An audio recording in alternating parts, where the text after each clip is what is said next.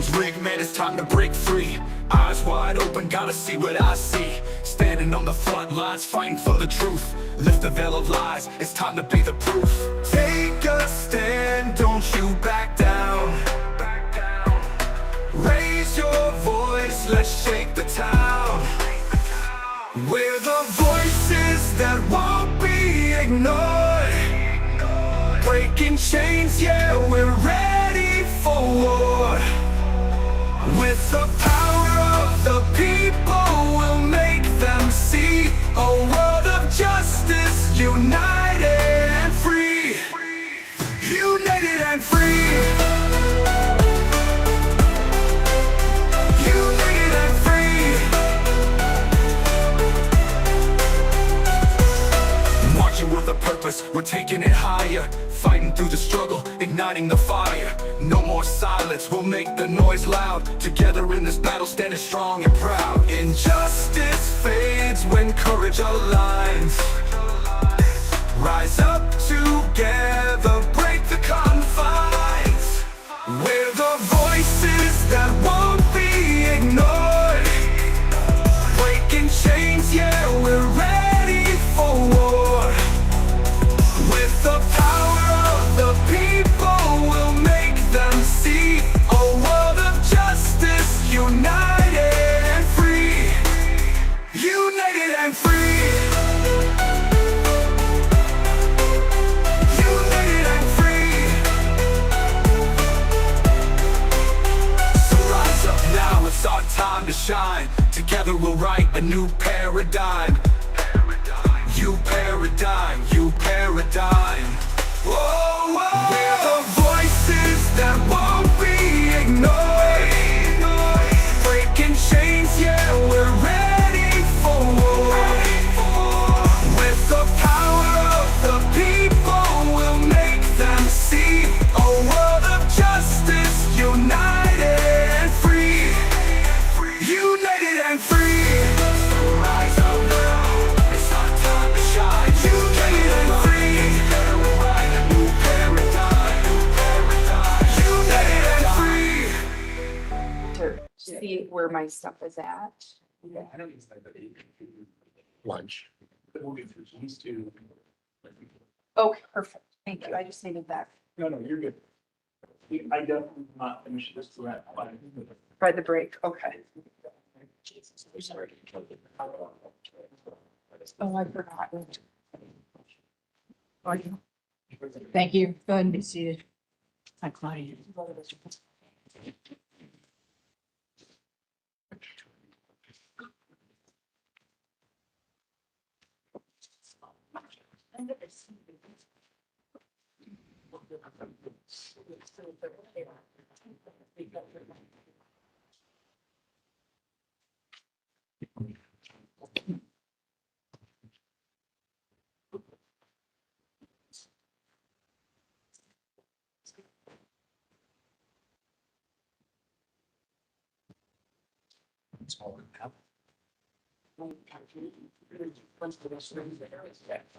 They agree. I don't think procedurally that's what they do. I think they just stay. Because you admitted them and you talked about them. So I think it's weird to take them out. We're not gonna do anything with them, but they just think like, it's fine. That's what my thought was, is it, which is weird. Because we talked about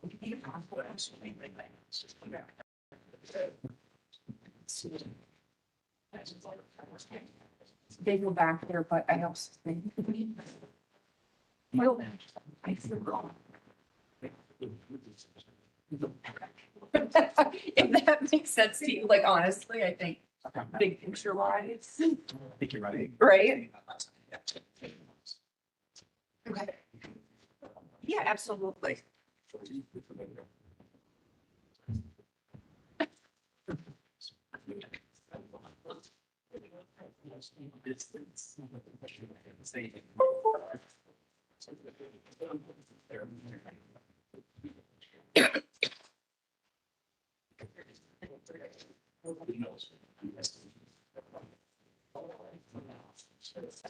Yeah.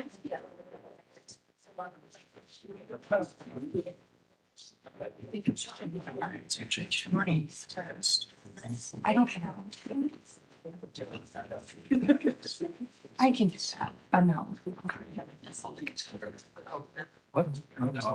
Yeah, I just. Good to go. Yeah. All right, good morning. We're on the record, reflect that all the parties are present. Mr. Alissa is present, jury is not present.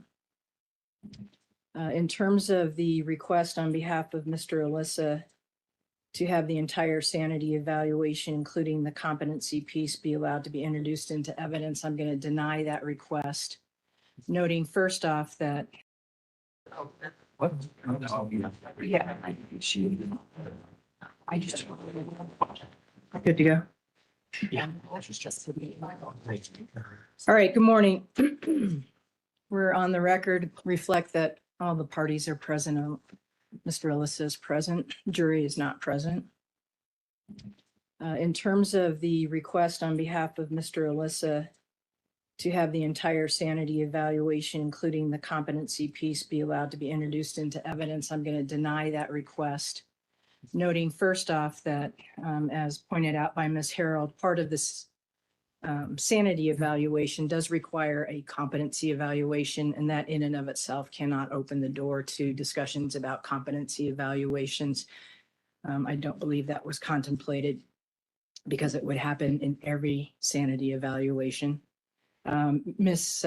Harold did note that at the beginning of the February 6th evaluation, Mr. Alissa asked how long it was going to take, and the response by the doctor was that these interviews tend to run longer than competency.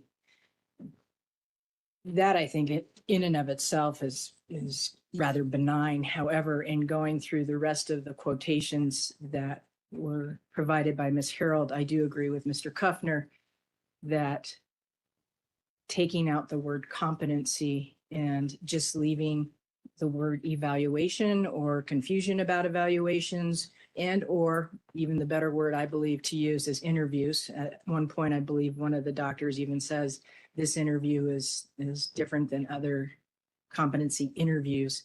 By inserting just the word different interviews, confusion around purpose of this interview versus other interviews will accomplish the piece of showing the confusion on the part of the defendant that may arguably reflect negative symptoms or disorganized thinking or some lapse in his executive functioning attributable to his schizophrenia can easily be accomplished, again, without mentioning the word competency. By inserting competency, I do find that the probative value of that is outweighed by the prejudicial value and confusion that may result with the jury. So for that reason, the request is denied. However, you can use the term other evaluations, confusion around other evaluations, interviews, et cetera, and limit it to that. Any questions about the ruling? No, Your Honor. I did want to just let the court know that Mr. Kuffner and I spoke about the admissibility of the video in its entirety. And the parties have agreed that the video is admissible, noting the redactions that the court just mentioned had to be made. So I did have videos made with the redactions of the competency stuff that I previously provided to Mr. Kuffner. But as far as admissibility, when we talk about this, we're going to be a little laxed. We just agree the sanity eval comes in. Both parties can play whatever clips they want from Okay. that, just so the court has understanding of what both parties are doing in regards to that. All right, and I didn't mean to listen in, but I did hear was there discussion about the photos that we were going to remove? Yes. You want to put that on the record? Absolutely. I think because the photos were introduced and Mr. Doherty spoke about them, that we just leave them in. I think taking them out to me just seems odd because they were introduced, and then anything that wasn't ultimately admitted, of course, doesn't go back to the jury. If I'm understanding what the court was asking us to do. If I'm understanding you. The photos of the physical evidence that that was not admitted will go back to the jury or will not go back? Well, I think ultimately where we came to is I didn't object to the photos coming in. I only objected to the physical items coming in. Appreciating that the court's ruling regarding the physical items would have prevented the photos from coming in. That's not procedurally how it happened.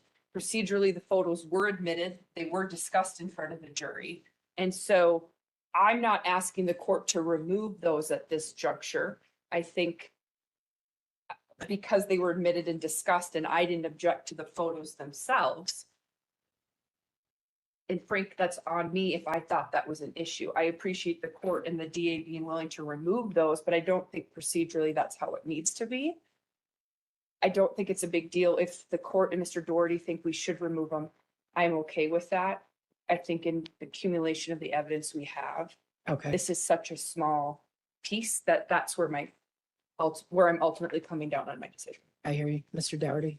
Your Honor, I think that's the cleaner and procedurally appropriate way to do it. I would also note, just to add to what Ms. Harold's already said, I agree with what she summarized there. The only other point I would add for the record is that those photos that are in evidence are not obviously significant pieces of evidence against the defendant. I don't anticipate us closing on them or emphasizing them any further. And I do think, in light of what counsel's highlighted, that they should just remain in evidence since they were already admitted and the physical items were.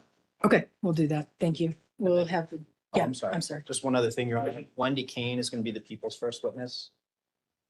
She's going to be shown, and we're going to seek to admit an exhibit through her body worn camera video from when the defendant was at the hospital. The parties have agreed that based on the court's prior ruling, that the video should be muted. And I'll highlight that from Ms. Kane's testimony that we're playing it muted.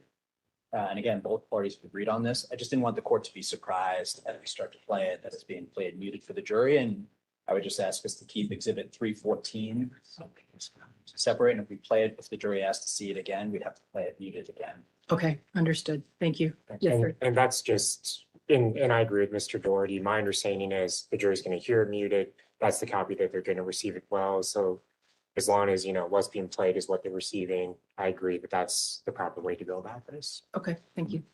Want to bring them in? Thanks.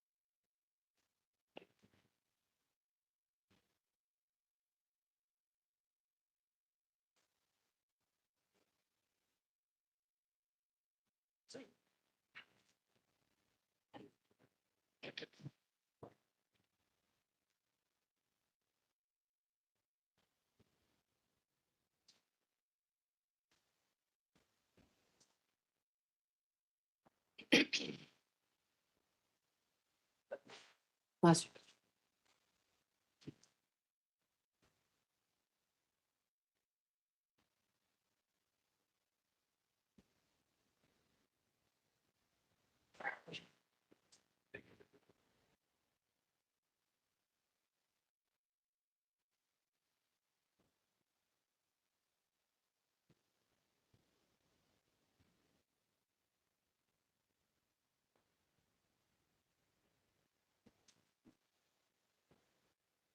All right, please be seated. Good morning, everyone. Mr. Dougherty. Morning, Your Honor. Thank you. The people call Wendy Kane to the stand. Good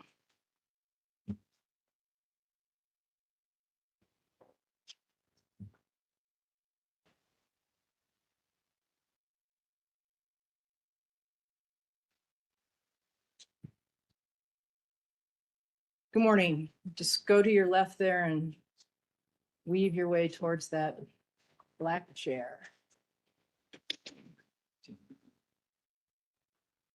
All right, please raise your right hand. Do you solemnly swear or affirm under penalty of perjury that any testimony you give shall be the truth, the whole truth, and nothing but the truth? Yes. Thank you. Please be seated.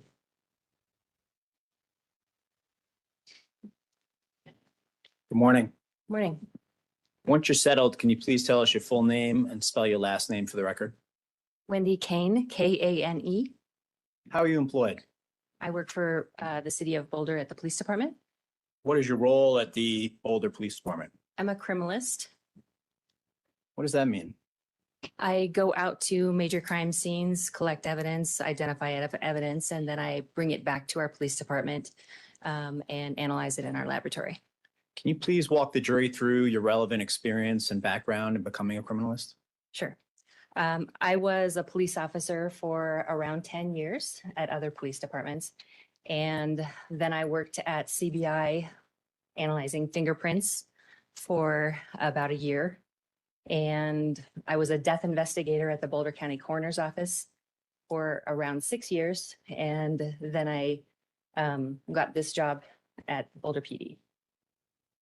Couple of follow-up questions for you. You mentioned CBI. Is that the Colorado Bureau of Investigation? Yes. And death investigations for the coroner's office? Yes. What do you mean by that? I went out to death scenes for the coroner's office to do the investigation on the scene. And when did you become a criminalist with the Boulder Police Department? In 2019. Can you give the jury a sense of what a criminalist does, please? Yes, I typically go out to mostly major crime scenes. So death scenes, burglaries, robberies. And I am the person who takes the photographs, marks the evidence, looks for evidence in places that other people maybe didn't see. And then we collect the evidence. I also go to autopsies typically and collect evidence at autopsies. And then from there, I take what we need back to the police department. And if there is any analyzing to be done, I do that. So let's use a scenario just to get the jury familiar with what you do at an actual crime scene for a major case. Let's use a living room where a stabbing murder has taken place. What's your role in responding to a scene of that nature? Sure. So what I usually do is I get an overview of whatever the scene is from an officer. That officer tells me the evidence that he or she has seen. And I start looking around the area for any evidence that they have not identified, but also the evidence they do identify to make sure that I also agree that it is evidence. So I'm looking in places that they don't typically look because that's not their job. So I'm looking up, I'm looking in all different directions and under things where they haven't already looked. And then I'm thinking about what I need to mark on scene. So I use the placards that you see on television. We just use placards to show what evidence we have found so far.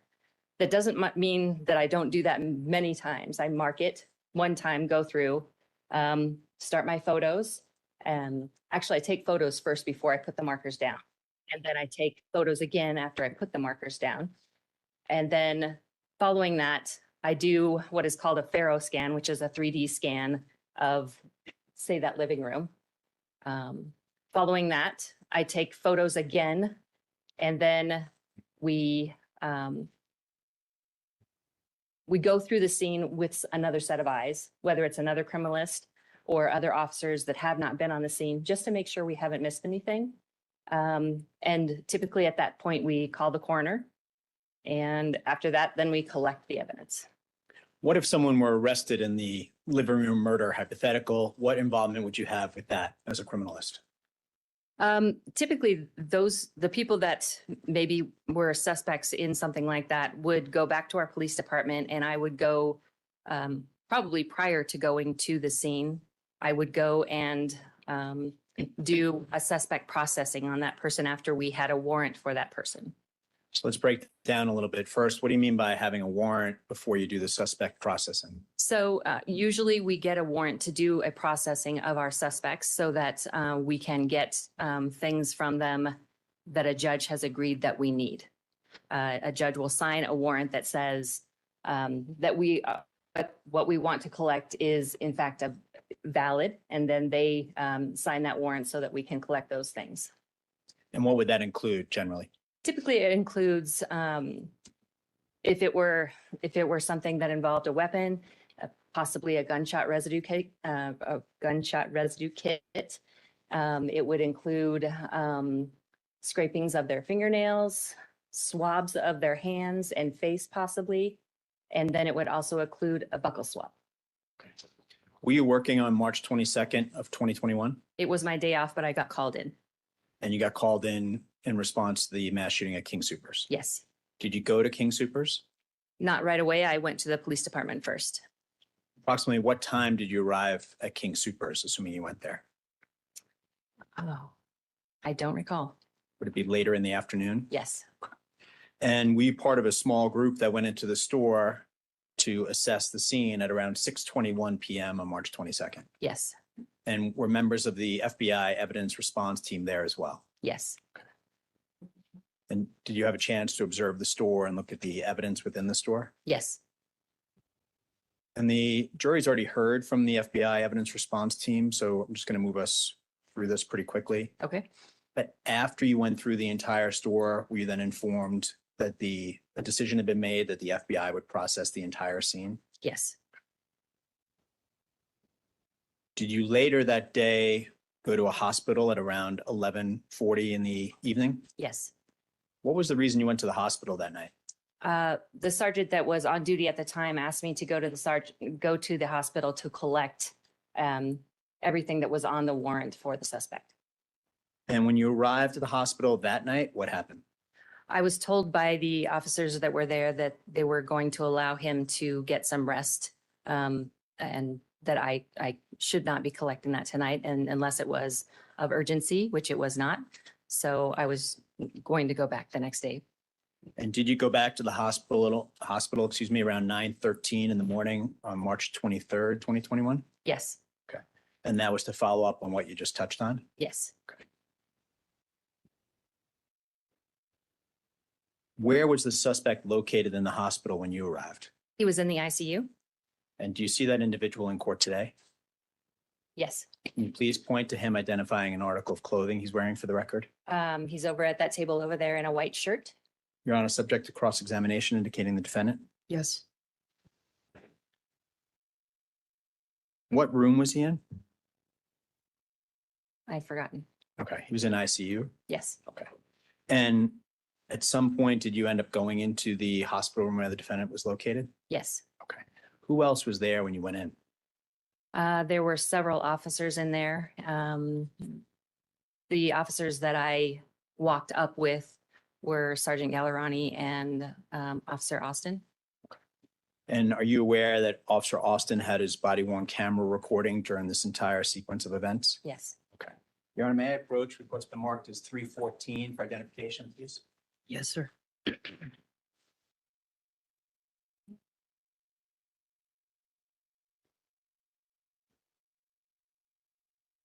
Recognize 314 for identification? Yes.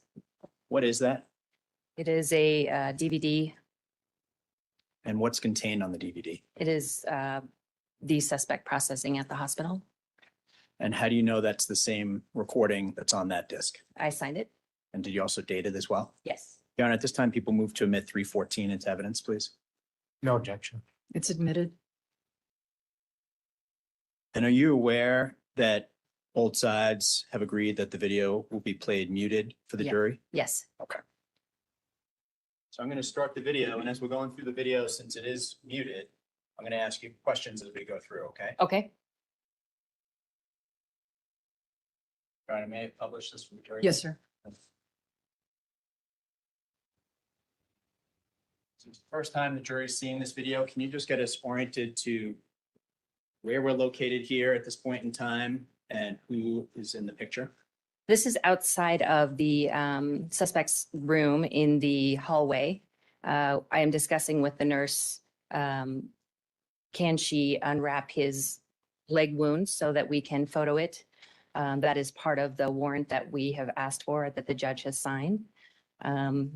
We are getting clear with her what we want to do so that she understands how we're going to proceed. And also talking to the officers about what we're going to need to do. And are members of the FBI also present? Yes, And do you see someone wearing an FBI jacket? yes, I was just talking to him. And which person are you in the frame here? I am the person in the blue with a braid in the back of my hair. And what are you preparing to do here? We're preparing to go into the suspect's room and let him know that we are there to take care of the warrant that the judge has signed and explain to him what we are there for.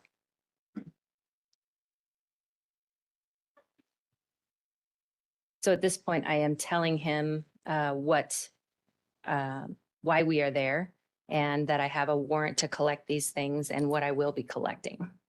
And this was a search warrant that had been approved by the court for some of the things you've touched on, Yes, including fingernail scrapings, swabs, gunshot residue kit, any evidentiary personal items, and photographs of the defendant. yes. And as part of your standard procedure, do you read that list to this defendant at this point? I did.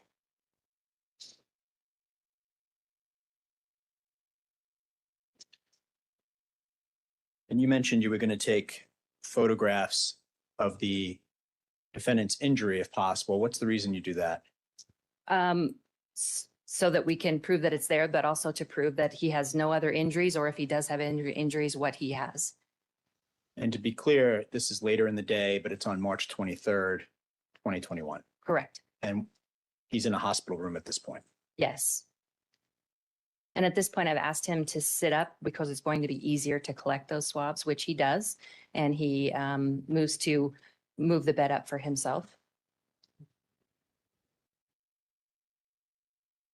Is the defendant handcuffed to the bed at this point in time? He's handcuffed on his left side. The other side, there is a handcuff there, but he is uncuffed on his right side. And is that standard protocol for an individual in custody to be handcuffed to the bed? I don't know that for sure. That is what I have seen in other cases that I have been at the hospital.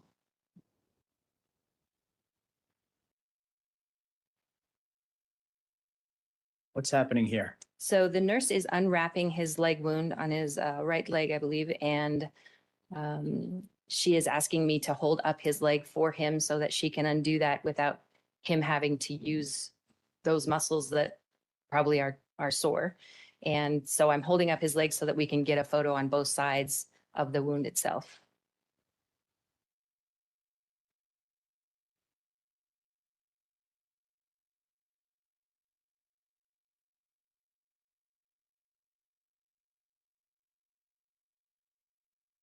I'm grabbing a scale so that we can show the size of the wound. What do you mean by that? I'm just holding the scale up above his skin so that when she takes the photo, we can get the scale of the actual wound.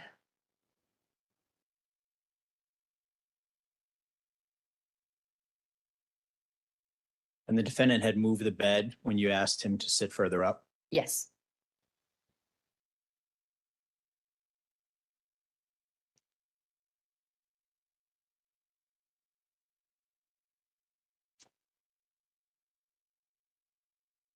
The person standing on the left-hand side of our screen, is that a member of the FBI team? It is.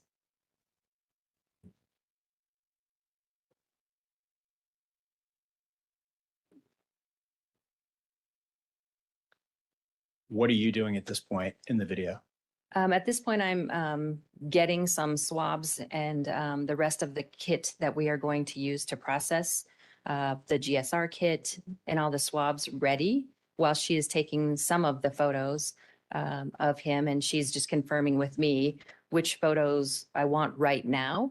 And then we are going to do each of those steps that we need to do to collect the GSR kit, to collect the swabs and those things. So I'm writing on all of that packaging while she's taking these photographs. What's the purpose of the swabs?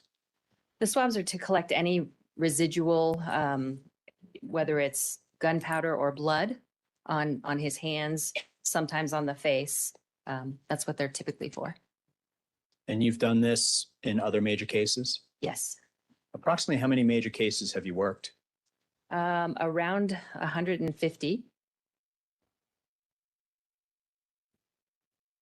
And the person standing behind the photographer is a nurse or member of the medical staff? She is.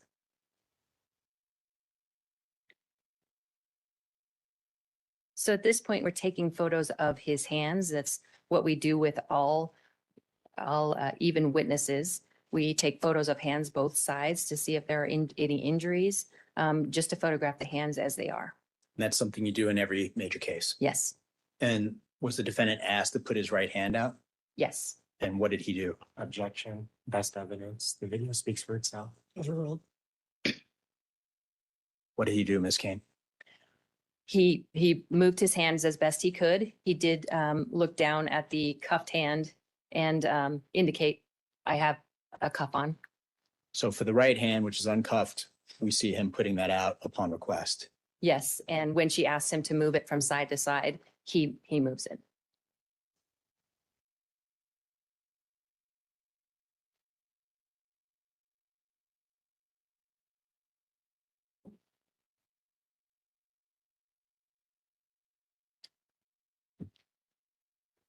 And all the photographs that we're seeing being taken here are then collected, processed, and provided to the prosecution and the defense. Correct.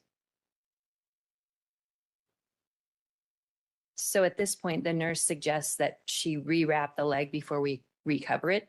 So I'm again asked to hold his leg so that she can do that as swiftly as possible.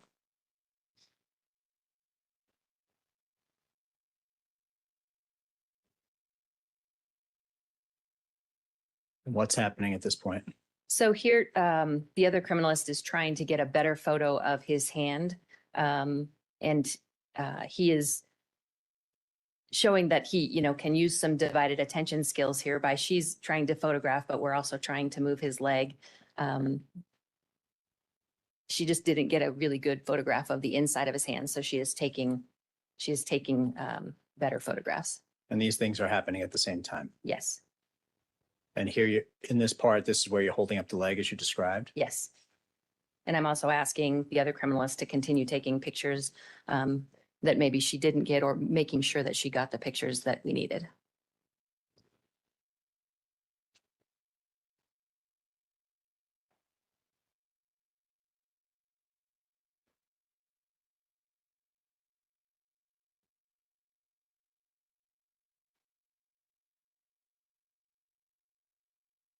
Here she's trying to get photos of his face, but we have originally, or we eventually asked him to stand up to get better photos of his face. I'm gonna, while we're doing this, and since it's muted, I'm gonna ask to approach and show you 315 through 317 for identification. May I approach, Ron? Yes, sir.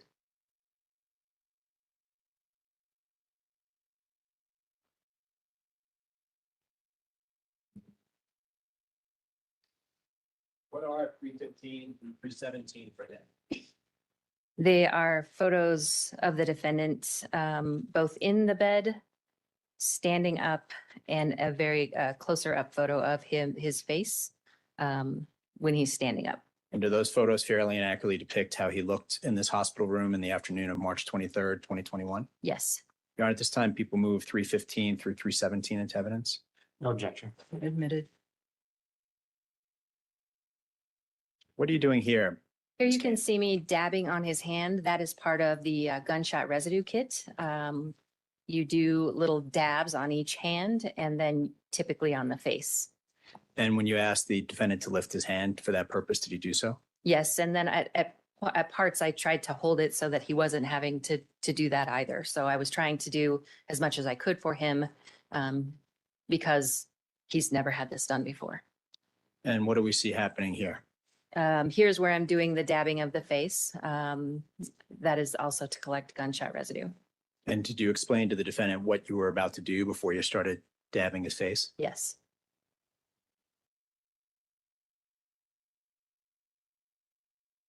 And what is the jury about to see happen here? I believe I'm just going to do his other hand with the gunshot residue kit on his other hand.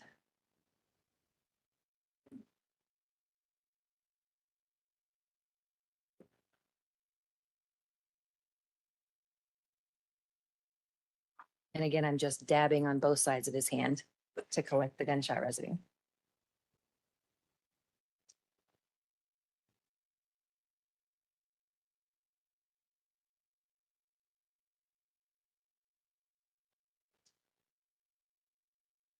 We see most people, if not most of the law enforcement and the nurse wearing masks. Is this going on during the pandemic and that's the reason for the mask? Yes.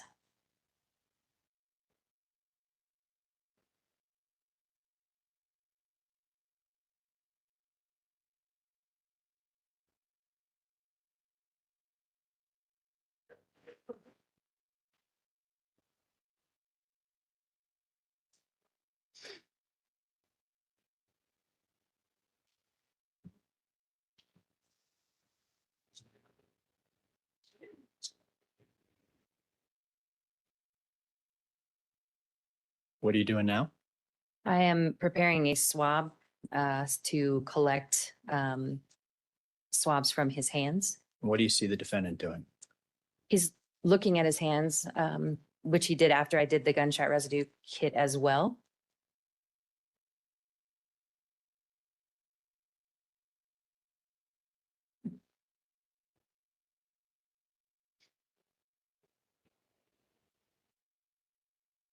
And here I'm just putting a little bit of water onto the swabs to use for collection on his hands so that it better collects anything that's on his hands, any evidence that's on his hands.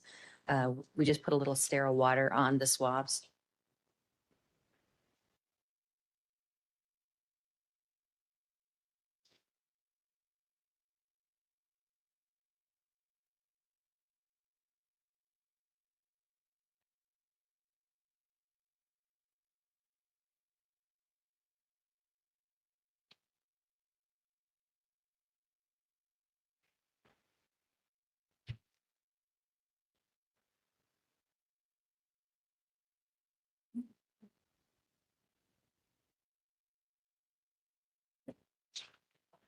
And just to be clear, the time we see there, the 16:01, that's UTC time. You were actually there earlier in the day.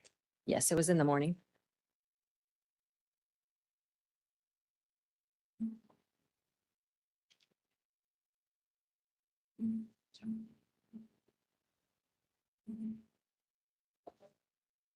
And is it accurate to say this is happening around 9:30 in the morning Yes, on March 23rd? yes. Following this processing, what's going to be done with the defendant? He will be placed into custody and taken to jail. So he's going to be treated and released from the hospital? Yes, And the swabs that you collect, were those ultimately sent to the Colorado Bureau of Investigation? yes.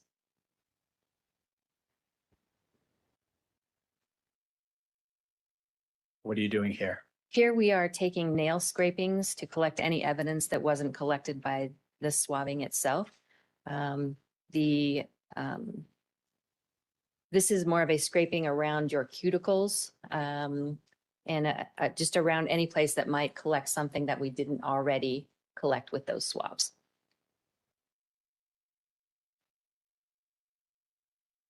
And the other criminalist is holding a piece of paper down below where I'm scraping so that it falls onto that piece of paper.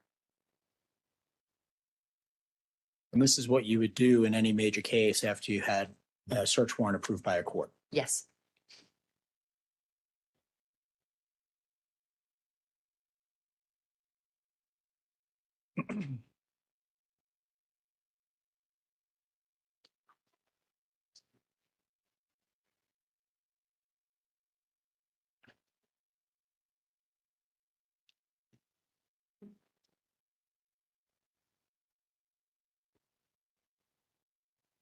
And as we're watching this, I'm going to ask you a few follow-up questions, Sure. okay?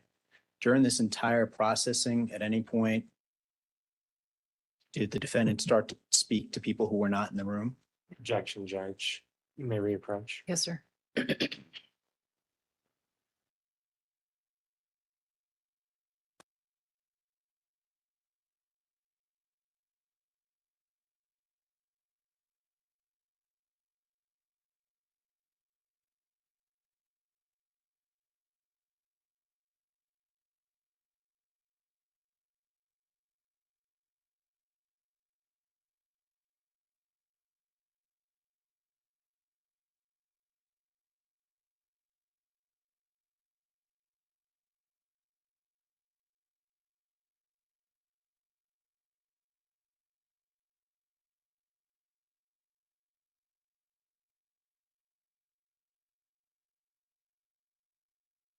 Overruled.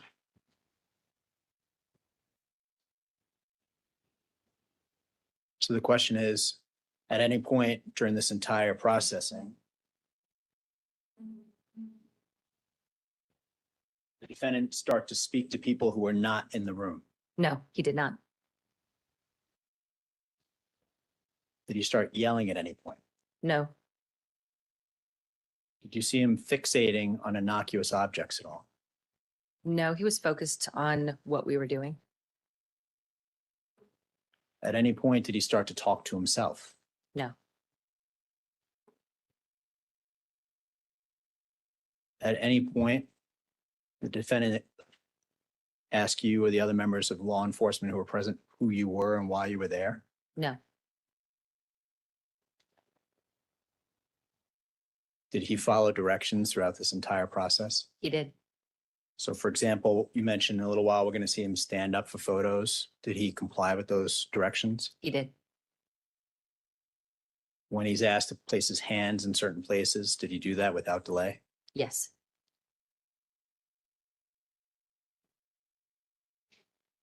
When the photos are taken after he stands up, is he asked to turn in different directions? He is, and he's given directions by two different people. And he follows both of those people.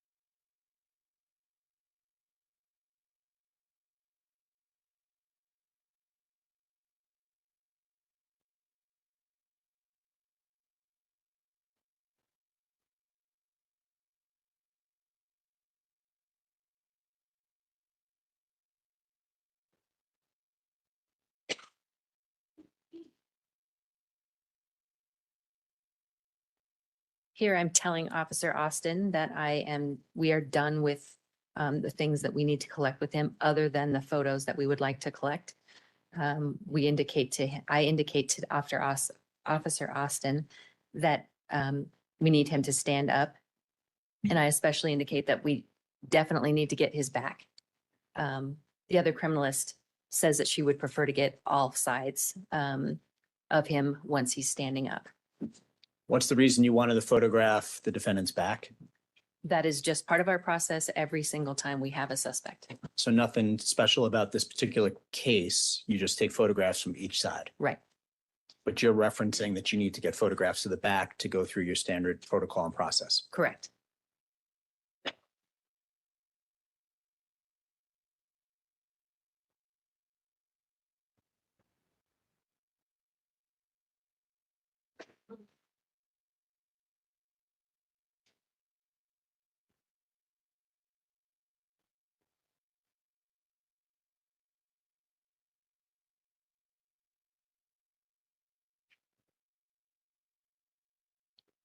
What is the conversation about between the nurse and others in the room at this point? Not including the defendant, but what's the conversation? She is indicating to them that she thinks the best way to get him off the bed with the least amount of problem would be to get him off to the right, the side that he's uncuffed already, based on her best observations. So what do we see happening here? So here, this is Sergeant Gallerani on his left, on the suspect's left hand, unhooking the handcuffs from the bed. On this side, you're seeing Officer Austin telling the suspect that we're going to be getting off on my side of the bed towards me.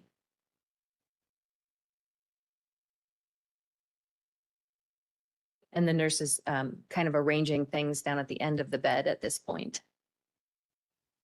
And without getting into the substance at all, is the nurse also talking about clothing Not at this point.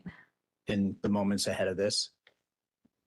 she's telling him that the that the scrubs that he has or the gown that he has on, it will cover his back.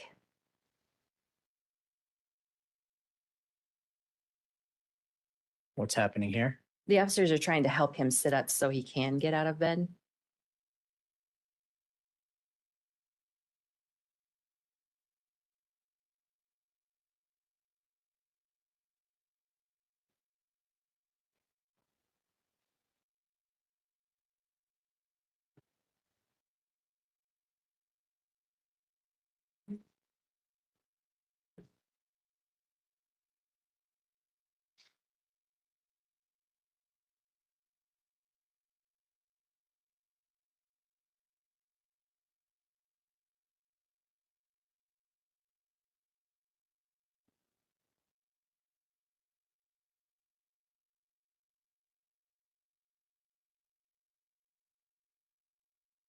What are you preparing to do, Ms. Kane?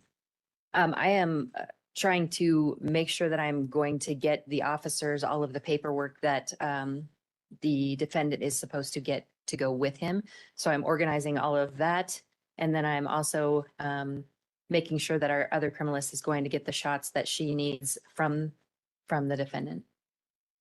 And when you say the paperwork that goes with the defendant, are you required by law and by protocol to provide the defendant with a copy of the search warrant and the inventory from the search warrant? Yes, And is that what you do in every major case? yes. What are we seeing here? They're asking him to get over to, we've decided that against this wall would be best so that she can take the pictures of his back and the other sides of him. And again, these are major case photos that you take in every major case. Yes. And what's the purpose of taking these kinds of photographs? Just so so that you can see all sides of the person involved in those photos and any injuries that could be present or that someone might say that they had at that time. We have photos of those things. And in other cases, if they have tattoos or scars, identifying marks. And again, are we seeing the defendant following the directions being given to him by the other criminalists in terms of which way to turn and where to stand? Yes, and in this instance, an officer told him to turn when he wasn't supposed to. He did that anyway, and then she asked him to turn back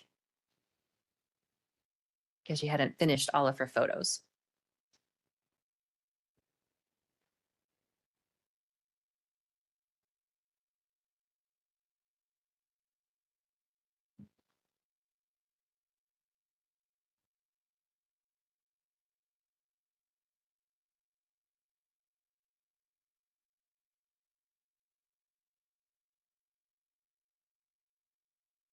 What's happening next? The officer asked if the nurse could help with his gown so that it was completely covering him before they are going to walk him out. And at this point, has he been treated and he's now being released from the hospital? Correct. And where is he going to be taken from here? He's going to jail.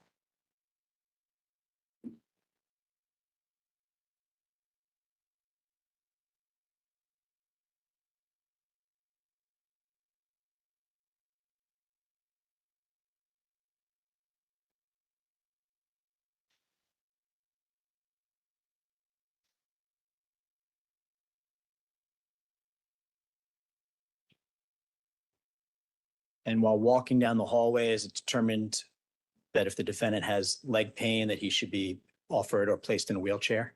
Yes, and Sergeant Gallerani, who is holding on to the defendant, is saying, we'll get you a wheelchair. And he tells the hospital security officer that they need a wheelchair for him.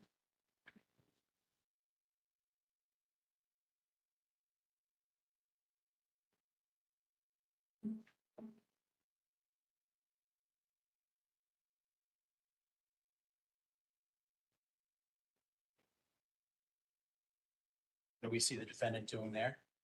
So he's getting into the wheelchair, but having some difficulty because of the pain in his leg. And so the nurse is helping him get his foot up onto the footrest. At this point, we're noticing that underneath his hospital band. He has his own personal bracelet on, and we're advising that we need to take that. And is it ultimately decided to take that at the jail as opposed to going through this process again at the hospital? We actually were going to take it at the hospital, but it looked like it was causing too much pain. So we did eventually decide that Officer Austin would take it at the jail, and he would give him another return of inventory for that item of property. Moving us forward, were you also involved in the days that followed in photographing and packaging the property of the victims following the Yes. mass murder? Yes. How did that work?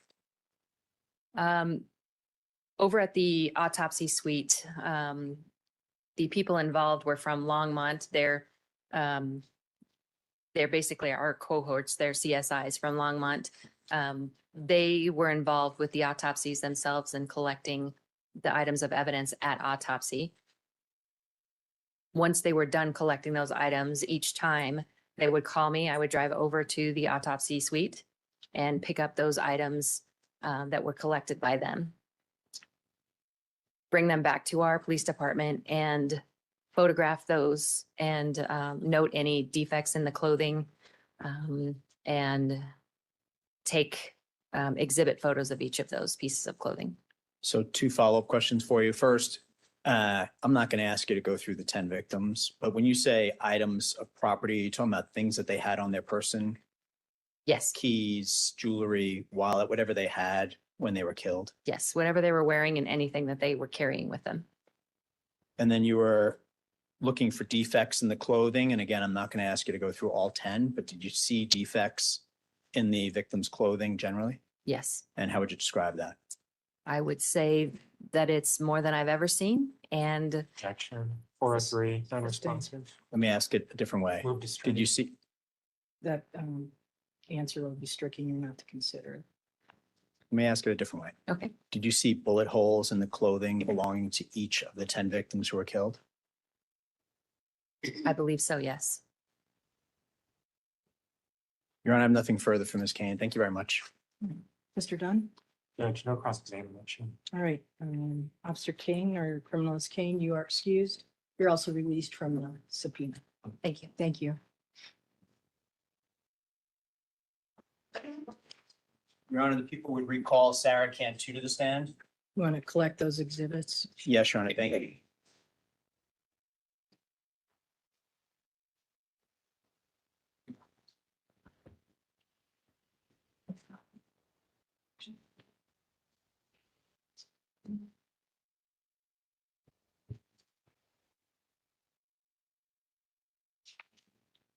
I think I'll swear you in. It's been a bit.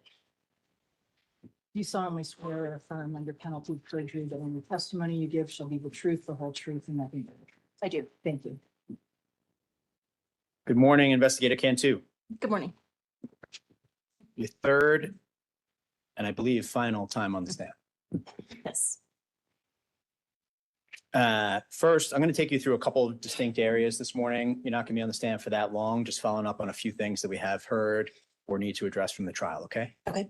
So first, Exhibit 100 was introduced and admitted into evidence, but not played for the jury.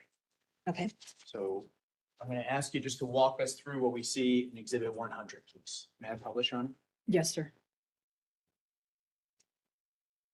So this is one of those spherical photographs of the vestibule on the east side of the store. Right now, we're looking into the store from the vestibule. The east entrance is on the left, and we're turning to the right where the west entrance is. We're zooming in to the store, and now we're looking up at glass that is broken. This is the west entrance to that vestibule. And now we're swinging around towards the north. There's keys on the floor. Trelana Barkoviak's vehicles in the background there. That was after it was moved by law enforcement? Correct. Now we're zooming in on impacts in the glass, bullet impacts in the glass.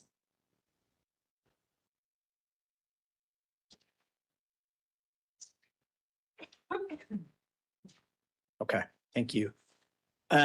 Switching gears here, earlier in the trial, you talked with the jury about your work to develop a timeline of many of the defendant's purchases, searches, and actions from January 1st, 2021 through March 21st, 2021, and I want to go back to that if we can. Okay.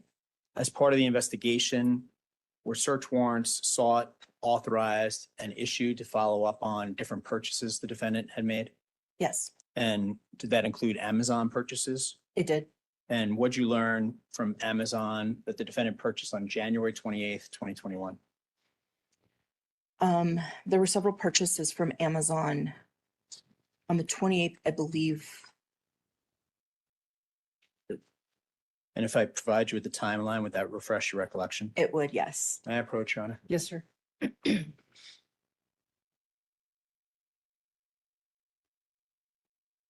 Thank you.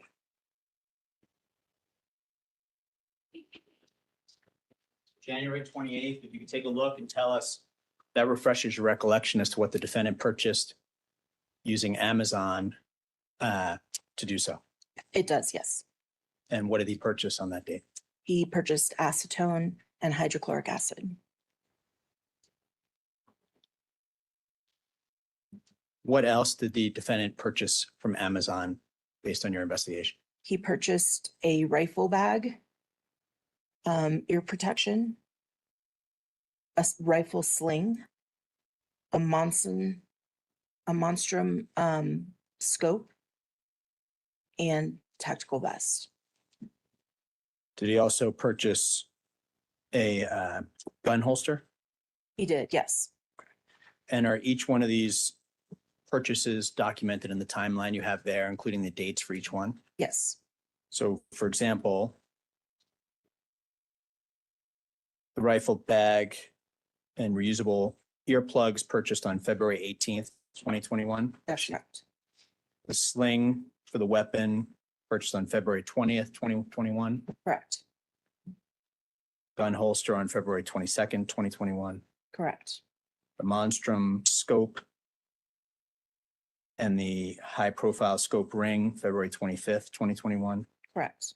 And then the monstrum offset ring scope mount purchased through Amazon, February 27th, 2021. Yes, Did you also obtain records from the Strum Ruger Company regarding a purchase the defendant made on January 26th, 2021? yes. And what was that for? It was for 3 10-capacity magazines for an AR. And was that specifically for an AR that fires 5.56 or 2.23 ammunition? That's correct, yes. Sportsman Finest search warrant resulted in records being provided to you about a purchase from February 9th, 2021. Correct. What was that for? That was for, I think that was for magazines also. Were those 9mm magazines for a Gerson? Yes, Chase Bank records also obtained through a search warrant? correct. And that search warrant and each one of these approved by a court in advance? Yes, And through Chase Bank, what did you learn the defendant had done on February 22nd, 2021? there were purchases at Westminster Arms and Eagle's Nest Armory. I don't remember which one was on that date, but they were both on those financial records within that time frame. Does it sound correct to you that Eagle's Nest would be February 22nd and Westminster Arms March 8th? Yes,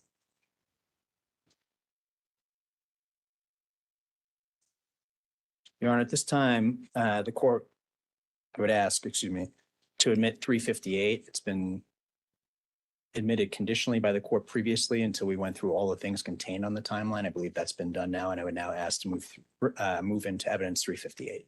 And I'd renew my previous objection. All right, and over that objection, it shall be admitted now that you've met the rest of the court's concerns. Thank you, Your Honor. So the timeline that you put together, Investigator Cantu, from January 1st through March 21st, Yes. 2021, does that contain everything the defendant did during that time period? No, In other words, Stephanie Sears, the digital forensic expert who testified yesterday, testified about many, many, many things during that time period. Are all those things captured on this timeline that you put together for the jury? no, they're not. I'm just going to go through some of those slides with you now. Again, it's exhibit 358. Court's permission, I'll publish them on the screen. Yes, sir. So I'm going to ask you about a few specific dates as we go through this, and then it's in evidence if it needs to be examined further later by the jury, okay? Okay. So January 1st, 2021, what do we have on the timeline? There was an online search. What websites do you like to buy guns from? And are you ask you this way, I'm sorry. What are you documenting on the timeline here, for example? So the timeline at the top in yellow is the date. In white below the date is the source where I've got the information. And then below the line is what was observed on that date. And then if there was a purchase that was made, that is below the description with a purchase value. So for example, there appears to be a purchase on January 3rd. After the searches of how to buy a gun online, what is the purchase on January 3rd and what's the price? That was a Ruger AR 5.56 223 rem, folding knife, and one box of 5.56 ammo with 50 cartridges from grabagun.com for the purchase price of $984.77. And how about January 9th? That was a purchase from grabagun.com. That was the SAR USA K2 45 handgun, plus one box of 45 ammo with 50 cartridges, 3 hex mag AR magazines that were 15 round capacity with a purchase price of $633.58.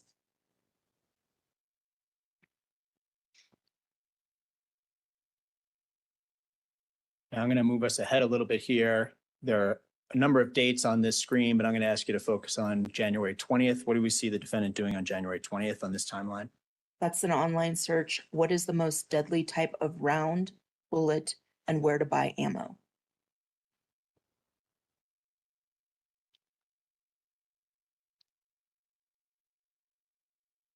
January 24th, what is the defendant looking for online? Our 30 round magazines legal in Colorado. So let's shift gears for a moment. I'm just going to ask you a few follow-up questions about the evidence in the case, okay? Okay. You testified earlier in the trial that there were 6 magazines that you determined to be large capacity magazines that were capable of holding 30 rounds in each one. Yes. And I just want to make sure that we're clear on this. There are other magazines that were found either at the scene or in the defendant's home. Correct. And have you had a chance to review all the physical evidence collected in the case? Yes. And in fact, have you been one of the individuals in charge of all the physical evidence in the case? Yes. There are some magazines that appear to be large. Are they in fact large capacity magazines? No, there are several that look the same. Some of them are 30 round capacity and some of them are 15 round capacity. Is that part of the reason you went back in November of 2023 and tested all the magazines with dummy rounds? Yes. And how many did the defendant possess that were actually capable of and held up to 30 rounds?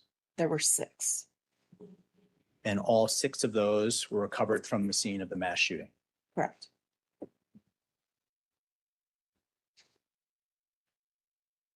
Gonna move us ahead here.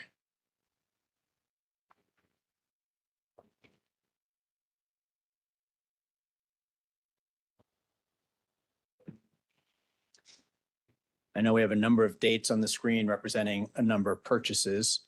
I'm going to ask you to focus for now on the February 1st, 2021 purchase from Grab a Gun on the right-hand side of the screen. Okay. What is that? 4 boxes, 5.56 green tip LAP ammo, 20 cartridges. So that would be 20 cartridges per box.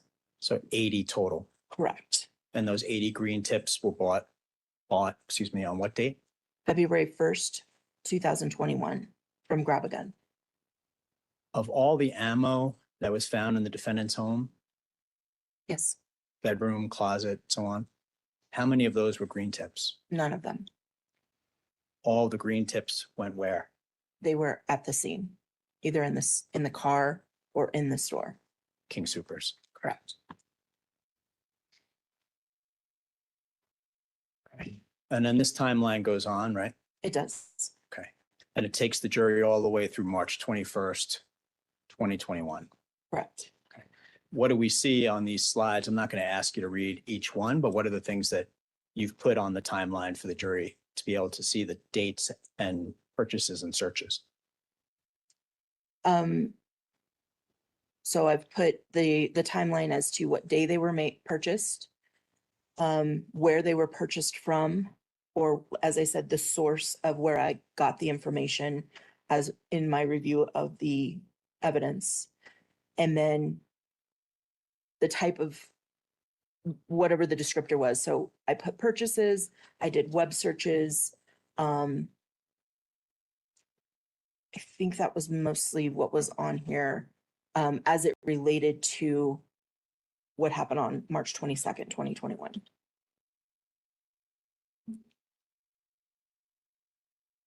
February 18th, what's the defendant doing on February 18th? He purchased from Amazon the Savior Equipment Urban Warfare Tactical Double Carbine Long Rifle Bag Gun Case and audio arrest reusable silicone earplugs. And those purchases were $100.83. And then this particular slide documents other purchases that you've already covered. Correct. And it takes us all the way through March 21st, 2021. It does. Okay. Continues. One of the things I wanted to follow up on was you had looked at the empty packaging for the Firefield optic found in the defendant's bathroom. Do you recall testifying about that to the jury? Yes. What was the price tag found on that packaging? $79.99. And where did you find the $79.99 purchase on another item of evidence? That was on the receipt that was found in the defendant's wallet in the Mercedes. And it was an Eagle's Nest Armory receipt, And what date was that from? March 16th. And what else did he purchase on March 16th from Eagle's Nest Armory? The weapon that was used in the shooting. So can I ask you a few questions about the Firefield optic? Yes. To someone looking at the optic from the other end of it, in other words, if you're holding the optic and facing it in my general direction, what color would I be seeing through the optic? It's an orange color. How does the Firefield optic actually work? So it's mounted on the weapon and it's battery operated. When you turn it on, you have a choice of different views that you look through the optic. There's different reticles or lines within it. So you can choose this particular one has a single red dot, or it has a red dot in the middle of a circle, or it has a red dot in the center of crosshairs, or it has a red dot with a circle and then the ends of the crosshairs. You can change the brightness of the dot. So when you're looking through the scope, you're going to choose what you want, which reticle you want, which view you want, and then that's what you'll see as you look through it. So if you're pointing the gun at my hand and you're looking through the optic, the Firefield optic the defendant used on March 22nd, what would you see through the optic? Depending on which reticle I chose, I would see that on the hand. I could put that on the hand. It wouldn't be projected on the hand. You wouldn't see it on the hand. Only I would see it through the optic. What's the purpose of that? Aiming, accuracy. In an effort to assist the jury in understanding the optic and what it means, did you purchase the same make, same model optic? I did, yes. Will looking through it assist the jury in understanding what the defendant purchased on March 16th and how he used it on March 22nd? I believe it would. Your Honor, can I approach? And you're going to object under 702, 401, and 403. Under 702, Overruled. And I overruled as to 401, 403, and will assist the jury. Thank you, Your Honor. May I approach? Yes, sir.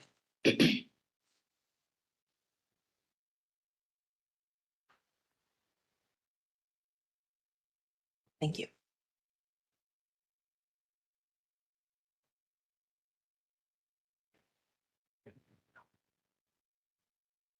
I'm going to ask you to take it out of the packaging if you could. Okay. And can you turn it on, please? Okay. Can you hold it up in my direction? And just hold it up in that general direction over there, so we can see what color it appears to be. And then what are you seeing through the optic right now? Right now, I'm seeing the reticle that has all four options. So the dot, the circle, or all three options, the dot, the circle, and the crosshairs. And with the court's permission, can we pass this along to the jury, Your Honor, so they can look through it? Yes, sir. May I approach, Your Honor? Yes, sir.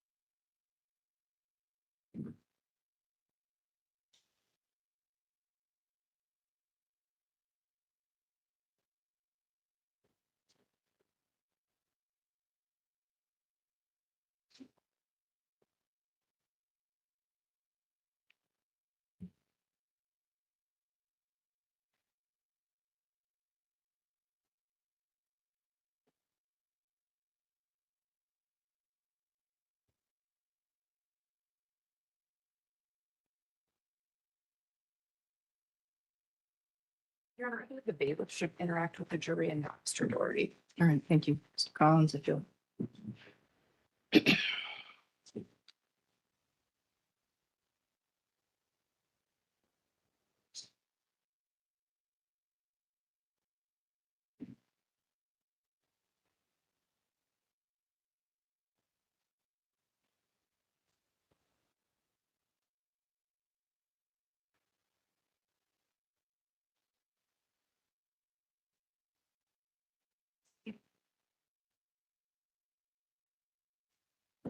And you recall from the exhibit of the defendant's notes in his phone that he had written in the note section, bring the optic to the eye and not to the opposite? Yes. What does that mean? Objection 702.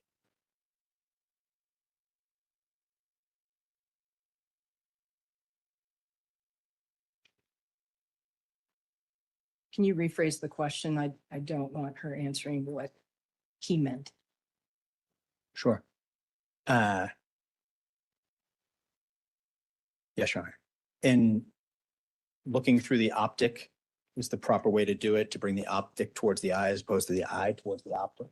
Yes, you don't want to, you want to keep, I'm going to renew my objection to 702. This is how to use this particular item. Overruled. so you want to bring the optic, which would be mounted to the weapon, up to the eye rather than moving your upper body towards this object. For purposes of maintaining aim. Correct. Just going to briefly touch on what's in evidence, but the jury has not gone through it yet. 359, which is the timeline that you put together for March 22nd. Can we have the screen, Your Honor? What did you do in this timeline, Investigator Cantu? This timeline depicts the events of the day from the time the defendant leaves his garage door carrying the rifle bag on his back, and then all the way through the shooting until he is taken into custody. And I'm going to move through these slides relatively quickly right now. This exhibit's in evidence though and can be looked at later. Okay. I'm just going to focus on a couple of things with you for today. Approximately what time and where do we see on the timeline the defendant in his car being observed going westbound by King Soopers the first time? So the far left first notation at 2:16:07 is the first time that the defendant is traveling past the store going westbound. And what do we see at 2:21 in the afternoon? That's when the vehicle stops at 4035 Darley Avenue and remains in that position for approximately 1 minute.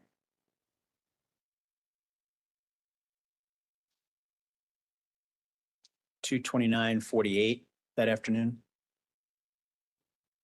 That's when the defendant exits his vehicle. That's on the far right. Far right of the screen. Correct.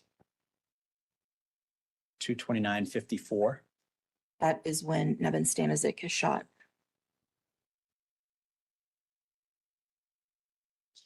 I'm going to move us ahead to from 2:29:54 to 2:30:09.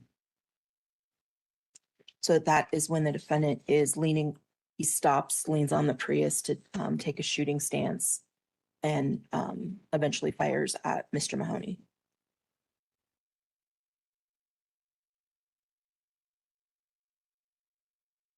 $2:30:13. So that is when Mr. Mahoney has left that panning screen and starts running closer to the store, and the defendant starts running towards him, shooting Kevin, and then he continues further southeast towards that east entrance. I'm not going to ask you to read each one, but you've gone through the video and second by second put together significant events that happened into this timeline. Correct. What time does the defendant enter the east vestibule? 2:30:32, What time does he enter the east entrance itself? 2:30:34. And we see what on the far right-hand side of the screen there? At 2:30:35, defendant shoots victim number 4, Ricky Olds. She falls to ground. How many seconds between shooting Ricky Olds, which we see represented on the right-hand side of this screen, before the defendant then shoots Denny Stahl? 2 seconds.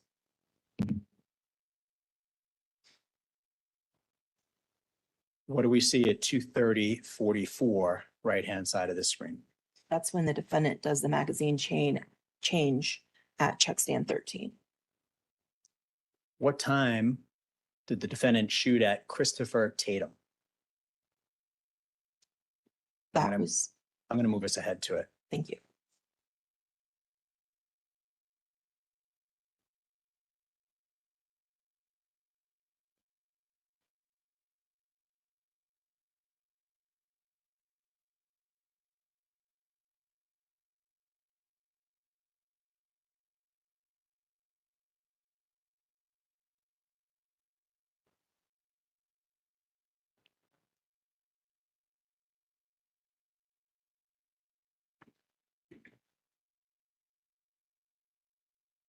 So at 2:32:34, defendant shoots at Christopher Tatum at the rear of the store. Approximately what time does the defendant kill Suzanne Fountain? I believe that was 2:34:56. It was just between 2:33, 2:35. What happens at 2:35:33?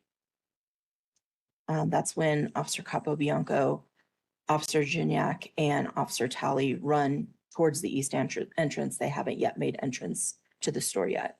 And this timeline goes on, but I'm just going to ask you a couple questions to finish this piece. Okay. Second contact team enters around 2:37:46, Yes.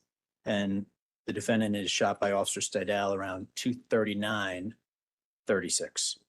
Yes. We could take this down.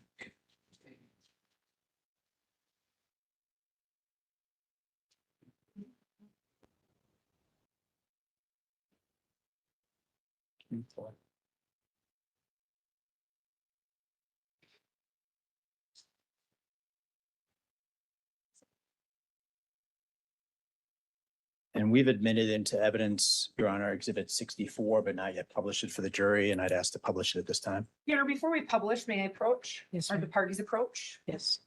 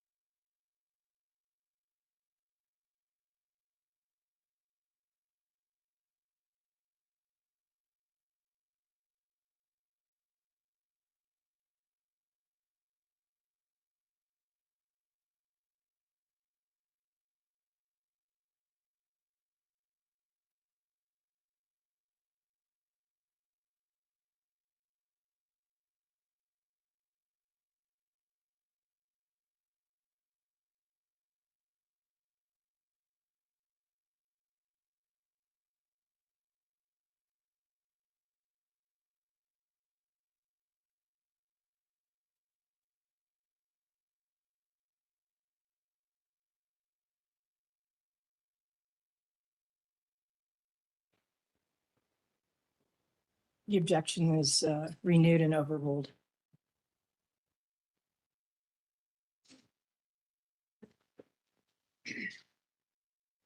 Does this Exhibit 64 contain different camera views of what happened outside and inside King Supers?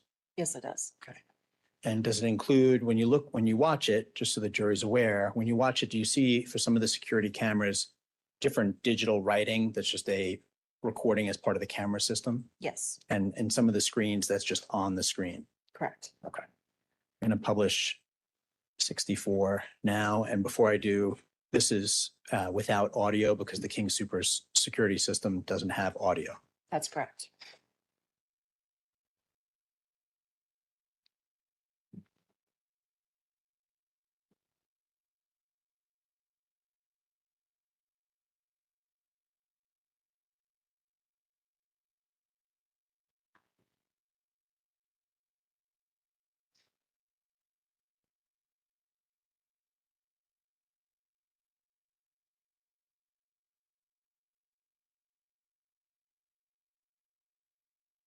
Do we see Torlona there? Yes, Torlona Barkowiak? correct.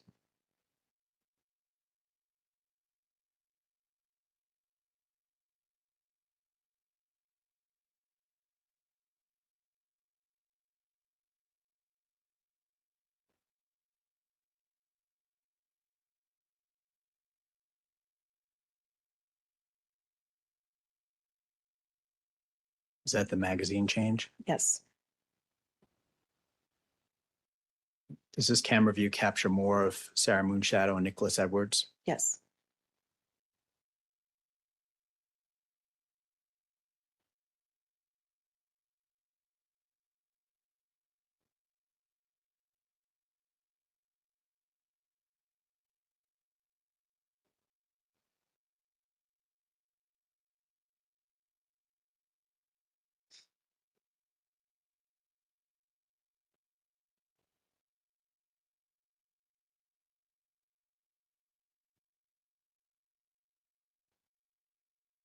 What do we see the defendant doing there?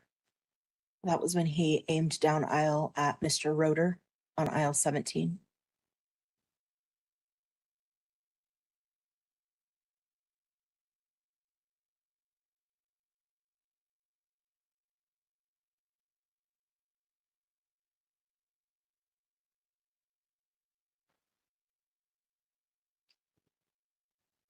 What does this video capture?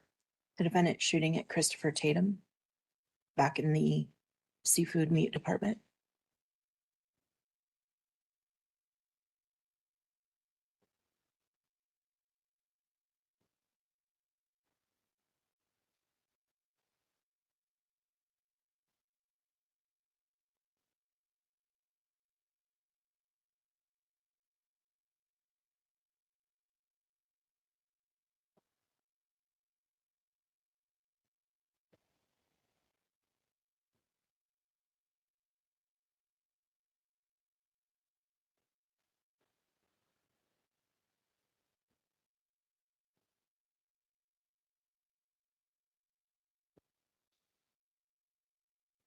What's happening at this point? He is headed toward the, just left that far west emergency exit. Now he's headed towards the west exit. And the law enforcement is showing up.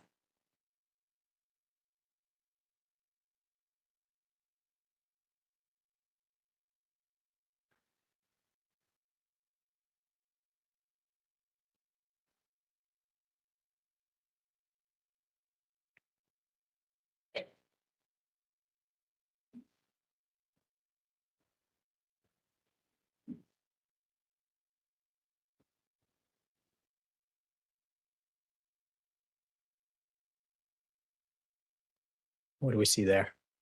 He's shooting at Ms. Fountain, who is on aisle 10.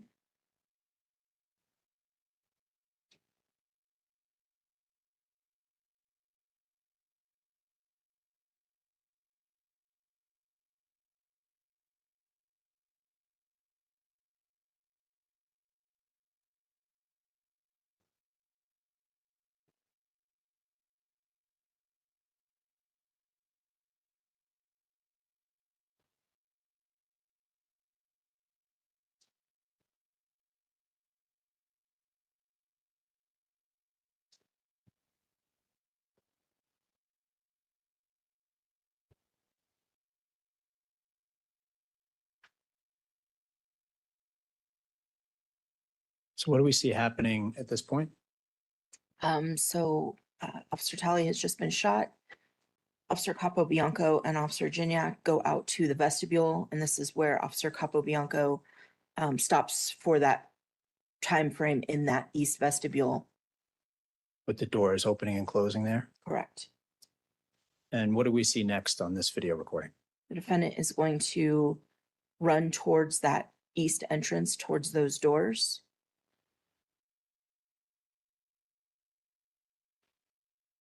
That Officer Capobianco was just standing at. And what direction is he looking? He's looking to the north. And what's outside there? All the officers arriving. The second team of officers arriving. And what do we see the defendant doing after he looks out the front window? He runs to the east side of the store and then south on aisle 21 to the south side of the store. And then he'll head to the west.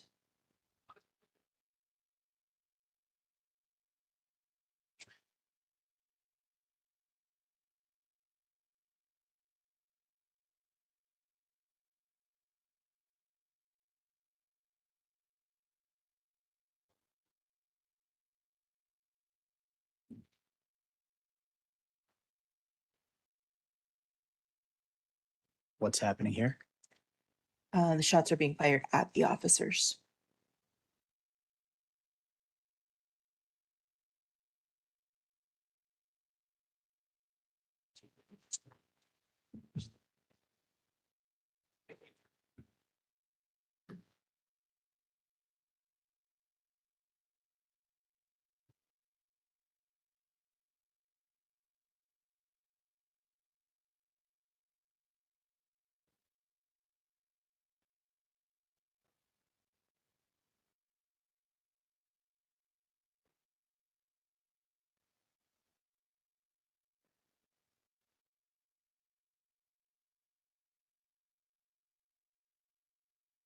And what part of the store is this camera showing us?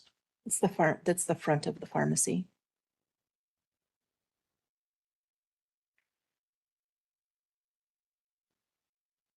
And on the remaining part of the exhibit, do we see what Commander Bonafide described yesterday, including the surrender of the defendant? Yes. Your Honor, I have nothing further for Investigator Cantu. Thank you.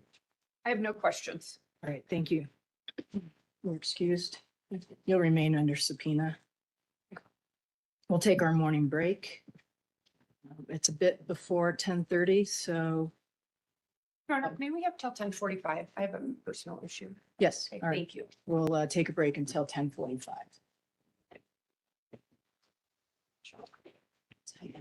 Oh, thank you. Remember the admonition.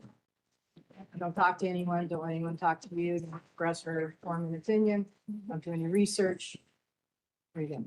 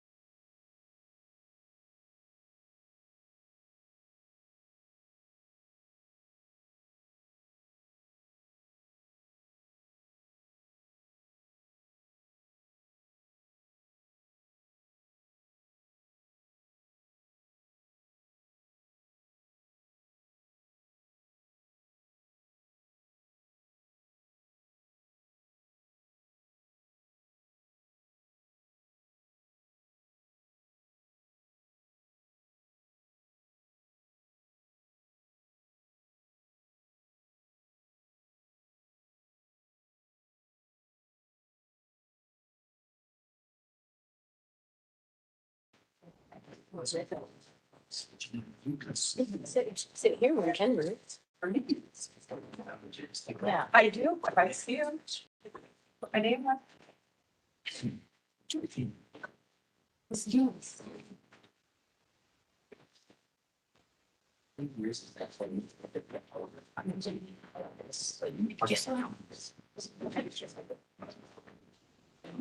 What time is it? Just your night. All rise. Thank you. Please be seated. Ready for the jury? Yes, Your Honor. Okay, Yes, Your thank Honor. you.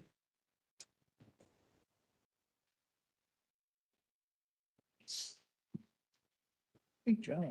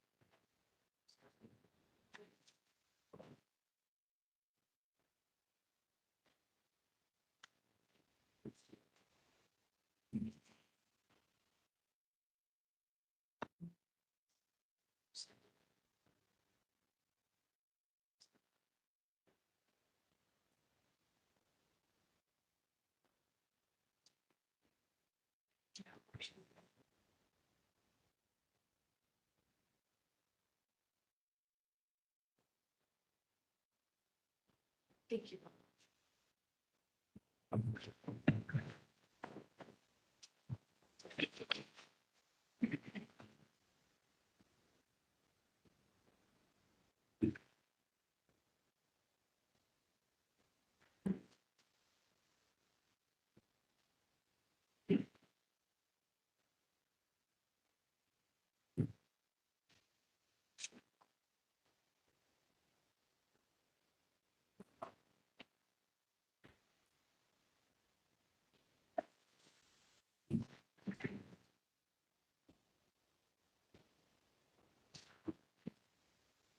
All right, you may be seated, and your next witness, please.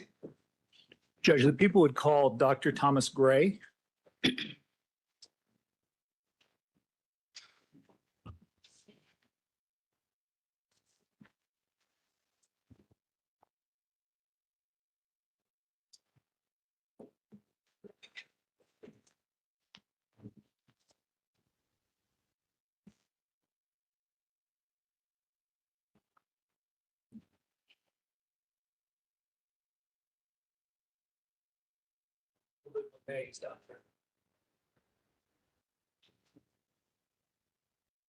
Good morning. Probably easiest to go around that.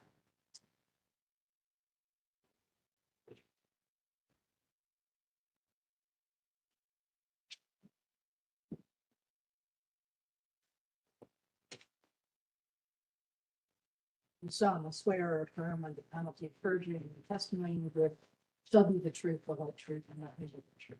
I did. Thank you. Please have a seat, make yourself comfortable.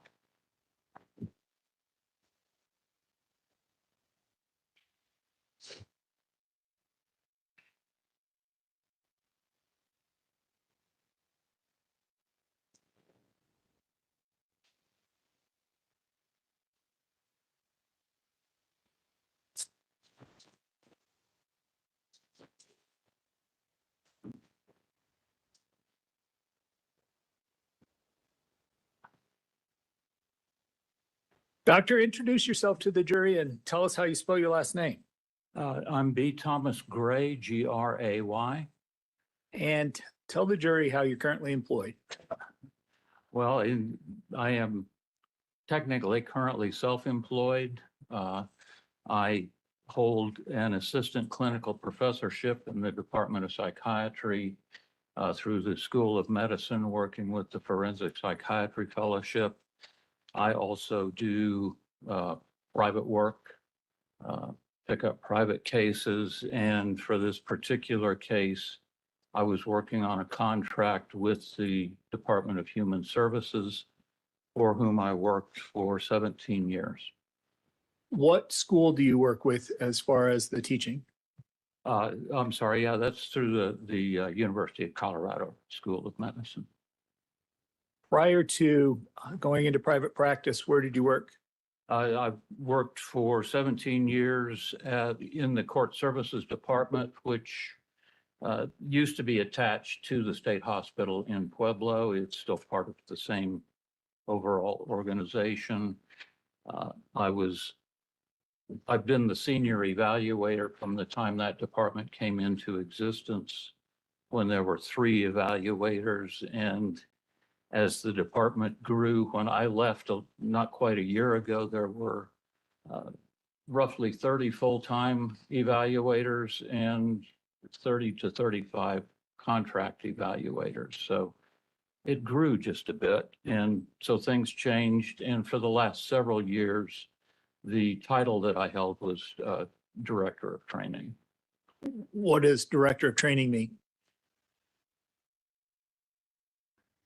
other duties as assigned. Uh, The primary things that I was responsible for were running a forensic psychology fellowship, postdoctoral fellowship program, which is an intensive 1-year training program for people fresh out of graduate school to give them the additional training in conducting forensic psychological assessment. I also provided required trainings for the full-time and the contract evaluators in the department, and was a consultant and picked up occasional competency and sanity evaluations, usually, well, always done in conjunction with someone else. So how long were you a supervisor during that 17 years working with the Court Services Department? All 17 years. When there were only 3 of us, I was supervising 2, and then things grew from there. I think you said they were close to 30 by the time you left. 30 full-time and more contractors than I could ever keep track of. Prior to your 17 years with the Court Services Department at the state, where were you working? Prior to that, prior to returning to Colorado, I worked for 7 years at the North Texas State Hospital in lovely Vernon, Texas, which is the maximum security forensic hospital serving the entire state of Texas. And for the last 2.5 years I was there, I was the chief psychologist on the competency restoration unit. Again, during that 7 years, you were working in a forensic psychology capacity. Correct. Talk to the jury a little bit about your educational background that prepared you to do this work. I have a doctoral degree in counseling psychology from Texas A&M University. And subsequent to that, I earned board certification in forensic psychology through the American Board of Forensic Psychology. Was psychology a first career for you? No. Well, describe a little bit about your first career. I had a previous life, as it were, studying anthropology. I got to do some very interesting and exciting work in that arena, and then switched fields. What degrees do you hold in anthropology? I have a doctorate in anthropology as well. What licenses do you have? I'm a licensed psychologist in the state of Colorado. And what other credentials do you have with respect to forensic psychology? Well, as I mentioned, I have the board certification in forensic psychology. 3 weeks ago, I think, I sat for oral examinations with the American Board of Assessment Psychology. I have not heard back from them yet. Okay. Talk a little bit about what's required with respect to forensic psychology to become board certified.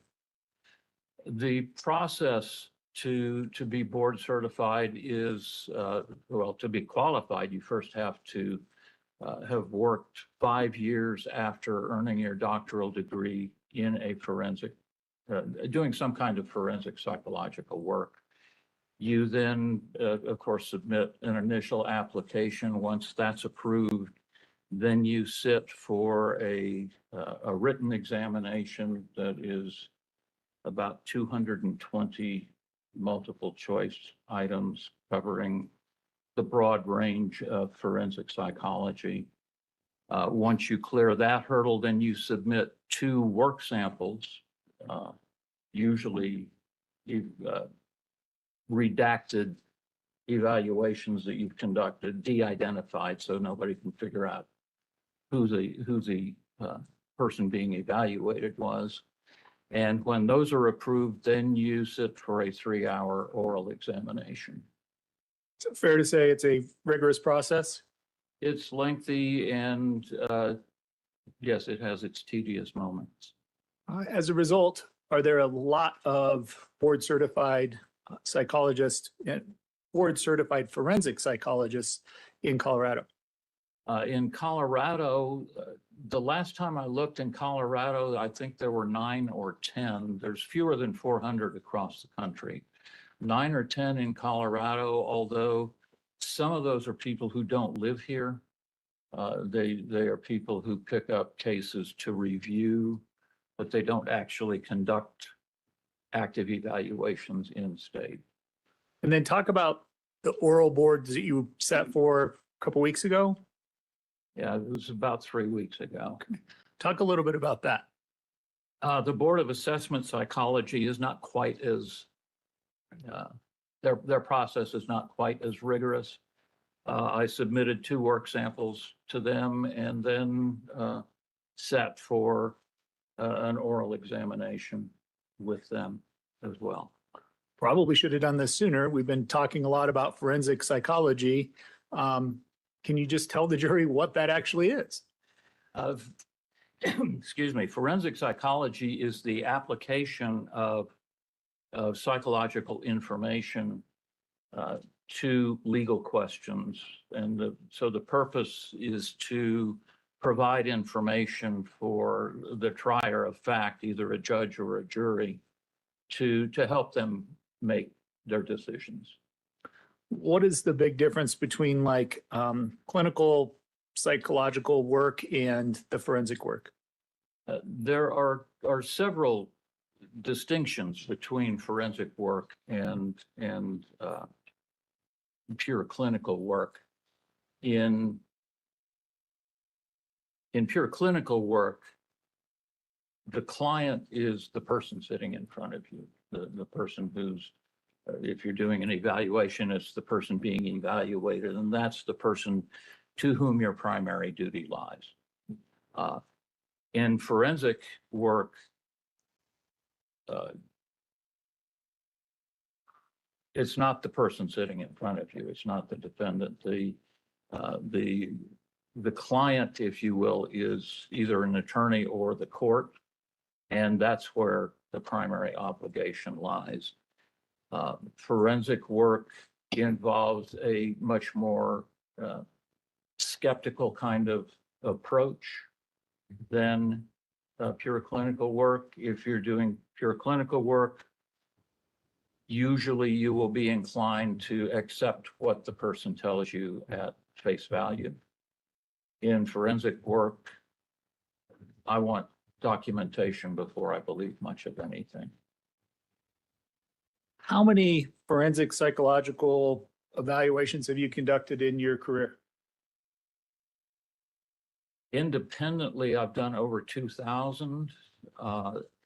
It's a little difficult to give a precise number because, excuse me, as I mentioned, it's been several years since I worked on a case where I wasn't with someone else, either working a case such as this one with a close colleague, or more often working with a trainee. You mentioned a little bit ago, forensic psychologists are different because they're not serving the patient or client that's in front of them. They are working for attorneys or the court. In this case, who are we working for? The court. Kind of describe that process.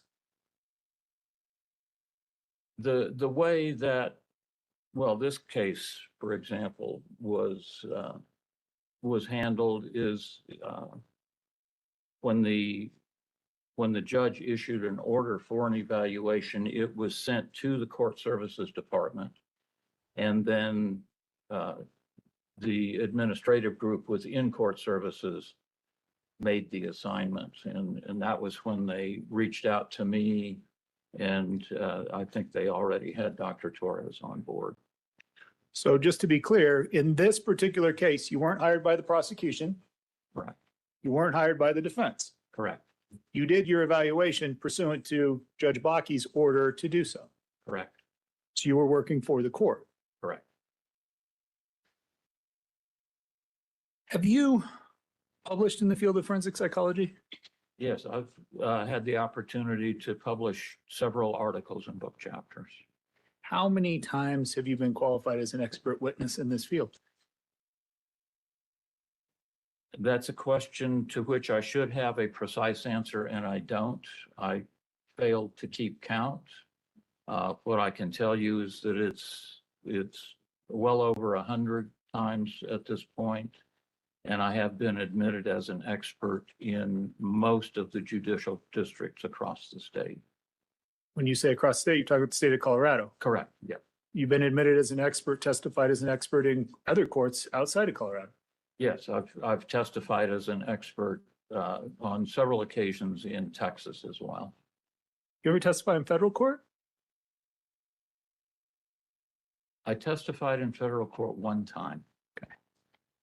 Judge, at this time, I would offer Dr. Gray as an expert in forensic psychology.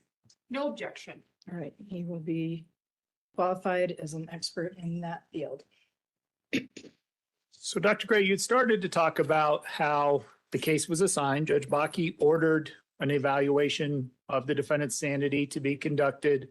You said you thought Dr. Torres may have already been on board. Describe how you got involved, having already retired. Excuse me. Basically, I got a phone call from the Director of Forensic Services asking me if I would be willing to work on this case with Dr. Torres on a contractual basis. And you agreed to do so? I did. How long had you been retired from the state hospital when you got the call? About a month. Retirement didn't last too long. No, it didn't. Explain why, in a case of this nature, you would do the evaluation with another forensic psychologist. We started doing that fairly early on in the existence of the court services department with a high profile case, a big case. And excuse me, initially the purpose was when I came back to Colorado, I was the only board certified forensic psychologist working within the state system. And most people working with or in court services didn't have a lot of experience. And so the purpose was to give them some exposure and some experience working on bigger cases. As the department has grown, that's less of an issue, but we discovered that it's really very nice to have a second set of eyes involved in the situation to sort of perform some checks and balances and keep us kind of on an even keel. And especially in this case, where there is such voluminous discovery, it's nice to have a second person who might remember some of the details that I don't. With respect to bringing you out of your short retirement to work on this case with Dr. Torres, how many board certified forensic psychologists does the state hospital have access to? It's Dr. Torres and me. So out of the 9 in the state of Colorado, yourself and Dr. Torres are 2. Correct.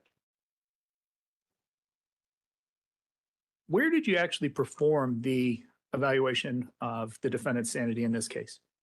We met with Mr. Alissa on 4 occasions, well, actually 5 occasions, at the state hospital in Pueblo. 4 of those meetings were held in a special video room that's been set up to allow for video recording to comport with the state statutes requirement that cases like this have the evaluations recorded. The 5th session was psychological testing, which is explicitly excluded from videotaping in the state statute. And we conducted that meeting back on the treatment unit where Mr. Alissa was being housed. because of his mental health, because of his mental illness, he had been housed at the state hospital for a period of time? Yes, he'd been there for 2 or 3 years. I want to just move back for a second. Yourself and Dr. Torres doing the evaluation based on the court's request for an evaluation. Do you have an incentive to opine one way or the other in a case? No. Why not? Well, because our primary obligation is to the court, and it's to provide the best information that we can for the judge, or in this case, the jury, to make their decisions. So we started to kind of move ahead a little bit to where the interviews were conducted, but prior to starting the interviews of the defendant, what are you and Dr. Torres doing to prepare to talk to him? There were a couple of primary things that we did. We, as a matter of routine, reach out to the attorneys on both sides to find out what their perspectives are, what issues they might see. Usually from the defense attorney will want to know what they saw that led them to raise the issue that's being evaluated. We also, of course, want to have a conversation with the prosecution team to see what information they might have, to make sure there isn't some additional documentation or whatever floating around out there that we don't have.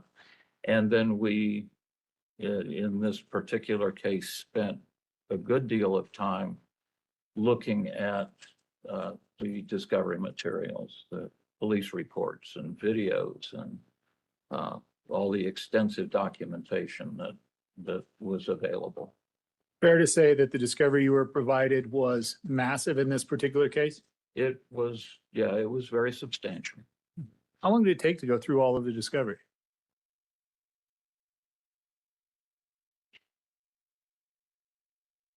I wasn't doing it full time, but I was spending a good deal of my time over the course of probably a month and a half. In addition to looking at all the discovery in the case, the police reports, all the videos, everything that is in the file, did you conduct interviews of other people before interviewing the defendant? Before interviewing the defendant, no, but in the middle of that, the 4 recorded interviews we did with Mr. Alissa, we met with several of his family members to talk with them and see what kind of observations they had made about him and his condition prior to the event. What type of information are you looking for when you're meeting with family members? The biggest thing in a case like this that we're interested in is to see if they have any kind of observations of odd or unusual behavior, anything that might point to some sort of mental illness that may have been active at around that time. You mentioned that he had been, based on his mental illness, at the state hospital for an extended period of time. Yeah. Did you review all of the medical records and treatment records from the state hospital as well from his stay? Yes. Did you review all of the doctors that have ever interviewed or evaluated him at any point in time? Yes. Did you review all of the medical records from the time he was at the Boulder County Jail? Yes. That was much shorter. What types of things did the short records from his time in the jail indicate? Those records were rather sparse. Their observations were somewhat limited. The defense attorneys were understandably concerned about monitoring what might go on in an interaction of that nature. So they were very cautious in providing access. And a major issue with Mr. Alissa is that he is simply not very forthcoming. He doesn't talk much, and it takes a great deal to elicit information from him. Talking about that time period in the jail where he wasn't very interactive and people weren't interacting with him. Generally, for somebody without mental illness, how does isolation impact somebody's mental well-being?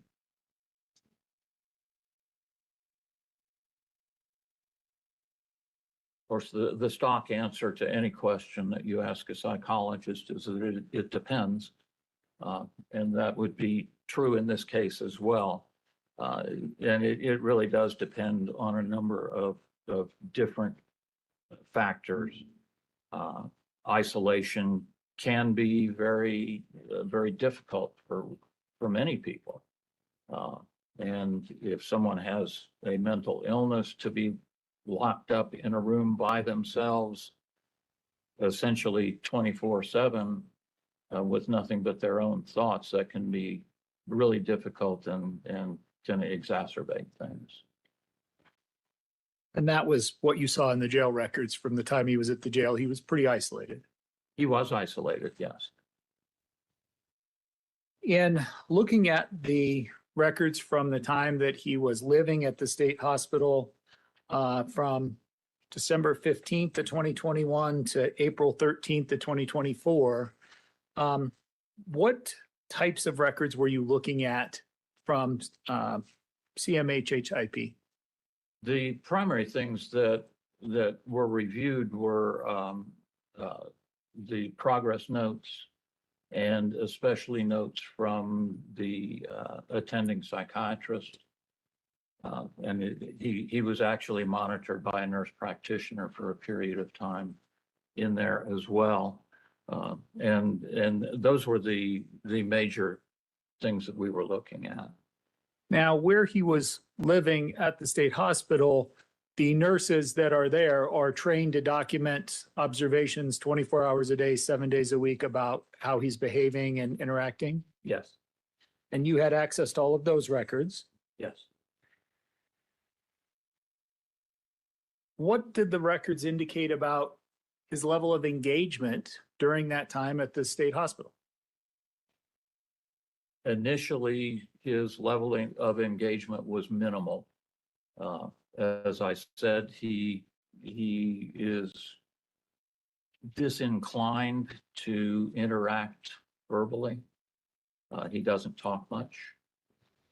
And if left to his own devices, he would probably stay in his room 99% of the time, by himself, isolating by choice. Staff did work to try and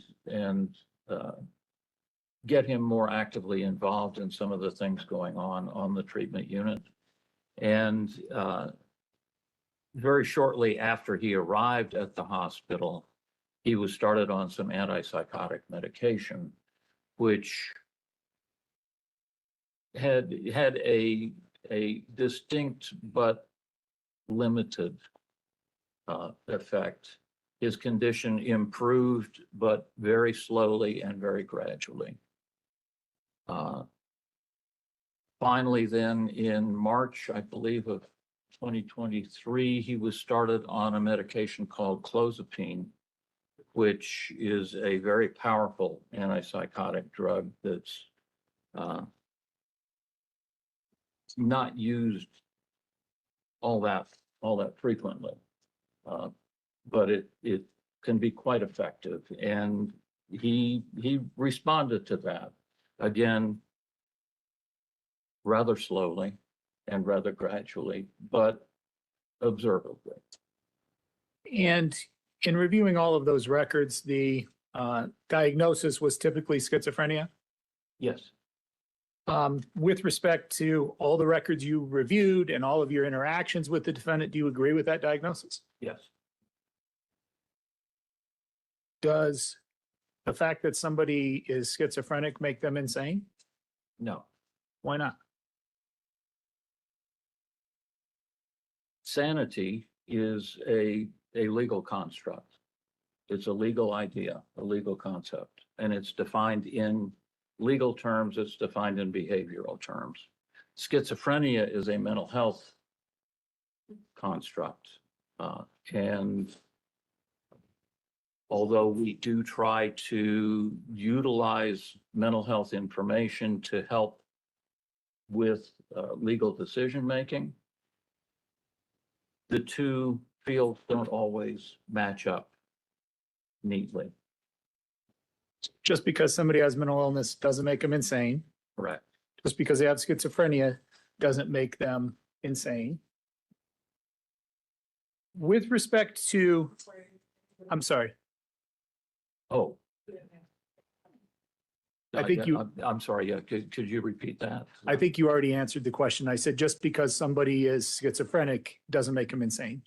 Correct. With respect to the defendant in this case, can you talk about how his schizophrenia presented itself?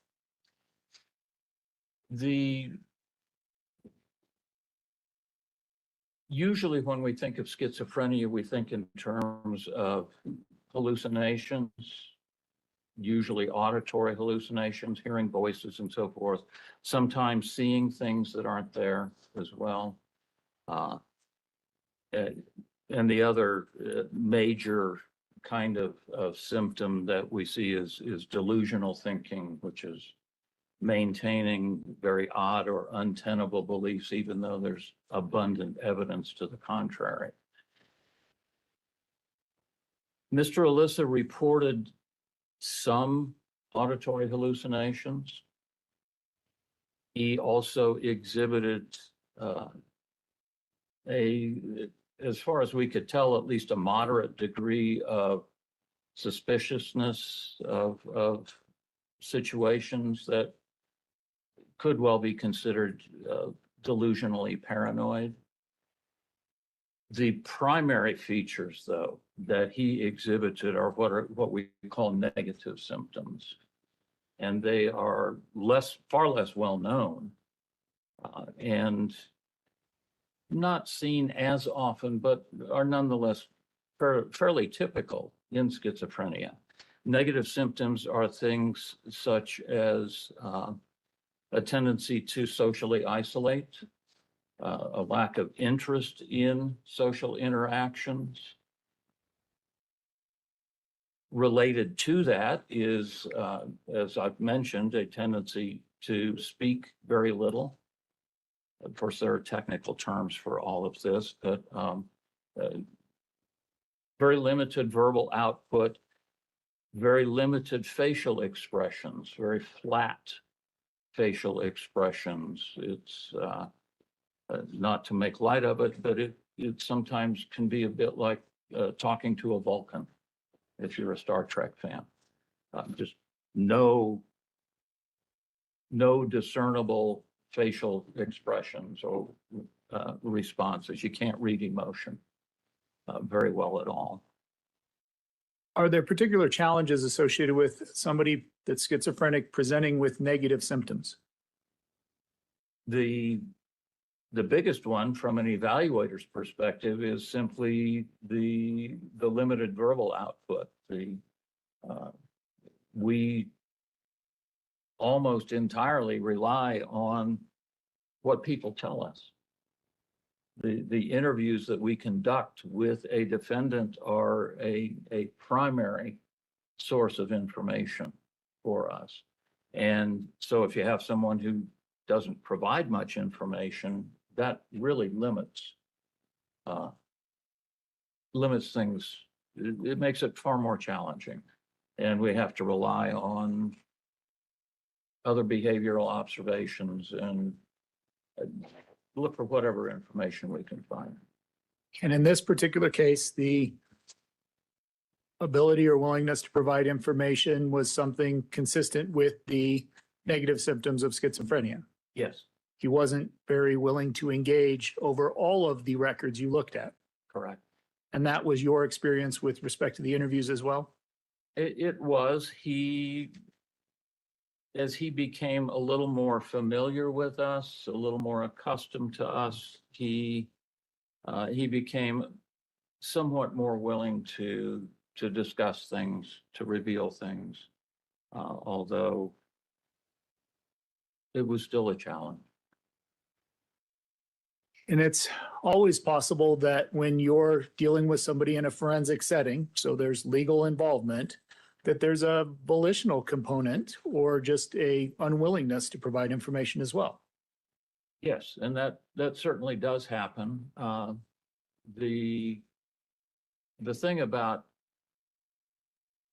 trying to present oneself in a way other than how you really are is that, especially if you're in the state hospital where you're surrounded by staff who are trained to observe behaviors.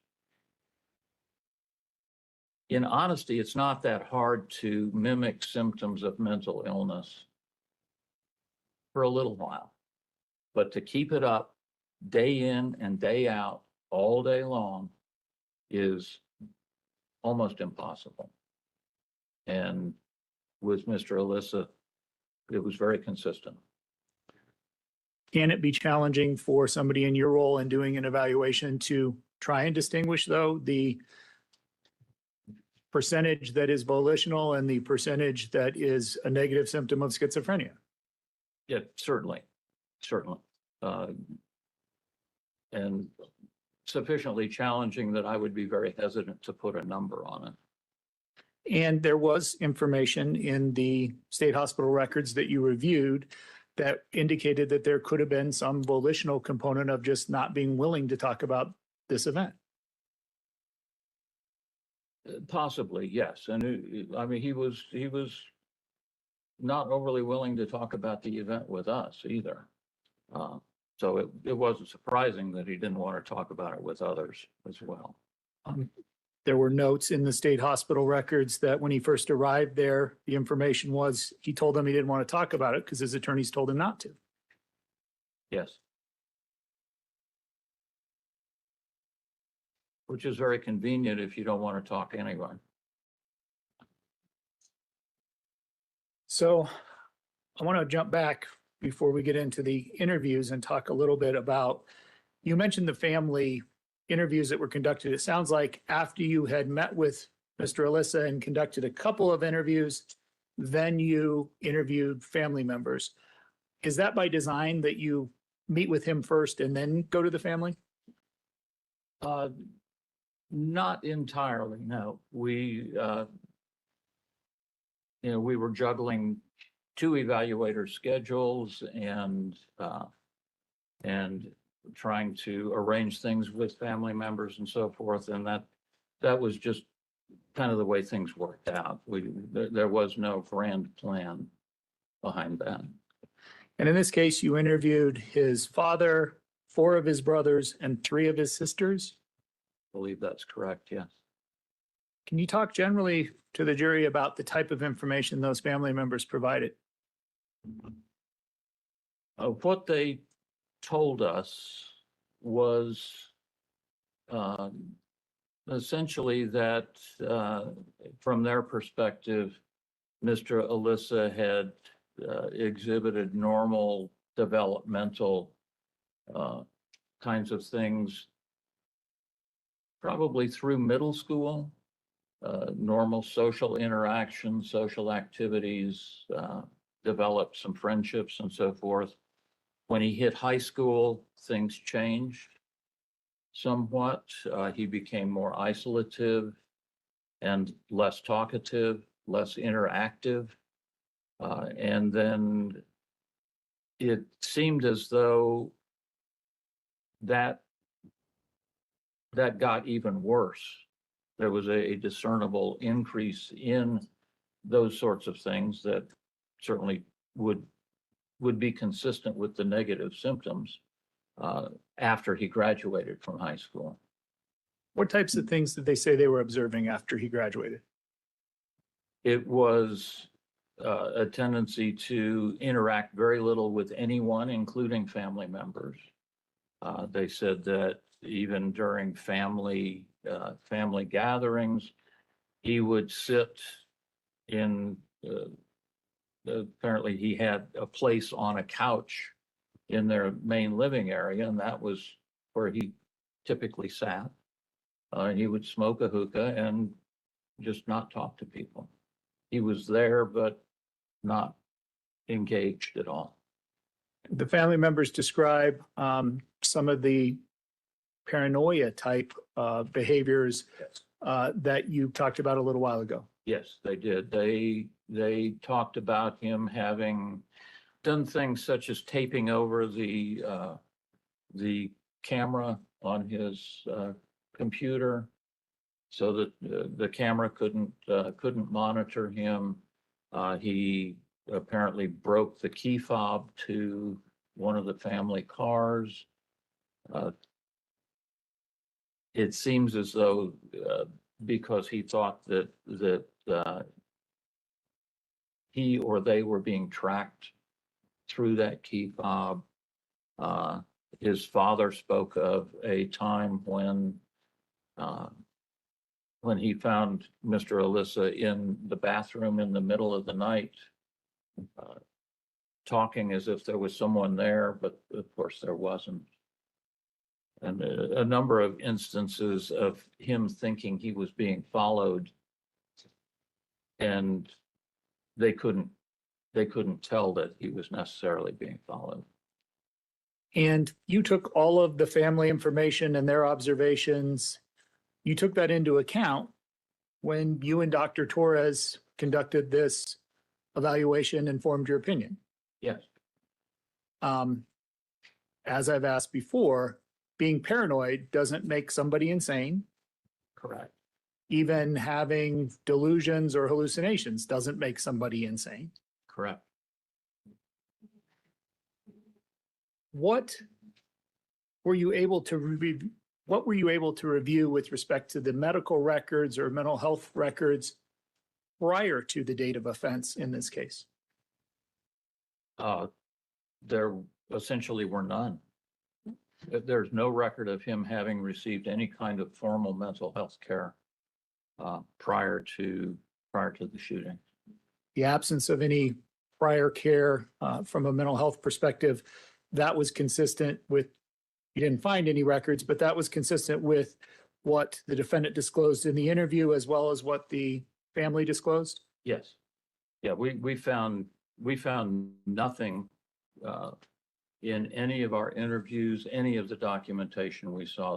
There was no indication that he had had any kind of mental health contact prior to being arrested. I want to kind of transition now. I've asked you a lot about what insanity is not. I've asked a lot of those questions. So I want to kind of move on to the collision of the psychology world and the legal system world and have you talk about what sanity or insanity is in Colorado legally. The Colorado sanity statute, like in a number of other states, has a few basic elements. The first one being the presence of what's usually called a mental disease or defect, some kind of serious mental illness, not just a mild depression, but a very serious mental illness that distorts perceptions and so forth. And then by virtue of that mental disease or defect, did that prevent the, and I'm deviating from statutory language because I don't have it committed to memory, but it's essentially, did the mental disease or defect prevent the defendant from being able to distinguish right from wrong, or from being able to form what's called the culpable mental state? And there are 4 culpable mental states defined in Colorado. The most significant one for these purposes being intent, which is fairly self-explanatory, I think. And you review those culpable mental states as they pertain to the crimes that Mr. Alissa was charged with in this case. Yes, for every statute or every offense defined in statute has a defined culpable mental state. So making sure that I have it straight. First, we have to have a condition of an individual, in order to be insane, has to have a mental disease or defect that is significant. Right? Would you say that's present with respect to Mr. Alissa? Yes. Yes. The schizophrenia that every mental health clinician who's seen him over the last 4 or 5 years, however long it's been, has concluded that he has schizophrenia. And that certainly does meet the definition of a mental disease or defect. So really the work that yourself and Dr. Torres were doing in this case is determining whether or not his schizophrenia, that mental disease or defect, was something that prevented him from distinguishing right from wrong or forming the culpable mental state. Right. You mentioned earlier that yourself and Dr. Torres together interviewed the defendant on a number of occasions. You first interviewed him on February 6th of 2024, and that was for about 2 hours. Yes. Next meeting where you interviewed him or attempted to interview him, I guess, was February 15th, but he refused to meet with you. He did, and actually, I didn't mention this earlier. We did, when he refused to meet with us, we went back to the treatment unit where he was housed and had a brief conversation with him to try to get him to come down to the video room and talk with us and find out maybe what his concerns were, or why he was unwilling to participate. He continued to say he wasn't gonna talk with us that day. A week later, we came back and he met with us with no problem. And when you came back, that would have been on February 20th, 2024, when you and Dr. Torres met with him for about an hour and 20 minutes. I believe that's correct, yes. Then the third meeting was again about 2 hours on March 21st of 2024. Yes, And then the final meeting was on April 9th, and that was only about 40 minutes. right, yes. So overall, you and Dr. Torres spent 6 hours roughly with the defendant, interviewing him and trying to get the information that he had in order to render an opinion in this case. 6 hours plus the additional hour and a half to 2 hours. I don't recall exactly how long we were with him when we met with him to do the psychological testing. Describe for the jury how you and Dr. Torres went about interviewing him when you met with him these 4 times. We have a fairly standard protocol that we use initially. It's a sort of an interview format that begins simply by asking about personal history, background, family history, educational background, any mental health treatment, substance use, medical issues, legal history. I think that's all in it. And then at some point, do you transition to trying to talk about the incident, the crime itself? Yes, and the way we often do these kinds of things is we'll inquire about personal history, and then we'll ask them about the event itself, what took place. And then in a case of this nature, we almost always will conduct more than one interview. And so when we come back, we will do some, well, in this case and in many others, we verify some of the personal history. clarify any questions that may have come up. We then delve more into their mental health status, getting ultimately at the question of the mental disease or defect, and then ask again about the event.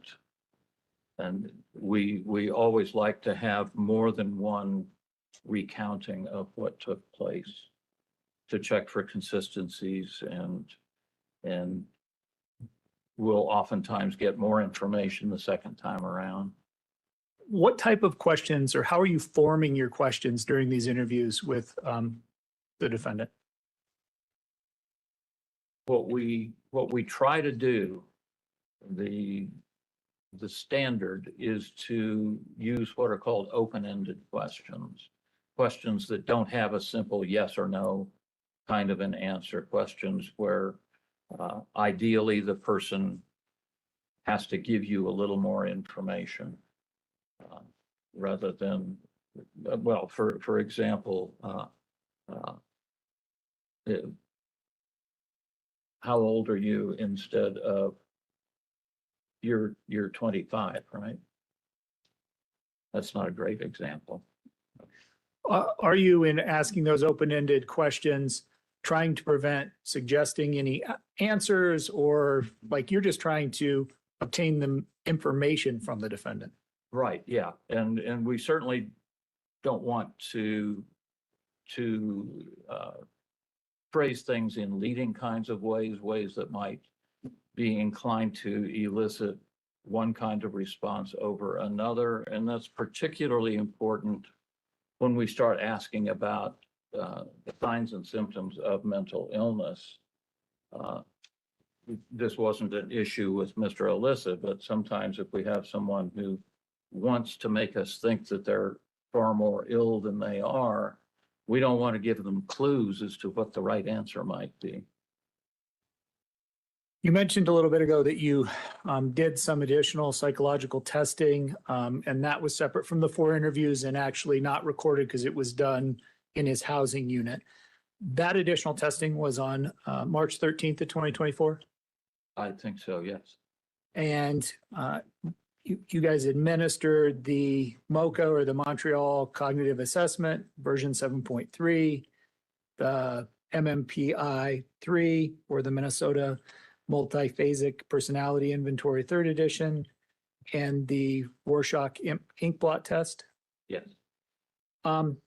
Why do you do testing in addition to the interview and examination of the records? Testing can sometimes provide additional information. It's simply another angle, if you will, to approach the defendant with, to obtain information, particularly pertaining to mental illness. And with respect to the testing in this particular case, was there anything inconsistent in the test results with your interactions with him or what you saw in the medical records? Nothing inconsistent, no. It did not forcefully confirm the conclusions that we had reached, but there was nothing that contradicted what we were tending to think either. You mentioned that all of these interviews, the 4 interviews that you conducted, were recorded. That's audio and visual recording as required by statute, I believe you said. Yes. I want to talk just generally about that first interview on February 6th of 2024. Can you just describe for the jury what the defendant's appearance and presentation was like during that first meeting? He came to the interview room. He was wearing, I think he was wearing hospital issued attire. He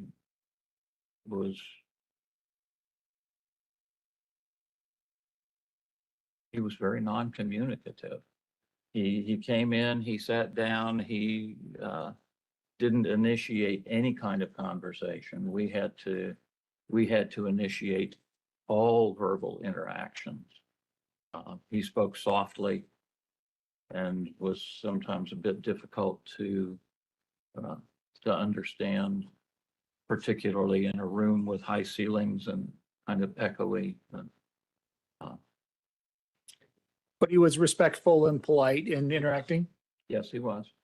And his appearance and presentation were consistent across all 4 of those interviews. Yes.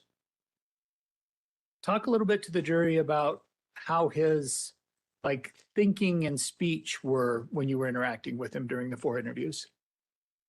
Well, as I said, the speech was very limited, and although we didn't get a real detailed look at how that might reflect his thinking processes, the statements he made, the ways he responded to questions indicated that he was thinking logically and coherently, and a term we often use is that his thinking was linear.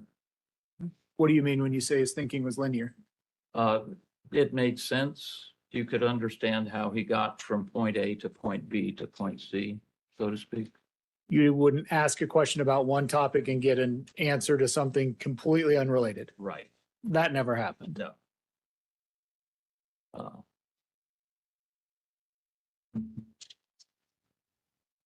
Talk about at the beginning of the interview, what information yourself, Dr. Torres, provided to this defendant prior to starting that interview. The standard, we call it a standard warning that we give to any defendant that we're interviewing, and there's one element that changes in these kinds of cases, but we let them know that we'll be writing a report, and we let them know who's going to get to see a copy of that report. We tell them we also may be called to testify in court about the things that are discussed, and consequently point out to them that unlike many interactions with mental health professionals, in these situations, there's no confidentiality. And what I generally tell people is that it's like there are no secrets here. And for these kinds of cases, we also, of course, let them know that the examination is being video recorded, so that they are aware of that. We tell them that we are not there to provide treatment. Our role is only to provide evaluation, so we're not working for their attorneys, we're not working for the prosecution. With respect to that, do you also advise that them providing, in this case, Mr. Alissa, providing as much information as possible is necessary for you to render a good opinion? Yes, that's oftentimes not a standard part of the warning we give, but in this case, we did on a couple of occasions have a brief conversation with Mr. Alissa about the importance of providing information for us. And at the beginning of that first interview on February 6th of 2024, Mr. Alissa expressed some reluctance to engage in the interview. Yes, he was rather suspicious about the whole process. He had at that point been through several evaluations of a somewhat different nature, and he made it pretty clear that he didn't want to go through that same process again. And we did remind him that his attorneys had entered a plea of not guilty by reason of insanity, and that therefore the focus of this evaluation was somewhat different. You mentioned earlier in conducting the semi-structured interview, you kind of have an outline, and typically you start with background information about a defendant. Yeah. Can you just give the jury a little bit of a summary about what background information you learned about Mr. Alissa during his first interview? Yeah, with Mr. Alissa, he confirmed for us that he had been born in Syria, came to the U.S. when he was quite young, I think about 2 years old. Then when he was, I think, 8 or 9, he and several of his siblings, he's the ninth of 10 children. He and several of his siblings went back to Syria and stayed for a couple of years, then came back to the US. He told us that even though he was living in an Arab-speaking home, English was identified as his first language. He said he had done pretty well in school, and we do know that he graduated from high school on time. No repeated grades, no referrals for special education services. While in high school, he began working in the family restaurants. The family owns several restaurants. And he began working in the restaurants, and after he graduated, his work schedule increased significantly. He said he tried to attend college. He said he had enrolled in some classes, but wasn't able to pursue that because his work schedule was so heavy. He also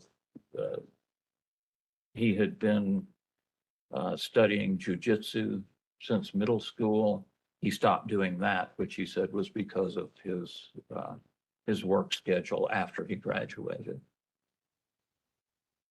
From an important standpoint, part of the background information you're collecting is also to try and identify if there are any cultural considerations or things you need to factor in forming your opinion. That's one issue that we're typically concerned with or interested in learning about, yes. And you felt like you had adequate information to take that into consideration before forming your opinion? Yes, between our conversations with him and especially conversations with family members, I think had a pretty good foundation for understanding the cultural environment in which he was living. You said that there were a number of things he stopped doing or that he was prevented from doing, like the Brazilian Jiu-Jitsu and college, because of his work schedule. Did he tell you what his work schedule is like leading up to this event? Yeah, he said that he was working 8 to 10 hours a day, 6 days a week. At one point, he actually said 10 to 12 hours a day, right? Yeah, I think he did actually, yes. Indicated he had a good childhood. Yes, he had no complaints about his childhood.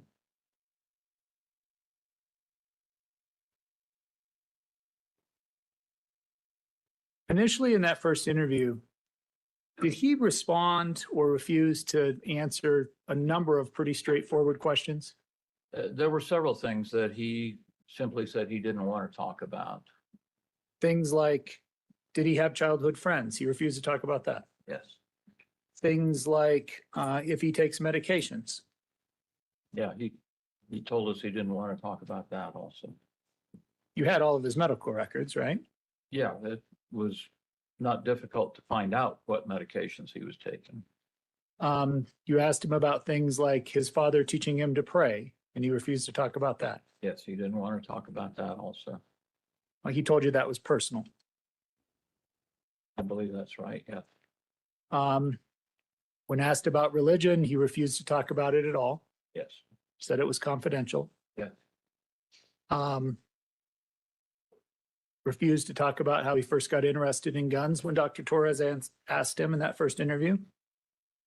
Yes. Refused to talk about how many guns he owned. Initially, yes. We later were able to have more productive conversations with him about that. And throughout the course of the interview, a number of the things that you and Dr. Torres asked him about based on the information the family provided, he denied or refused to talk about those things as well. Yes. He denied a number of the incidents that you've described and that the family described to you or just refused to talk about them? Yes, he basically said that incidents such as breaking the key fob had not occurred. As part of the information learned from the family, at least a couple of Mr. Alissa's older brothers indicated that in the context of discussing him feeling paranoid and having felt like he was followed, they indicated that other family members were routinely followed by federal agents based on their ethnicity. Yes, they indicated that they were routinely being monitored by federal agents. And this is something that the older brothers said was actually happening. Yes.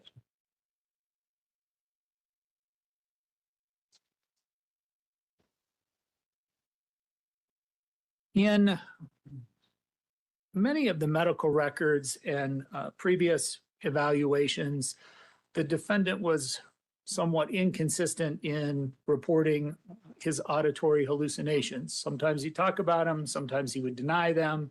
There was an inconsistency in the earlier records. Is that fair to say? Yes. Yes. He didn't always report the same information. Sometimes he would say that he was hearing voices, other times denying that he was hearing voices. During the course of the four interviews for your sanity examination, is it fair to say that the voices were something that he continuously stressed? He mentioned them frequently. I think I would hesitate to say that he stressed it. Okay. I mean, I've seen people who couldn't wait to tell me about the voices that they were hearing. But he talked about the voices quite a bit. He did. He mentioned those as explaining a number of things. And how often did he indicate he would hear the voice or voices? The most common response he gave to that question of the frequency of hearing voices was about once a week. He did at one point during one of our later interviews say that in the few months leading up to the shootings that he was hearing them perhaps twice a week. Did you dig in? Did you and Dr. Torres kind of try and dig into the voices and get more detail and information about them? Yeah. And ultimately, when you ask the questions about how many voices, because he always used voices to describe his experience, what did he indicate about how many he was hearing? He very consistently said he was only hearing one voice, but as you noted, he also very consistently used the plural voices when he was describing what he was hearing. What? Sorry, go ahead. He didn't provide a great deal else in terms of the nature of the voices. We asked a number of standard questions. How many voices? Are they male or female, adult or children? Are these voices of individuals you know? And of course, very importantly, what are they saying? And the most that we got is that the voices were yelling or screaming. That was the consistent response. With respect to the yelling or screaming, did you repeatedly try and inquire with respect to messages or what the voices were saying with Mr. Alissa? Yes. What was his response?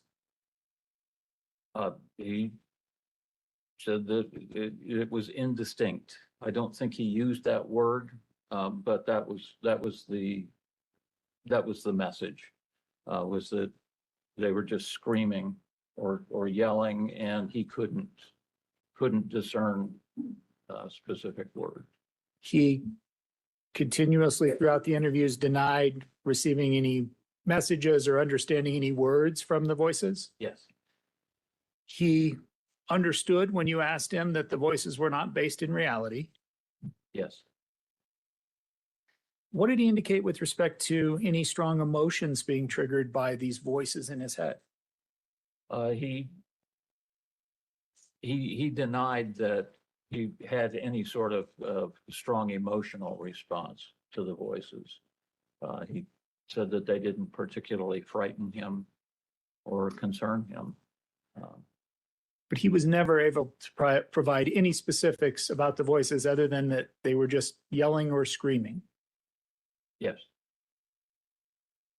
It wasn't for lack of trying. Yourself, Dr. Torres, asked him many, many times over the course of those 4 interviews. We did. That was something that we would have very much liked to have gotten more information about. At any time during the 4 interviews, did you observe him to be responding or distracted to what are considered like perceptual disturbances or hallucinations? No, and that's one of the things we look for. We do sometimes see people who are clearly behaving as if they're distracted, or there's things going on inside their head that obviously we can't see. And with Mr. Alissa, he didn't exhibit any of those kinds of behaviors. He wasn't tracking things that weren't there. He wasn't looking around the room to try and identify where voices were coming from. We occasionally see extreme cases where someone will carry on a conversation with an entity that isn't there. He didn't do anything like that. Judge, I think this is a good breaking point if the court wants to break for lunch at this point. That's fine. We'll do that. We're in a recess for lunch, reminding you until the trial is completed, do not discuss the case with anyone by any means. If anyone tries to discuss it with you, tell them to stop and let me know about it immediately. You must not read or listen to any news reports, and don't consult any outside references, do any searches, research, any of that. You know the drill. Don't form an opinion, don't express an opinion, and we'll see you back here, hopefully 1:30. All right, thank you.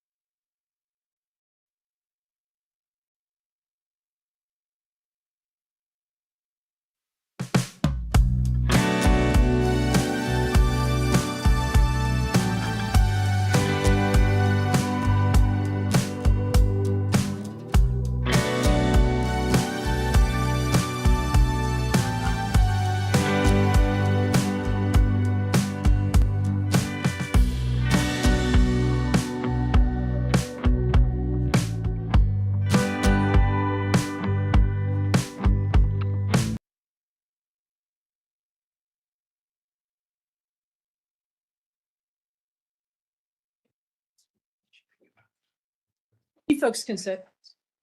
Oh, you're waiting for the jury.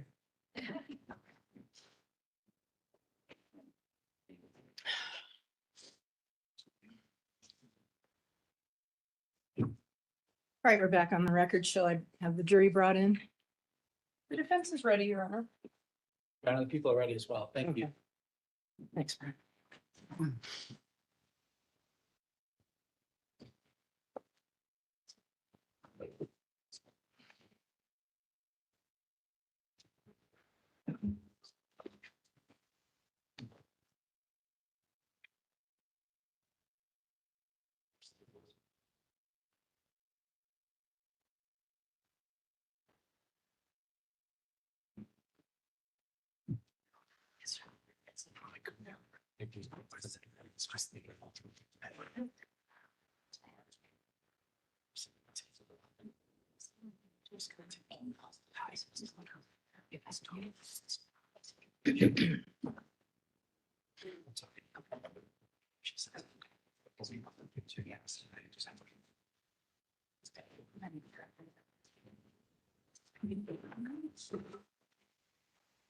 Rise for the jury, please.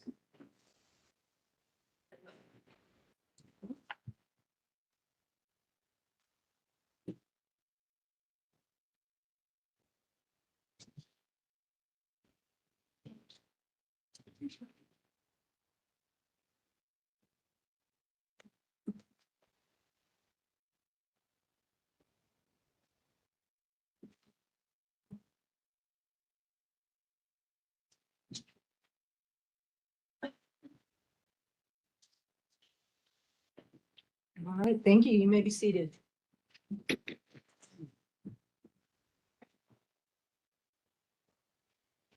Good afternoon, folks.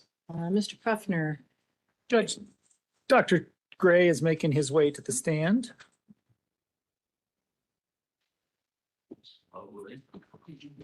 Take your time.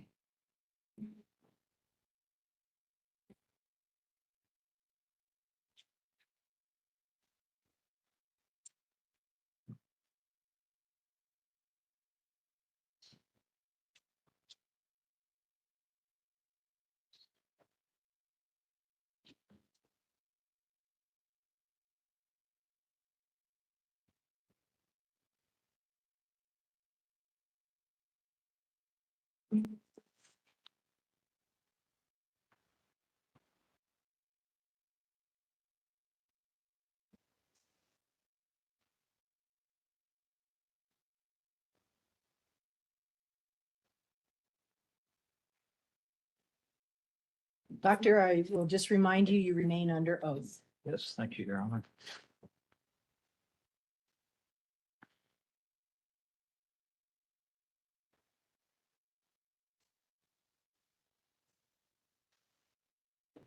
Dr. Gray, I want to start the afternoon by returning to a couple of things we talked about this morning. First, the interviews that you and Dr. Torres conducted at the state hospital were all audio and video recorded. You've already testified to that, correct? Yes.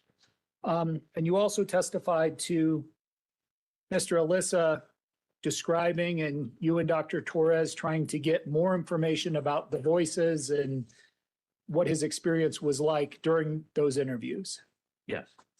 Lengthy exchange about the voices is included in the interview conducted on February 6th of 2024. Yes, that was the first interview. And yes, we spent time on it then and we returned to it. And Judge, the parties have reached an agreement that these interview clips are all admissible by either party at any time. Either party wants to play anything from these interviews. If I could approach, I would tender to the court the limiting instruction that I am going to ask the court to read at this point unless defense counsel has an objection or has a different suggestion. I think it appropriate for the court legally to read it. And then I have just for the appellate record marked as 360, the specific clips that I will be using with Dr. Gray. I have no objection to the limiting instruction. I think it applies to all of Dr. Gray's testimony. Okay. Yes, sir.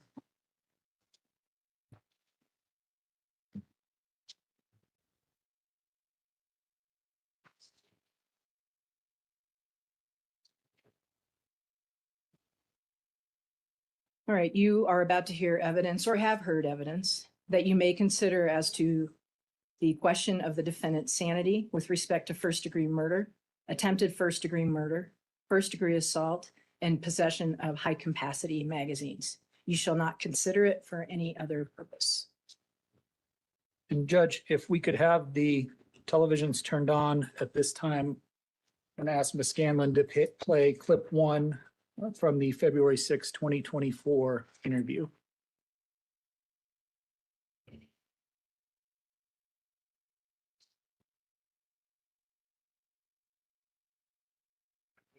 Experiences that you don't know how to describe? No.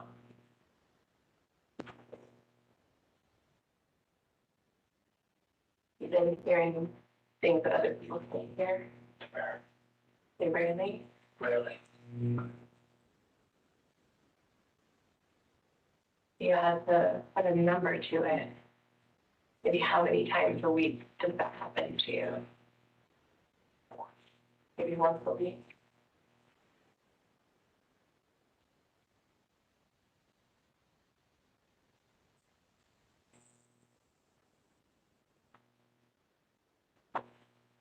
When you have that happen, what are you hearing or what are you experiencing?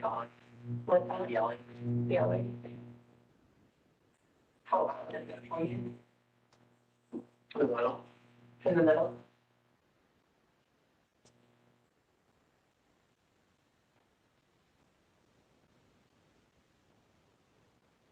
How many voices? One. Just one. Is it someone you know? Right, what do we know?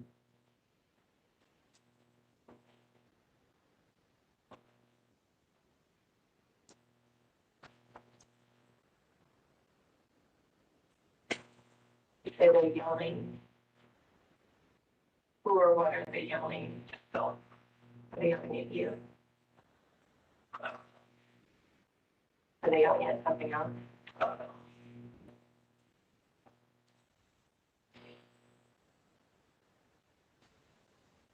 Did they ever comment on about you or what you're doing?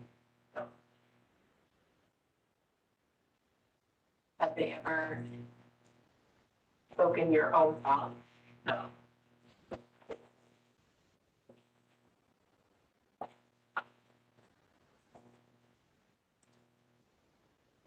Maybe not now, but have you ever heard the voice of a God or experienced one?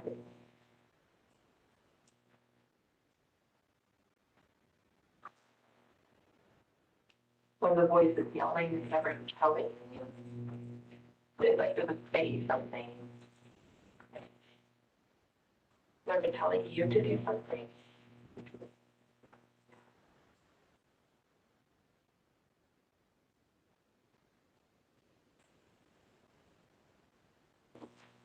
The voice ever say it hurts well. No. What do you do when you hear that yelling? My birthday. You go to sleep. I'll get something. So you're usually asleep? Yeah, I am. What do you mean by that? Thinking of my hair, when I my bed. Okay.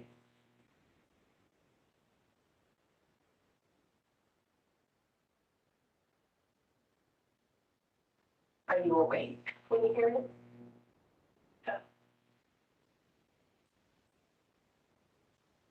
Is it usually when you're waking up, falling asleep, or is it just something that wakes you from your sleep?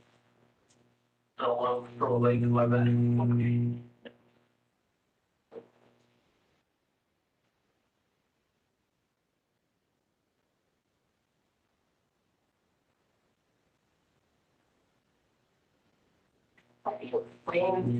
Explain that to yourself that you hear yelling.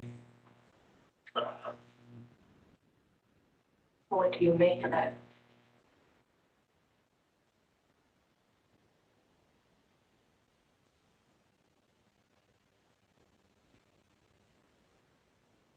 You think that yelling is something that's real, something that's happening out there?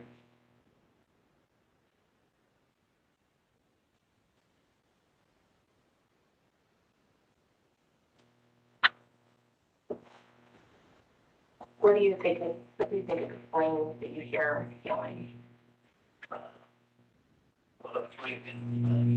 Like, usually when things happen to us, we have a way of explaining it to ourselves, you know, what it means to ourselves, or wondering what does it mean to you?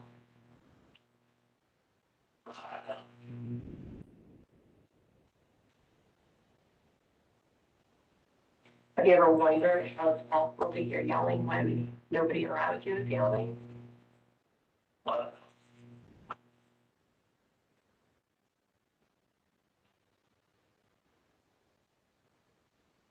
You know, this usually happens when you're in bed, when you hear the yelling, do you feel any emotions come up? No? Things like anger, irritability, sadness, fear, happiness.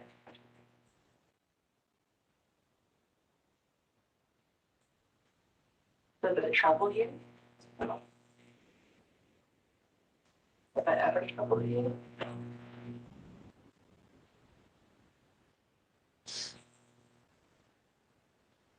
Anything you do to help cope with this experience?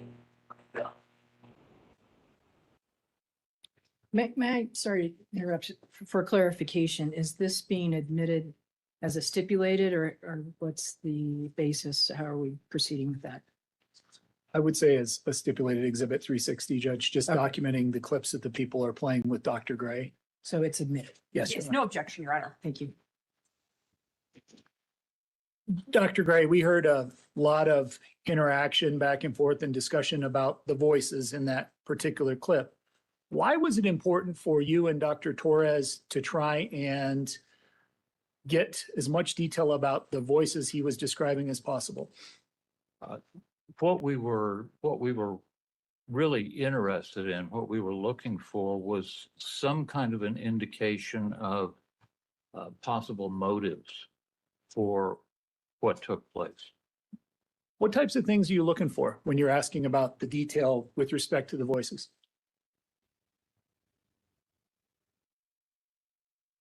I hesitate to give you a clear answer on that simply because over the years, I've heard so many strange things when I inquire about the voices that it's hard to characterize. Obviously, that didn't apply here, but occasionally you'll encounter a situation where someone, for example, invokes what's known as a deific decree. God was talking to me and instructing me to do certain things. And in fact, we heard Dr. Torres ask a question that was specifically oriented to that.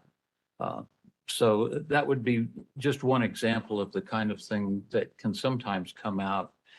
And we have to guide our inquiry when possible based on whatever we get back, what kind of information we get, what kind of openings, if you will, a defendant might offer for us. So in a general way, if the voices are speaking words with messages, that's something you would factor into your opinion with respect to a defendant's sanity. It would certainly be an important piece of information, yes. And certainly what those words were would be important. Absolutely, yes. If those words were giving instructions or commands or telling somebody to do something, those would also be things that you would be factoring into your opinion. Yes. In all four of the interviews that you and Dr. Torres conducted, the defendant never once indicated there was any content associated with the voices he was describing. No, that's correct.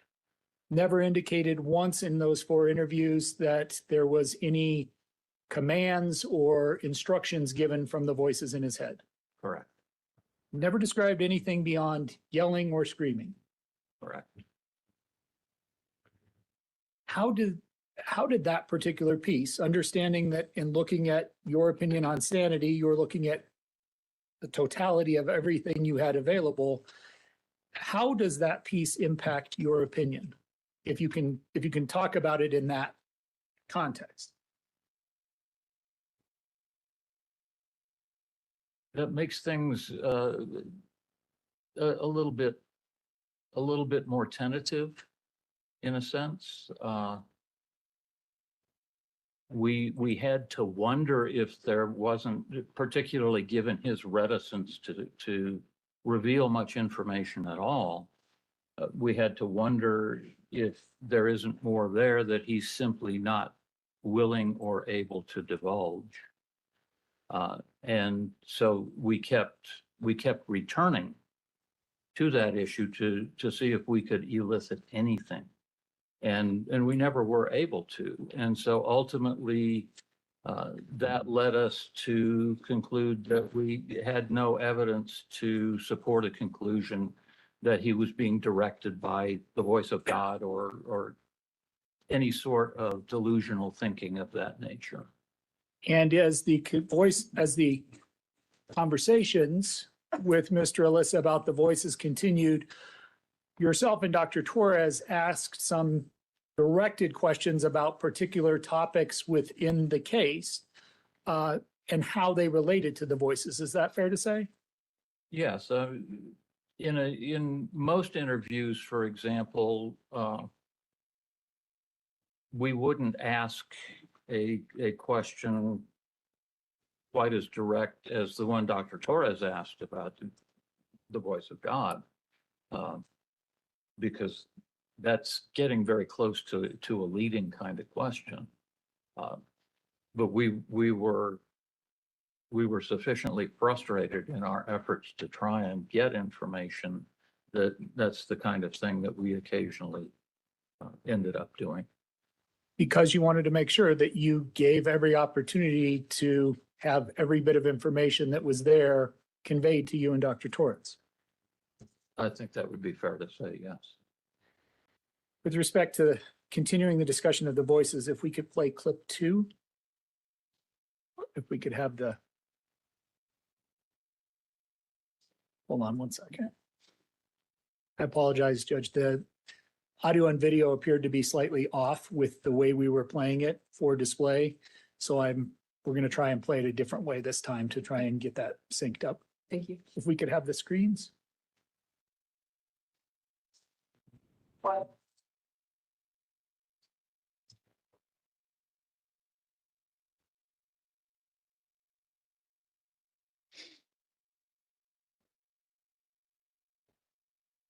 I know.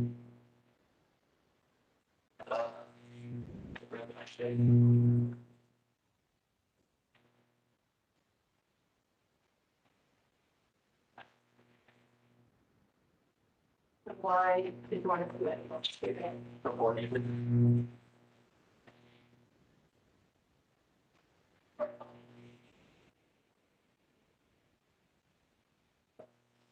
You don't understand. Just a question. There are ways that people deal with voices. I'm just trying to understand. Did you think a match shooting would be helpful?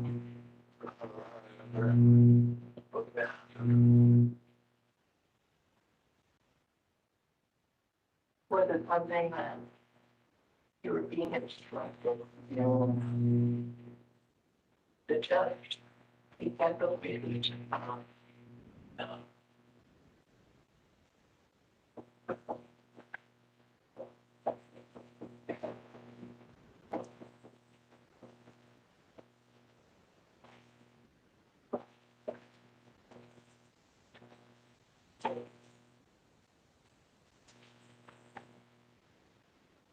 what did you think would happen if you committed a mass shooting?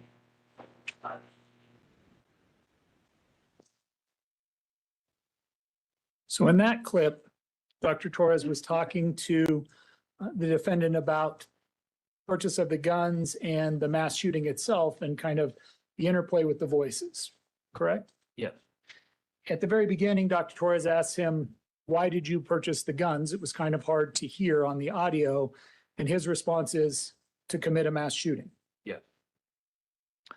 With respect to the questions we've talked about a little bit, when asked specifically about the voices and the mass shooting, in that audio clip, he denies being instructed by the voices to do the mass shooting. Correct.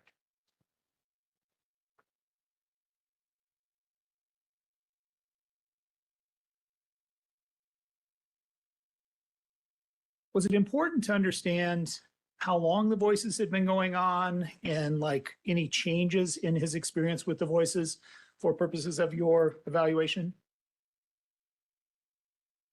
When it comes to establishing a condition that would qualify as a mental disease or defect, it's important to be able to describe that in as much detail as possible, which would include things like when did it begin, how long's it been going on, has it changed in intensity over time, those sorts of things, to get a better sense of exactly how that might have played a role in whatever took place. What information did the defendant provide about kind of the evolution of the voices or when they started and how they had changed, if they had changed?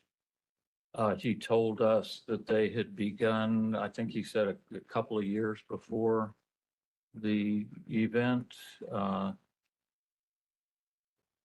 He said he had been hearing them about once a week, and in one of the later interviews, he said that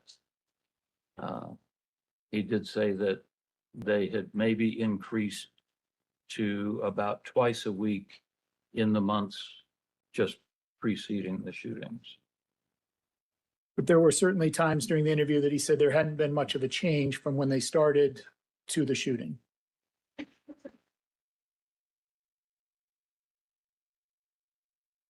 So moving to the second interview that you and Dr. Torres conducted, you returned, as you testified earlier this morning, to kind of ask similar questions on the same topics to see if you got the same answers. And the voices were one of those topics, correct? Yes. If we could play clip number 3.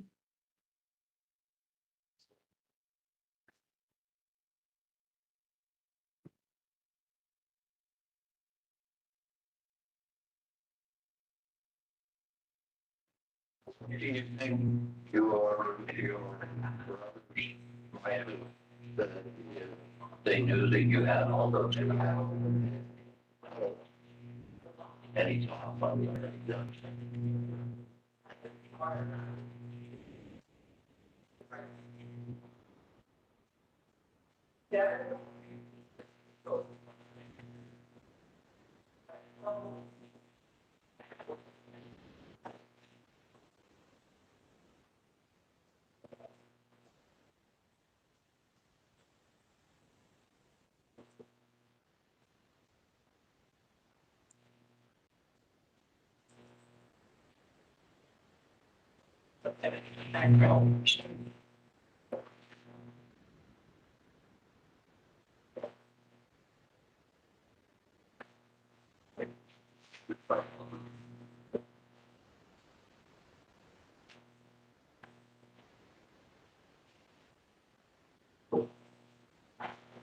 A couple of weeks ago, you told us that you had started to hear voices a couple of years before the shooting. Yeah. How that happened? I mean, did you just wake up one day and there it was? Eventually, or was there something different? And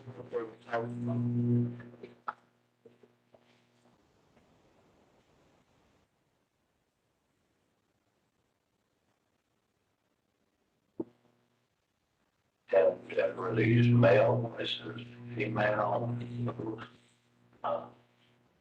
It goes really.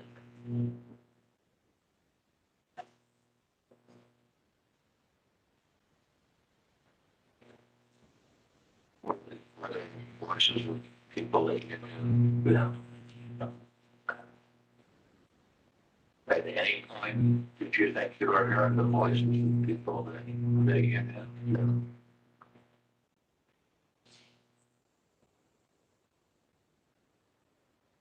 It will develop from our period of time by them. How about first one?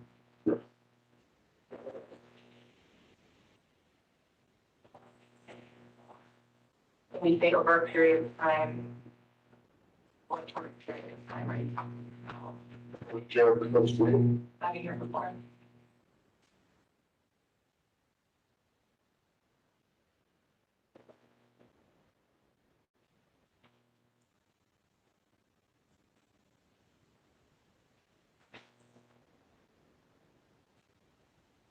That they're volume full.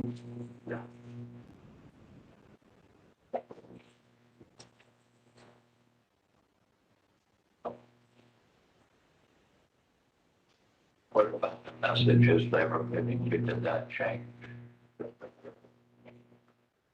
What kinds of things were the voices saying? Did they yell at you? Or they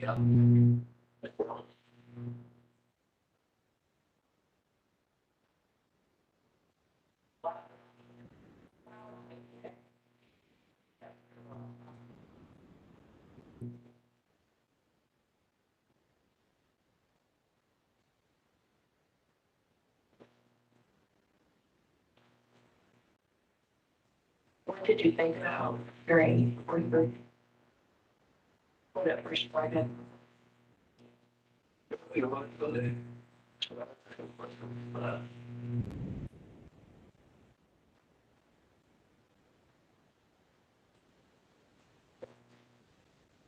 I would say that might be very frightening. Because that might be hearing voices.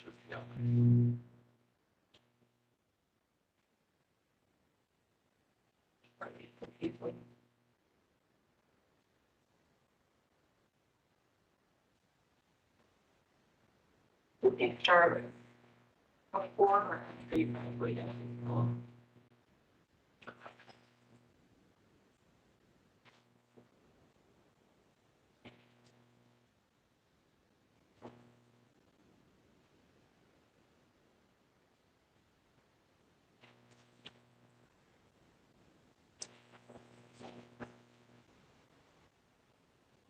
Did hearing voices yelling ever make you feel concerned about your own safety?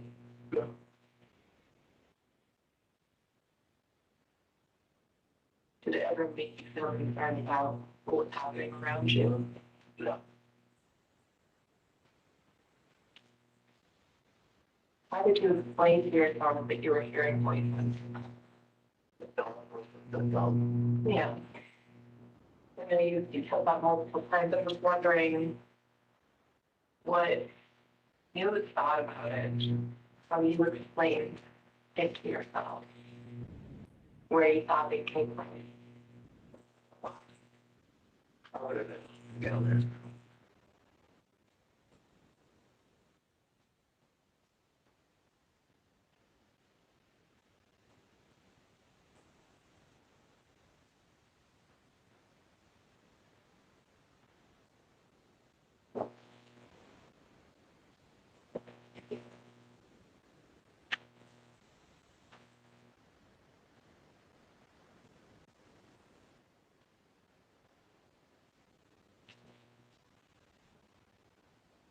Did the word you never say anything funny?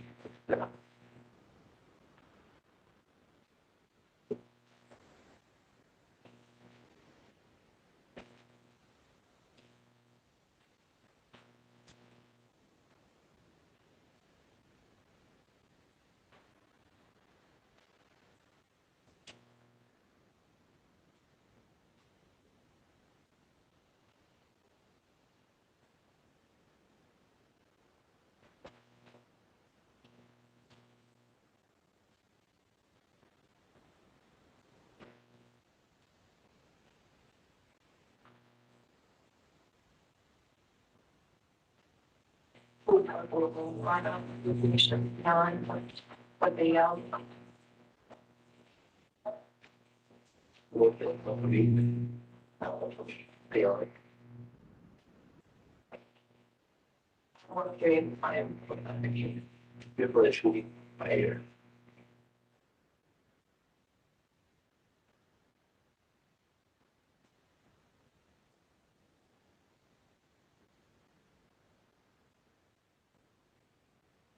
Did you ever think that the voices were coming from him? Someone coming from somewhere. I don't think, yeah.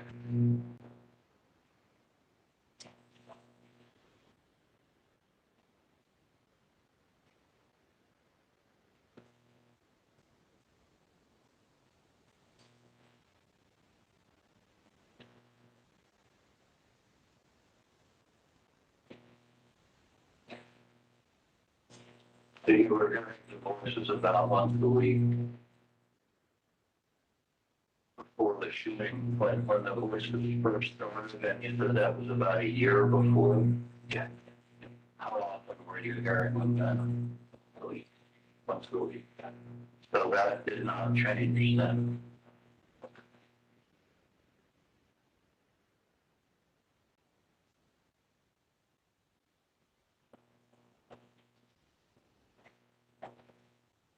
It's important for us to understand your experience with the hallucinations. I mean, ask so many questions about it. So the more detail you can provide, the easier it is for us to understand. And the more detail that you can provide outside of hearing them once a week, yelling.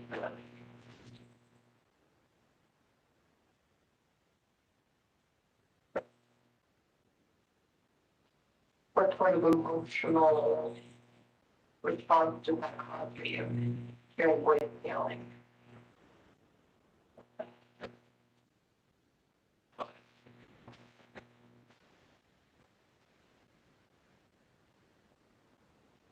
Was that happiness, anger, fear, expectation, nothing? When was the last time you felt emotion? Emotion.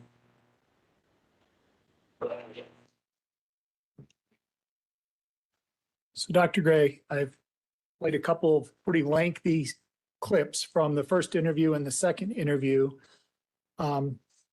because I wanted to be fair in asking this question. Fair to say that you and Dr. Gray, or you and Dr. Torres, returned to the topic of the voices during the 6 hours you spent with the defendant numerous times in addition to the clips I played? Yes. The question I want to ask, based on the clips that we've heard here today, is that a complete and thorough account of what he was able to describe with respect to the voices during the entire 6 hours of interviews you conducted?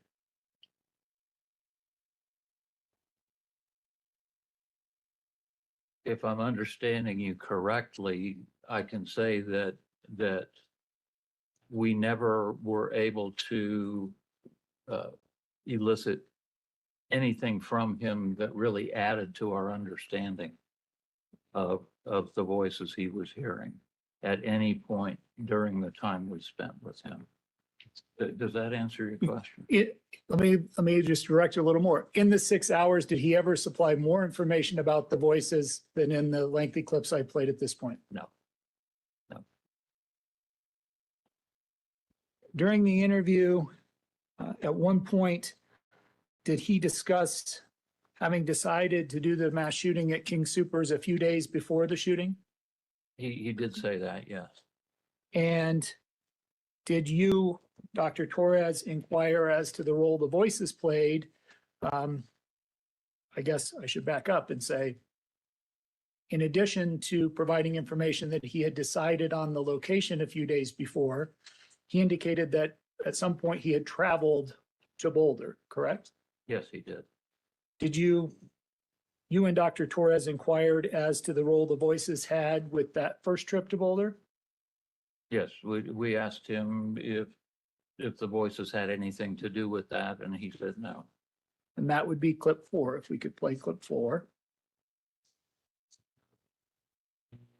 You've been hearing the voices a couple of days before the video. Once a week.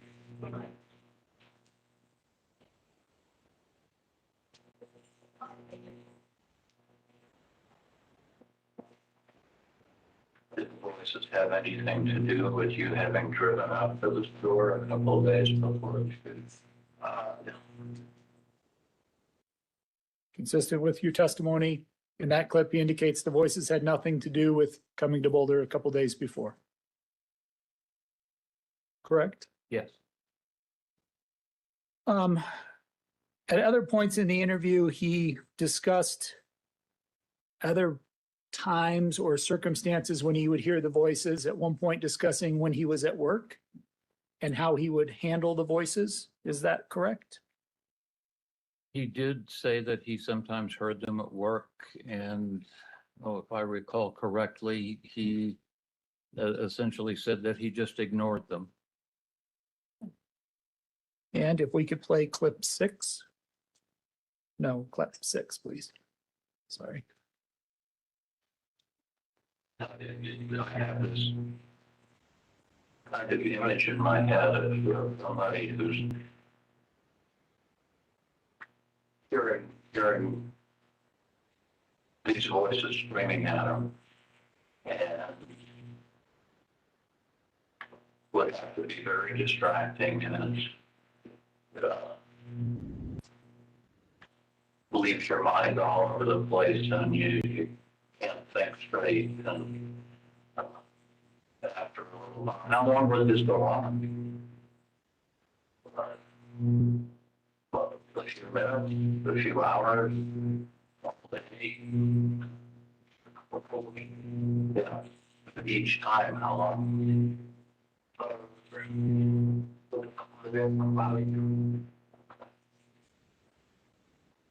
Yeah, so I can imagine that getting to a point where you would feel like you do almost anything just to make it stop. It was all that song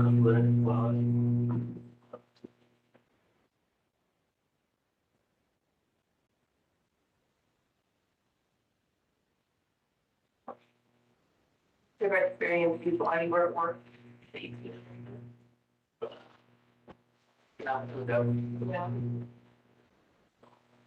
What was that like for you, in terms of doing what you're doing? I understand you. How does the voice impact? How does it people?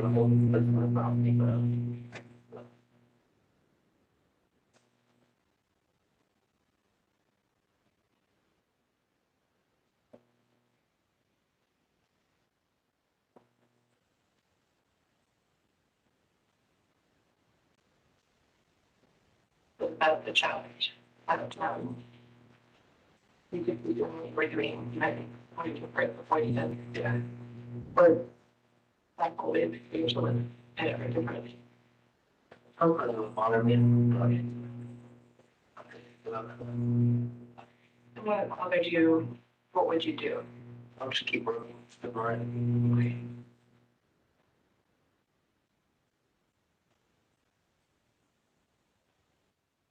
What would it take? Because you described what it would take for the boy to bother you. And what type of way didn't bother you. I don't know. Dr. Gray, in that clip, consistent with your testimony, defendant stated that sometimes he would hear the voices at work and he would just keep working and they would go away. Yes. What about his description of his response to the voices and the impact on his life?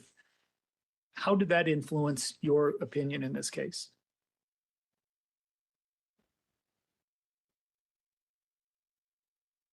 Essentially, this once again left us with no evidence to suggest that the voices had played any substantial role in what took place.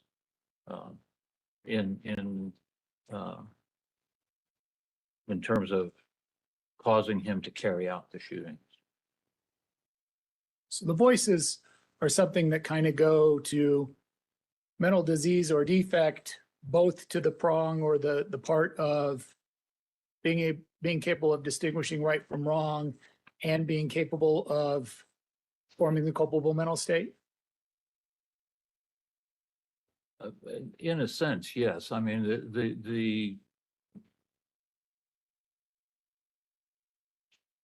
the presence of the voices supports the conclusion that there was in fact a mental disease or defect present there. The absence of any evidence, what we had though was the absence of any evidence that would indicate that that those voices or any disturbance in thinking that may have gone along with that prevented him from being able to distinguish right from wrong or from forming the culpable mental state. I want to transition a little bit and talk more specifically about some of the interview portions that deal more directly with that right from wrong analysis or opinion that you had to make in this particular case. Did you and Dr. Torres ask the defendant directly about whether he felt like this was right or justified or the type of behavior it was? Yes. Did he express in those inquiries an understanding of the nature or an ability to distinguish right from wrong? Yes, he readily conceded that that he knew that this behavior was illegal and was wrong. We could have the TVs and play clip 5.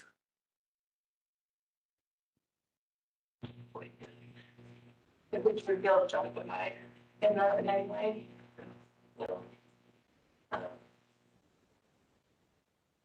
Did you have a reason the other voices?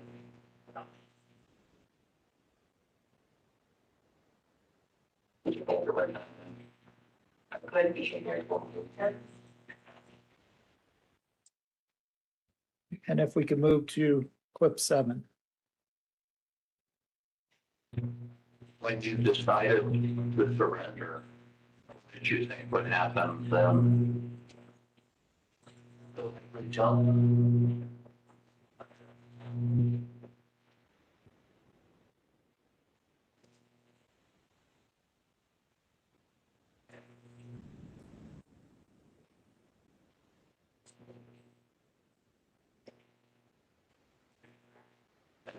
Were you always aware that jail was a possibility? Even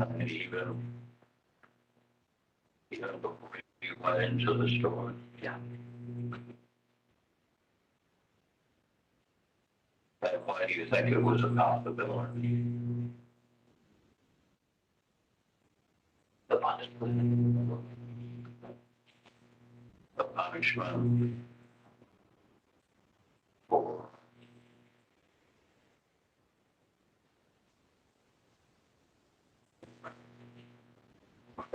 I didn't know.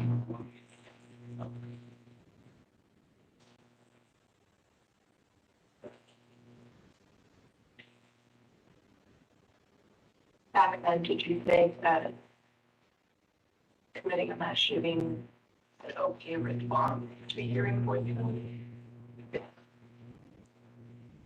Explain that.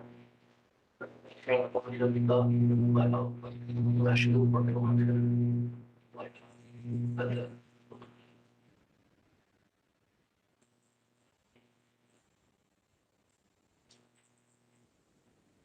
even though you also knew that you could end up going to jail.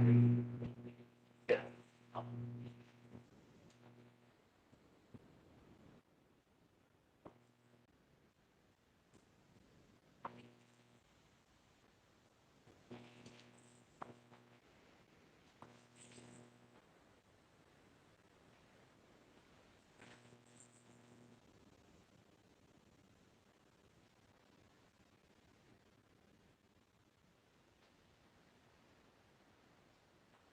Did you think would cause a mass shooting?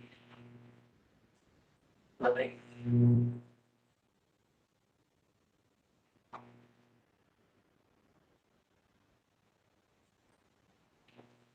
or did you realize that other people could die? Really?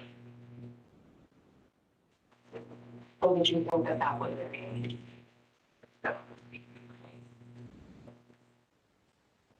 How come? What's the voice of my head that's him? I understand that. And there were parts of the I had in the ear. But the voices were I had and then there's you. Yeah.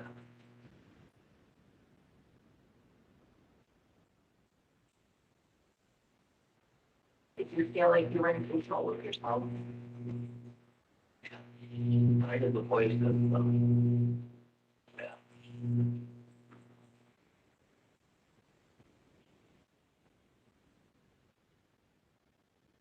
If it had been, I'm just using your family because their family is just close to you, or what is close to you at that time, that if it was your family members telling you to commit a mass shooting, would you have done that? I was told the rest of the with the land.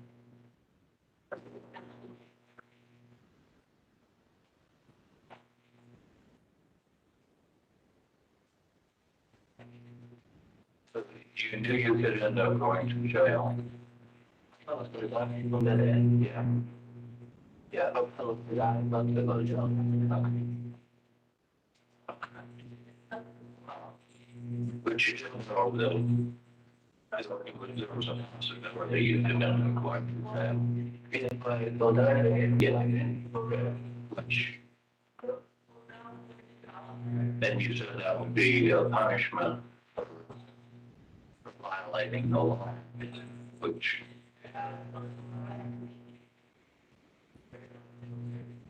It kind of suggests that you were aware that this was against the law to do a mass shooting. So Dr. Gray, what did it mean to you that he was aware that jail was a possibility before doing the mass shooting? That, to me, pretty clearly says that he's aware that behavior is a violation of the law. How does that impact his ability to distinguish right from wrong? Absent any kind of indication that he had some sort of belief that would override that law, then that seems to certainly point to him being able to distinguish right from wrong. During the 6 hours you spent with the defendant, was there ever anything that indicated any evidence of something that would override that knowledge of right from wrong? No. Talk about what his discussion along the lines of it was his plan to die that day because he didn't want to go to jail. Talk about how that factored into your decision with respect to the capable of distinguishing right from wrong. That again pointed to him understanding that the behavior was illegal because he knew that the jail was a distinct possibility, and therefore, again, absent any kind of information to the contrary, he was able to discriminate right from wrong. And was this something that you and Dr. Torres came back again and again to try and see if there was something overriding or another reason he wanted to die, and continue to inquire during the 6 hours you spent with him?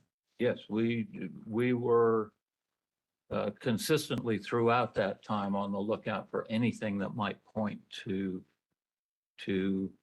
some other factor that was involved in his mental state surrounding this entire time. And you never found a single thing. No, that's correct. We did not. If we could play clip 8. So let's go back to something you said earlier about how it had been your plan to die on the day of the shooting. Help us understand maybe why you selected to die or why that was the plan. Okay. So in that clip, he again confirms the plan was to die because he didn't want to go to jail. Yes. We could play clip 9. You also mentioned to us a couple of times, that you didn't expect the provider that day, and that the plan was expected to die. I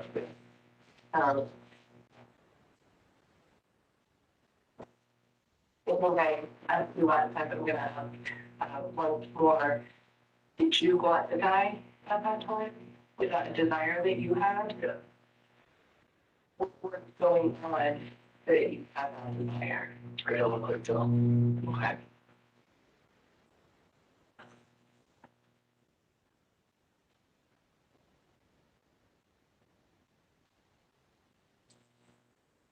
So then, when you say the plan was to die, whose plan was it to die? Okay. Was there anything else going on with you that added that desire to die? Kind of not wanting to go to jail. Was there anything going on in your life at that time that made you unhappy?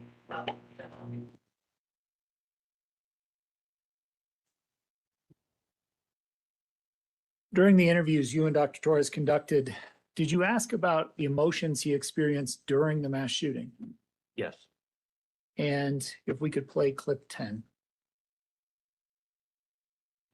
Do you recall any emotions that you had during the whole event? Adrenaline rush? What does that feel like to you?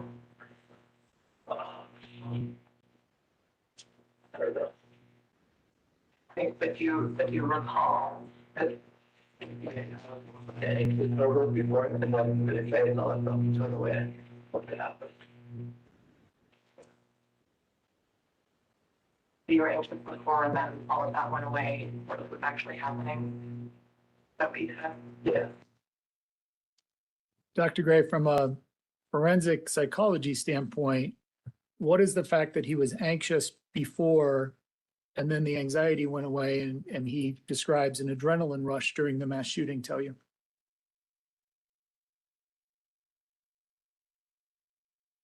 I wasn't entirely sure what to make of the adrenaline rush comment that he made. I mean, if I know certainly if I'm at a shooting range, when I start hearing other guns going off, I have a jolt of adrenaline. You know, it kind of gets things going. And the extent to which he may have simply been responding to things such as the noise of the gunfire and so forth, as opposed to some other factors, that's not entirely clear to me. He did report having felt some anxiety that went away when he started to shoot.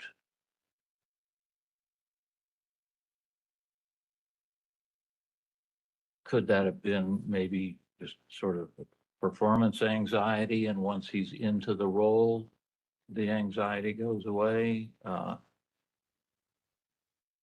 Could it have been something else? He revealed so little about his emotional state throughout the time that I'm not convinced that he was really very accurately in touch with his own emotions anyway. Okay. So we've talked about the legal standard that you as a forensic psychologist have to apply in issuing an opinion with respect to insanity. Yes. In this particular case, taking first the defendant's mental disease or defect, we are in agreement that he had a mental disease or defect, Yes, and that was schizophrenia. correct. What was your opinion as to whether that mental disease or defect made him incapable of distinguishing right from wrong? We found no evidence to indicate that his ability to make that distinction between right and wrong was impaired. When you say you found no evidence, what evidence did you find to support an ability to distinguish right from wrong? more than once he commented, he made comments, as we've seen on some of these video clips, that he knew it was wrong. He knew it was a violation of the law, and so forth, that pretty clearly pointed to him being able to make that distinction. Moving on to the second possibility for insanity. What is your expert opinion with respect to this defendant being capable of forming the culpable mental state to commit the crimes for which he's been charged? There was evidence in several factors, such as him accumulating firearms, potentially surveilling the site before the event took place. There is some indication that perhaps he was concealing the firearms from his family members, all of which would suggest that he, in fact, did have the ability to form the culpable mental state of intent. With respect to the discovery in this case, were you provided an opportunity to look at some of the information that was found on his phone once detectives were ultimately able to get into his phone? We were provided with some information concerning that, most of which, quite honestly, I couldn't interpret. Let me ask in a more generalized way. If that evidence supported him performing research about conducting a mass shooting months leading up to the mass shooting, how would that impact your expert opinion? Okay. So yeah, there was evidence that he had done internet searches on other mass shootings. He had, I believe there was evidence that he may have looked into making modifications to a firearm so that it would fire more rapidly. I think there may have been one or two other things he was looking at that are not coming to mind immediately. Is the question of whether he was capable of forming the culpable mental state something that's a close call? No, I don't think so. Why not? In general, in most cases of this nature, to say the person, if the culpable mental state for the offense is intent, what you're trying to say is that the person did not intend to do what they did, which in and of itself is a difficult argument to make. And in this case, there was evidence that pointed to him having planned the event to a sufficient extent that it indicated that he did intend to commit this act. With respect to the ability to distinguish right from wrong, what evidence did you find indicating that that was something that he was experiencing? You mean that he was unable to distinguish right from wrong? Or? I may have messed up all of my negatives. Let me ask the question in a better way. What evidence did you find to indicate that he was incapable of distinguishing right from wrong? We didn't find any evidence that clearly indicated that. What evidence did you find to indicate that he was unable to form the culpable mental state? None. Ultimately, in looking at all of the legal and psychological things that came together for you to issue an opinion, what was your overall determination with respect to the defendant's sanity in this case? It was our opinion that at the time of the offense, he was legally sane. I have no further questions for Dr. Gray, Your Honor. I just need a couple minutes. Sure. Set up.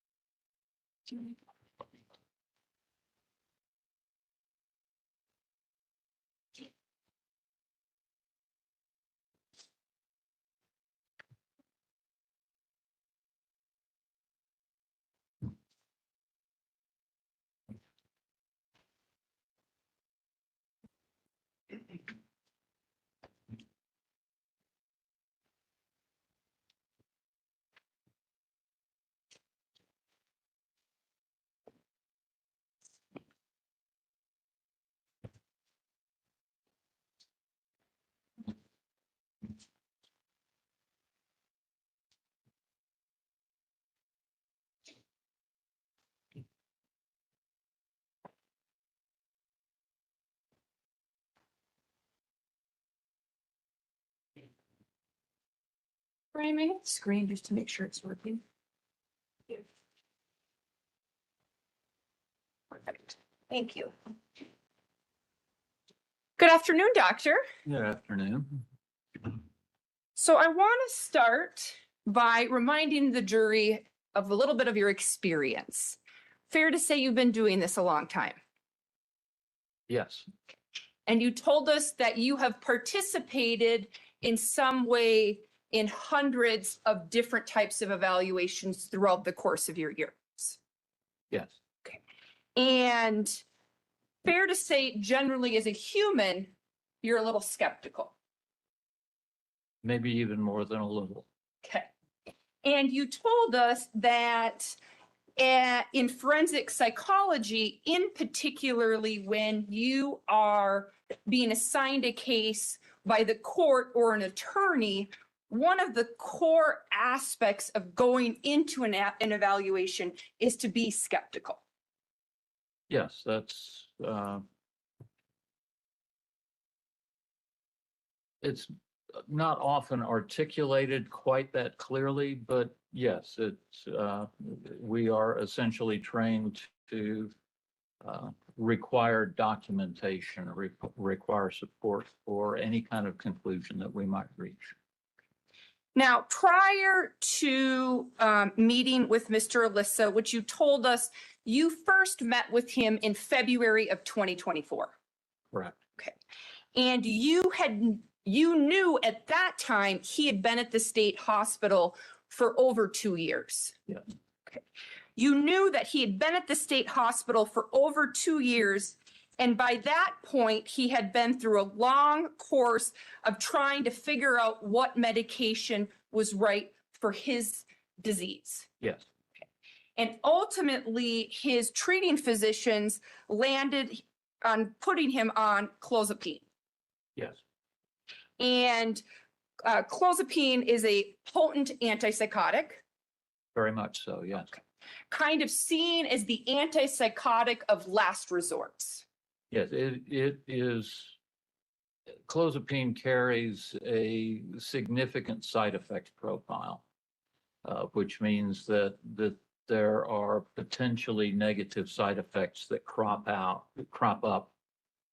in cases, and a person needs to be monitored very carefully to make sure that the medication isn't going to harm them more than it helps them.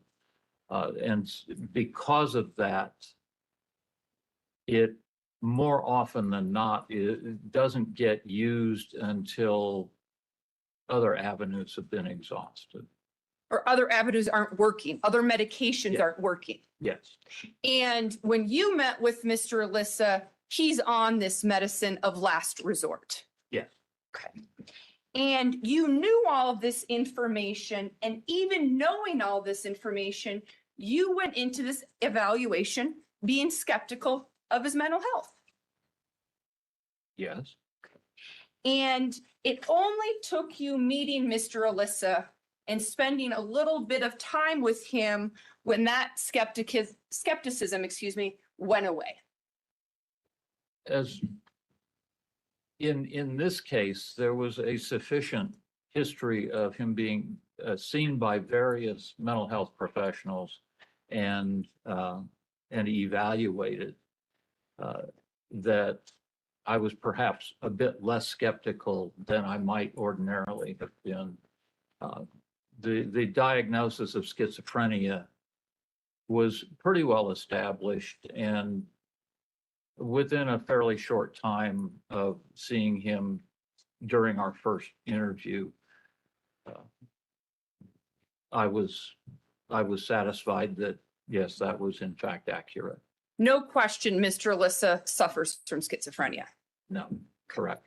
So I want to talk a little bit and have you share a little bit more information with the jury about what having schizophrenia means. And so schizophrenia is a psychotic disorder. It is. And there are 5 key features that define a psychotic disorder. Would you agree with that? I believe that's how the DSM lays it out, the Diagnostic and Statistical Manual. And that's what is used. Yeah. I actually have the book right here, right? That's what you use in order to properly diagnose someone with a mental illness. Yeah. Okay. So we're going to talk a little bit about these five psychotic features that define a psychotic disorder. First, there's delusions, Yes. right? And a delusion is a fixed belief that is not amenable to change in light of conflicting evidence. Yes. Okay. An example of this might be that you believe you're under video surveillance by the FBI. You're convinced you're under surveillance, but the reality is you're not. That's one kind of delusion that we hear about sometimes. Yes. Another feature is hallucinations. Yes. And when we're talking about hallucinations, we are talking about experiences that occur without an external stimulus. These are Because I'm going to object to this line of questioning along relevance. I think that everybody is in agreement he has schizophrenia, and going through all of the diagnostic indicators to make that determination is irrelevant for the determination in this case. Overrule. I think it is. Thank you, Judge. Going back to hallucinations, we were talking about the fact that they occur without any external stimulus. Correct. Okay. And they're very vivid and clear when you're suffering from a hallucination. Or they can be, I should They say. can be. They are. That's not always the case, but they can be. And an example of a hallucination is voices. Yes. In fact, that's the most common type. Then we have disorganized thinking or speech. Yeah. Okay.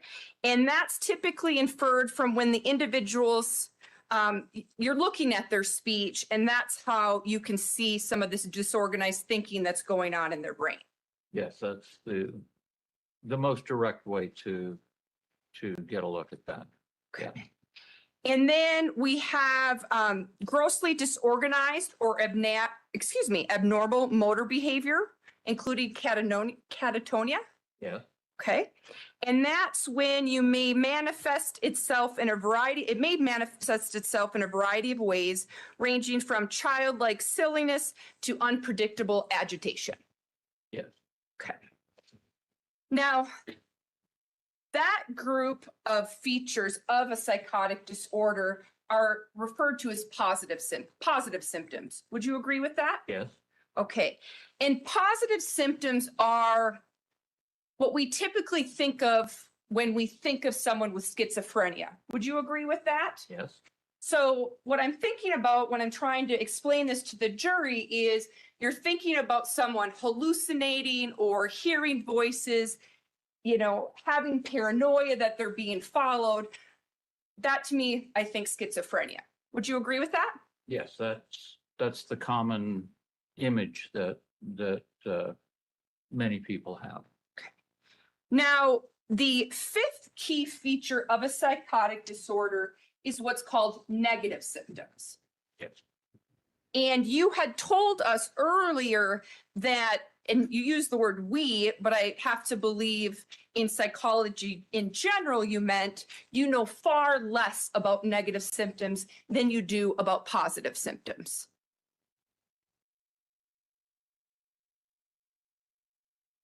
It's probably true that we know less about them. We certainly see negative symptoms less frequently. They are less prominent in many cases than the positive symptoms, but they are nonetheless present in many individuals with a thought disorder, with a psychotic disorder. Although more often than not, they're accompanied by more prominent positive symptoms. And I believe I heard you say more commonly than not, the positive symptoms are going to be more prominent than the negative symptoms. They're more prominent, and if someone's experiencing positive and negative symptoms, you're probably going to notice the positive symptoms first. And that's in a typical case. Yes. And I put that in quotations because there really is no typical case. Because one thing about schizophrenia is it's individualized. Yes, it can be quite variable. And so when we talk about negative symptoms, this is when we're talking about diminished emotional expression or lack of emotions in the face or eyes, lack of eye contact, those types of things. I think you referred to with Mr. Alissa, you saw he doesn't talk much. Yes. Okay. Now, in order to be diagnosed with schizophrenia, it requires at least 2 of those 5 features we talked about. Correct. Okay.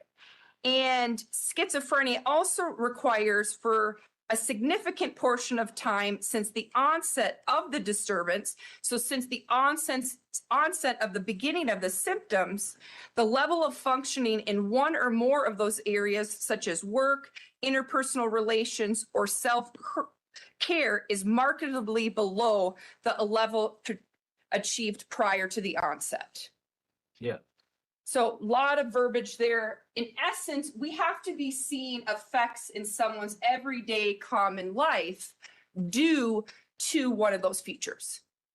Right. Yes. Okay. And we have to see these disturbances for at least 6 months. Yes. You have to rule out other possible diagnoses. Yes. Okay. And you have to ensure that any of these disturbances aren't due to a substance abuse or other medical condition. Correct. Okay. Now, schizophrenia and the characteristics and symptoms of it can involve a range of both cognitive and behavioral dysfunctions. Yes. Okay. Also can have significant emotional dysfunctions. Yes. Okay. And you told us earlier that there's no one symptom that tells you, hey, this is schizophrenia. Correct. And so, for example, someone may be schizophrenic, be actively psychotic, and they may just be standing there appearing, quote, normal. That can happen. Or you may be looking around and having darting eyes or stumbling, and you may be schizophrenic. Or carrying on a conversation with someone who isn't there. Or carrying on a conversation with the voices in your head that nobody can hear. Yeah. Okay. So as we said, schizophrenia is very subjective to the individual. I don't think I'd use the word subjective, but its presentations can vary considerably from one person to another. And it doesn't make any one person's schizophrenia less than the other. Correct. Now, there's strong evidence for a relationship between cognitive impairment and functional impairment with individuals with schizophrenia. In general, yes. And cognitive impairments can include memory issues and slower processing speeds. Yes. Another side effect symptom of schizophrenia can also be of lack of insight or awareness to having the disease. Yeah. I want to talk a little bit about the treatment of schizophrenia.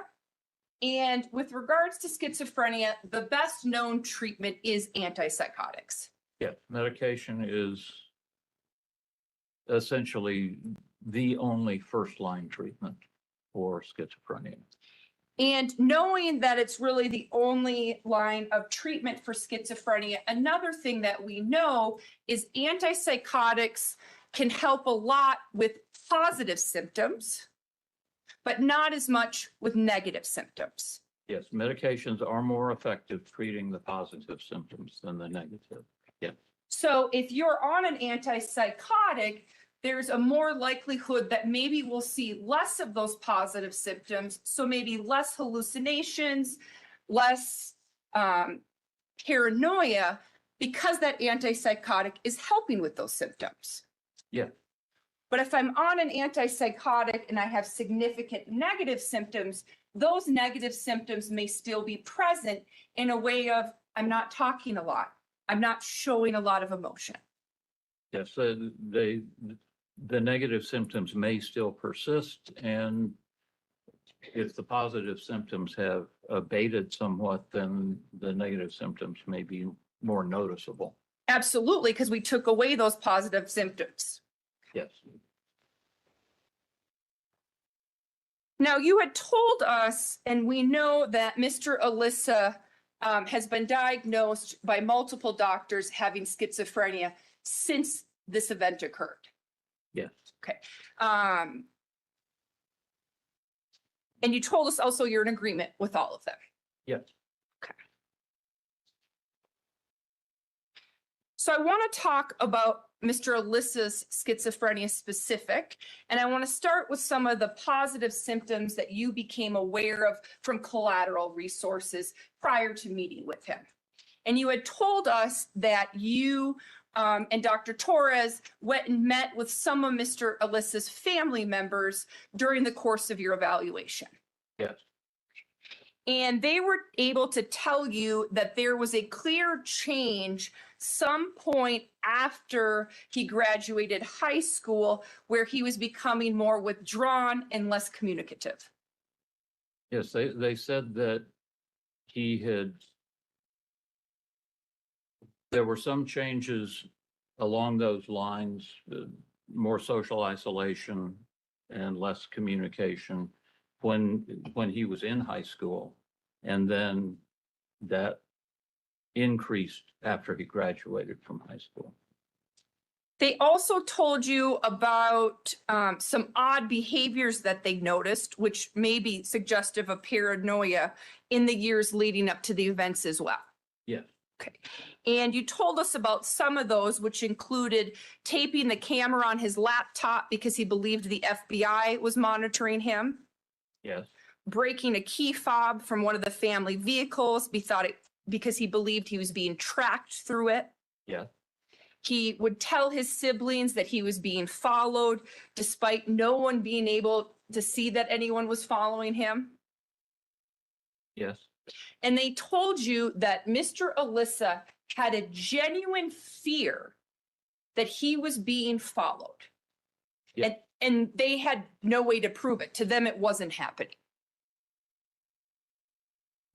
And let me back up because I know the caveat of where you're going is with regards to some of his brothers talking about the FBI.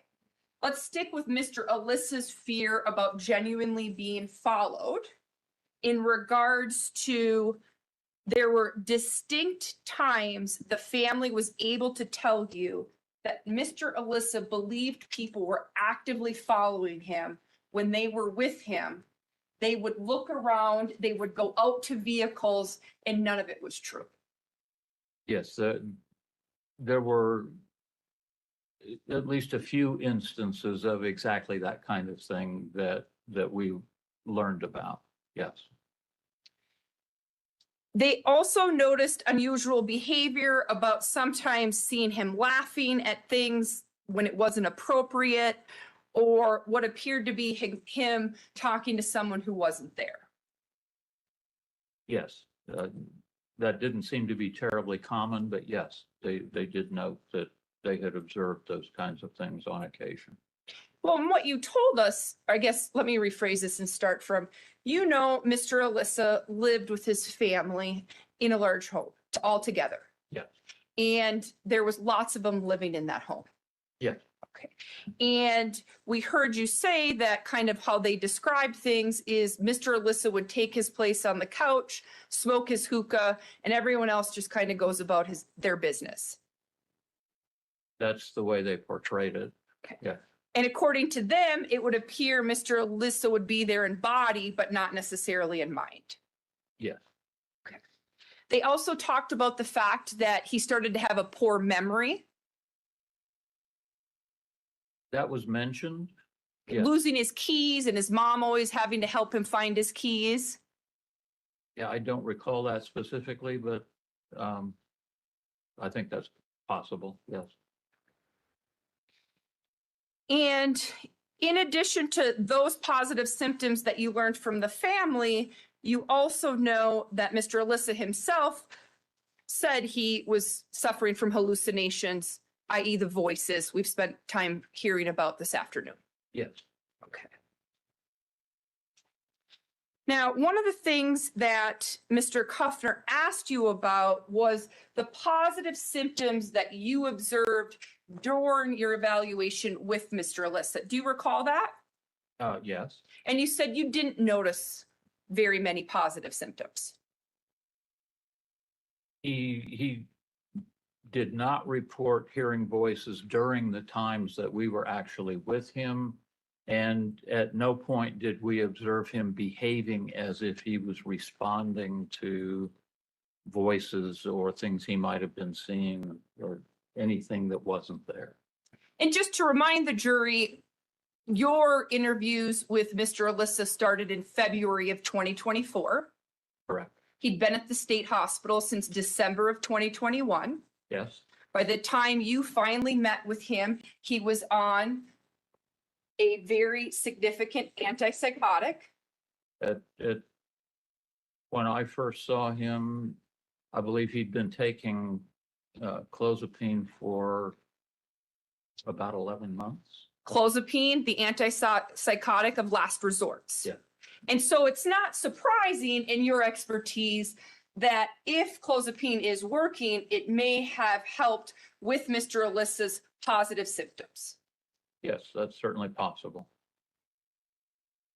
Now, with regards to Mr. Alissa's negative symptoms, to you, Mr. Alissa is the poster child for negative symptoms.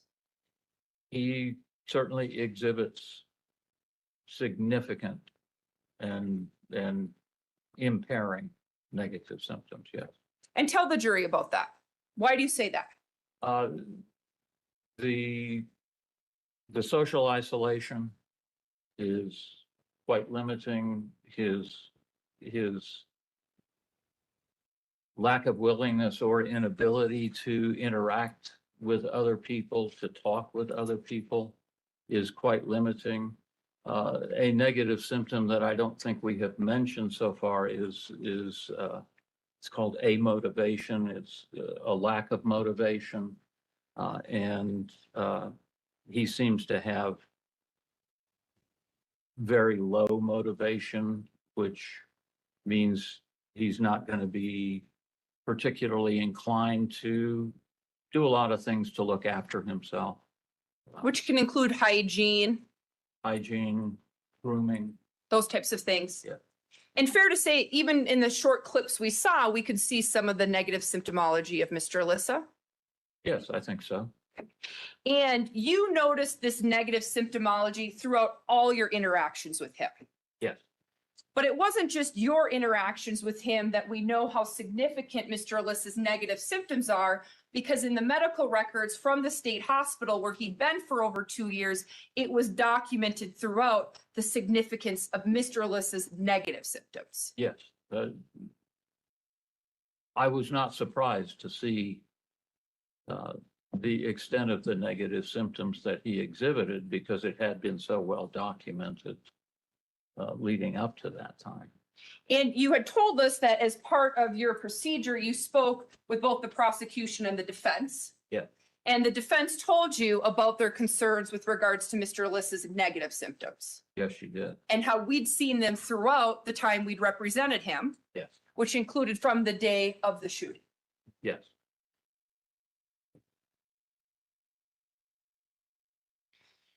So I want to move on then to the prognosis of Mr. Alissa's schizophrenia. Now, we know that Mr. Alissa's schizophrenia is a chronic illness Yes. and that he'll forever need to be on an antipsychotic. Most people who have schizophrenia, particularly more severe cases, require consistent medication to remain stable. Yeah. And when you said most severe cases, I saw you look over at Mr. Alissa. Yes. Fair to say he falls in that most severe realm that you're talking about? I would submit that the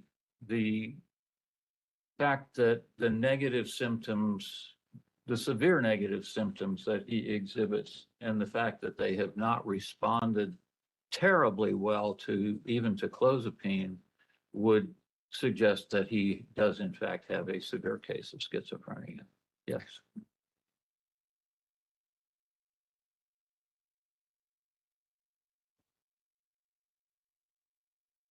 All right, I'm going to move on now to talk about the sanity evaluation.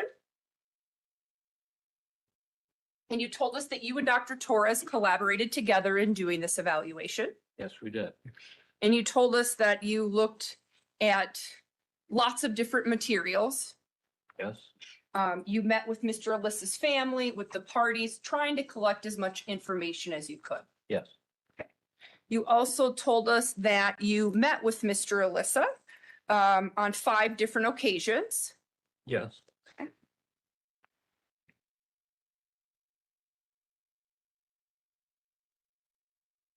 And when describing how the jury needs to decide whether or not Mr. Alissa is insane, that first part has to do with finding out or discovering whether or not he has a mental disease or defect. Correct. Okay. And you told us that there's no question in your mind that Mr. Alissa has a serious psychotic illness, mainly schizophrenia, that would rise to that level. Yes. It certainly seems to me that his condition meets the definition of mental disease or defect as it's laid out in statute. And although you can't be as confident to your ultimate opinion regarding Mr. Alissa's sanity at the time of the shooting, it's fair to say that you're more than confident that he does suffer from a serious psychotic illness that does reach the level of a mental disease or defect. Yes. And I just want to remind the jury that when you're looking at whether or not someone was insane, that is at the time of the offense. Correct. So just to give an example of something is I could plan a bank robbery, meaning I look up the bank I want to go to. I look at the different entrances of the bank, the hours about the bank, and then I drive to the bank. And at the moment I decide to rob the bank, I have a mental disease that rises to the level under the statute. And I have a psychotic illness that's affecting me to such a degree I don't know right from wrong. Even though I planned to rob that bank days, weeks, months before, I can still be insane at the time. Theoretically, although I would hate to have to evaluate that. Well, and let's be fair, this was a hard evaluation. It was not the easiest one I've ever done, that's for sure. Definitely not. And it wasn't just the massive amounts of discovery or the interviews you had to do. A huge part of this had to do with Mr. Alissa's negative symptoms. Yes, I mean, I'm accustomed to dealing with cases that come with lots and lots of discovery. That wasn't the issue. It was his negative symptoms and our consequent inability to elicit a lot of information from him. That was probably the single biggest barrier that we encountered. So let's talk a little bit more about that.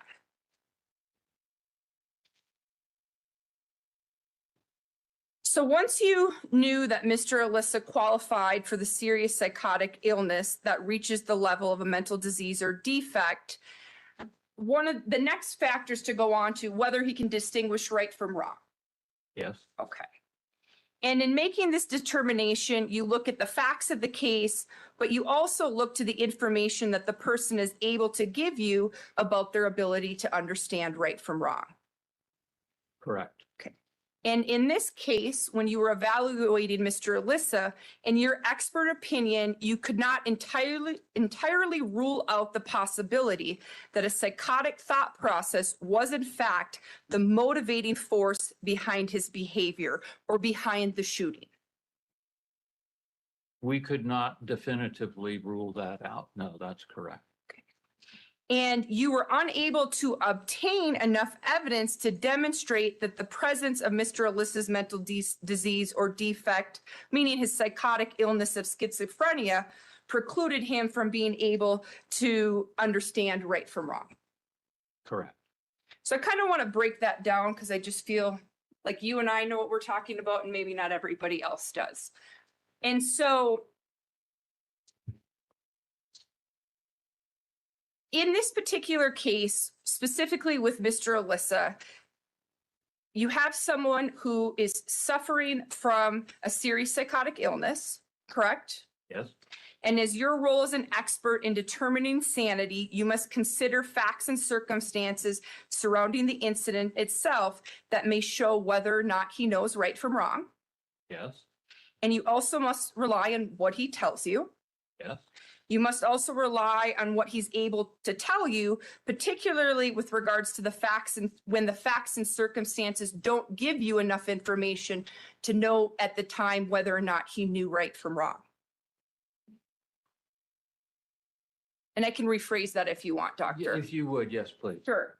So what I was trying to inarticulately say is that if you consider just the facts of a case, so if you look at just the shooting itself, and you don't glean enough information from that to determine whether or not the person understood right from wrong, you need to lean in more from what they are able to tell you. Yeah, and ideally you have information from both of those general categories of data. Absolutely. And more often than not, we do. But yes, I mean, if you have difficulty gathering data in the facts of the case, then you need to rely more on interview or vice versa. Well, and you told us that one of the most important things of why you meet with an individual is because almost the entirety of what you're relying on in making your determination is what the person is telling you. Yes. Right? Yeah. They're the primary source of information to figure out at the time whether or not they knew right from wrong.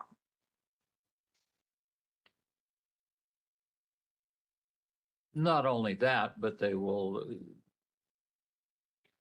is oftentimes going to be the fundamental source of information about what was going on between their ears, so to speak, at that time, or in the hours, days, weeks leading up to whatever event. So Mr. Alissa had told you that he thought by committing the mass shooting, the voices would stop yelling. He did say that at one point, yeah. Okay. Mr. Alissa told you he committed the mass shooting because of the voices. He said that once.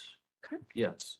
And although you questioned Mr. Alissa multiple times in multiple different ways, including using somewhat leading questions, he was never able to give you an explanation that clearly linked any psychotic experience he made that may have been the motivation to carrying out the shooting.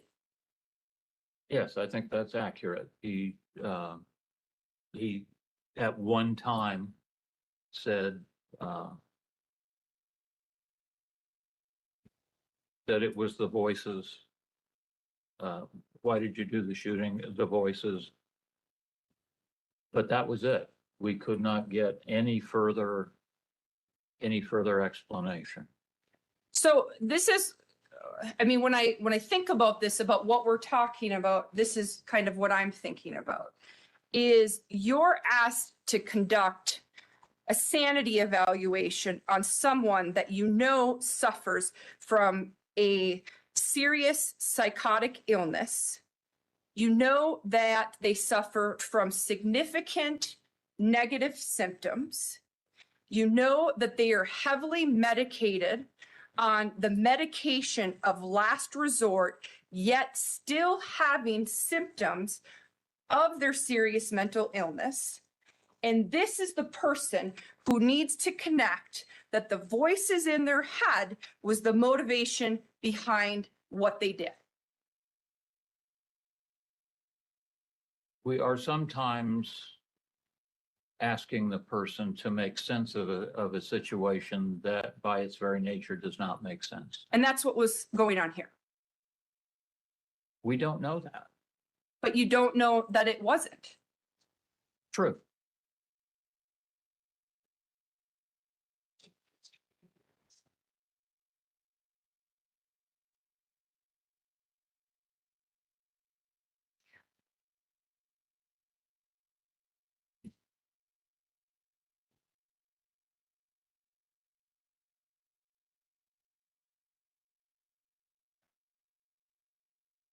I want to next move to some line of questioning with regards to right from wrong that Mr. Kuffner had asked you about, and he had shown you some clips with regards to when you're talking with Mr. Alissa, and one of the factors that you took into consideration, in your opinion, was the fact that he was aware that his behavior was a violation of the law.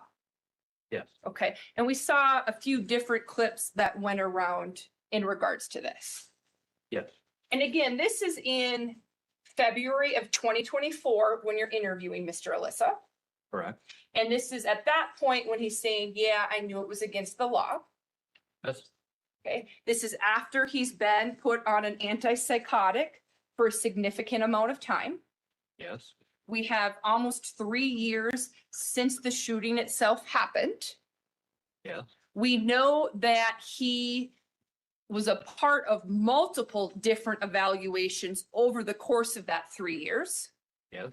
We know that he stayed and lived at the state hospital where he was receiving treatment for at least 2 years.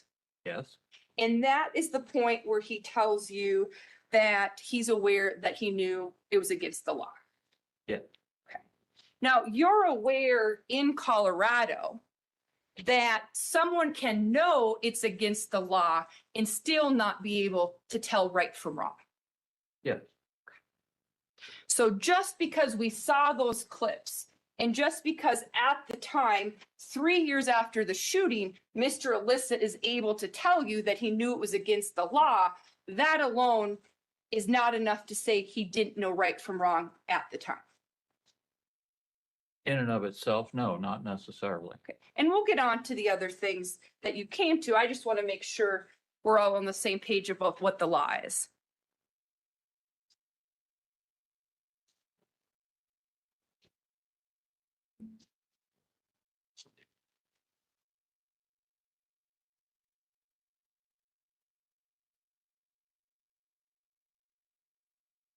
One of the other things that Mr. Kuffner attempted to do that I just want to clarify for the jury is he put up the clip and said, here is this 6-minute clip. And within that, he's not really telling us anything about the voices. And this is pretty much the way he was. Do you recall that line of questioning? I'm not sure I know exactly which. I'll try to be clearer on that. You saw a number of different clips of where Mr. Alissa talks about the voices. Yes. And at one point, Mr. Kuffner put together a combination of 2 clips about how Mr. Alissa was describing the voices. And in particular, that he was just saying the voices, that they were yelling, not really giving you any real substance about the voices. Yeah, and that was not uncommon. Exactly. We got that kind of response from him pretty frequently. And I just want to make sure that in no way, by agreeing with Mr. Kuffner about that 6-minute clip, that the jury should just consider just 6 minutes of your 6-hour evaluation. Would you agree with that? Well, that's a small proportion of the total time we spent with him. Again, as I said, though, it's a response of just the voices was not uncommon. No, he said that a lot. Yes, he did. And you told us one of the most difficult parts, and I think you maybe even used the word frustrating parts of conducting this evaluation with Mr. Alissa is he just couldn't give you more. Yes, and it was frustrating. It made it very challenging, and it was frustrating at times because we attempted repeatedly to get information from him, and He didn't give it to you, without success. right? And you told us also, you don't like to use leading questions. You try to stay as far away from leading questions as you possibly can.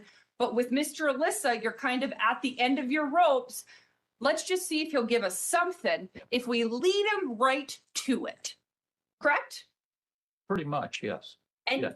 he didn't bite. He didn't give it to you. No, You got nothing. that's pretty accurate, yes. And very consistent with having significant negative symptoms. It certainly is, yes. Right. And it's by no means in Mr. Alissa's best interest not to give you more information. It certainly would have been more helpful to us if he had been able to tell us something more. Yeah. Well, both you and Dr. Torres during the course of the interview, in essence, say to Mr. Alissa, you know, it's going to be more helpful if we can get more information. It's going to be better for you if you tell us more. And yet you got nothing. Yes, we did tell him that providing such minimal information was not helping him. And you tried that throughout these 6 hours. We certainly made comments to that effect more than once, yes. I don't recall exactly how often, but A lot.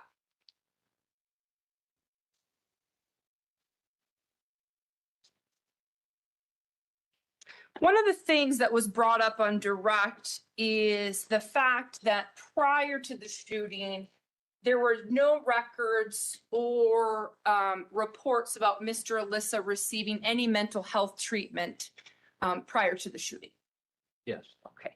And one of the things you told us about is that you interviewed the family and spoke with them about Mr. Alissa. Yes, And you spoke to them at length about him as a child, him growing up, those types of things, trying to gather information from that. yeah, And you also told us about the fact that it's important in your evaluations that you take into consideration any cultural aspects or considerations that need to be thought of.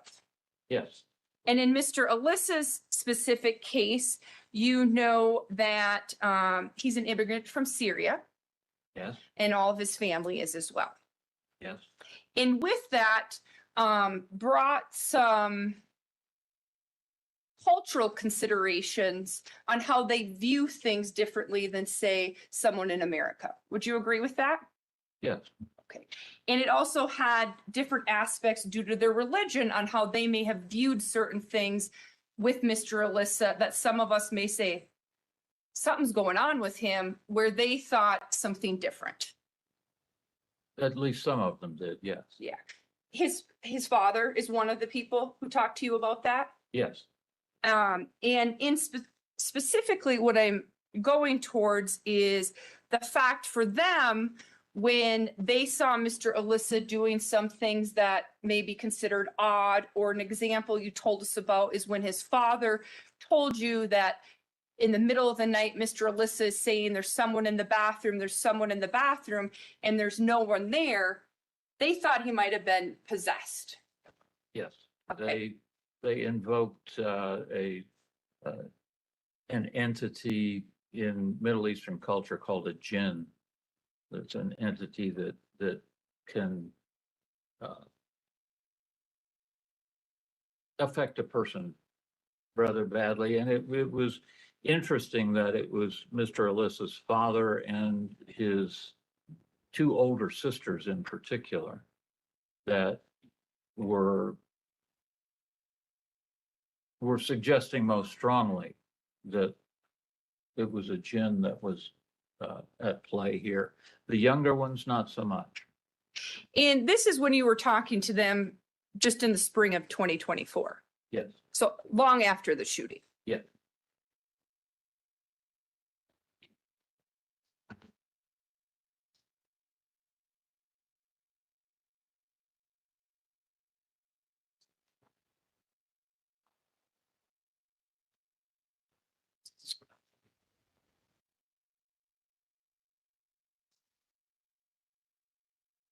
One of the things, let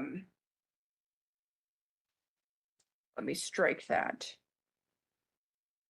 I am going to hand you what I have marked as Defendant's Exhibit A, if I may approach, Your Honor. Yes, ma'am.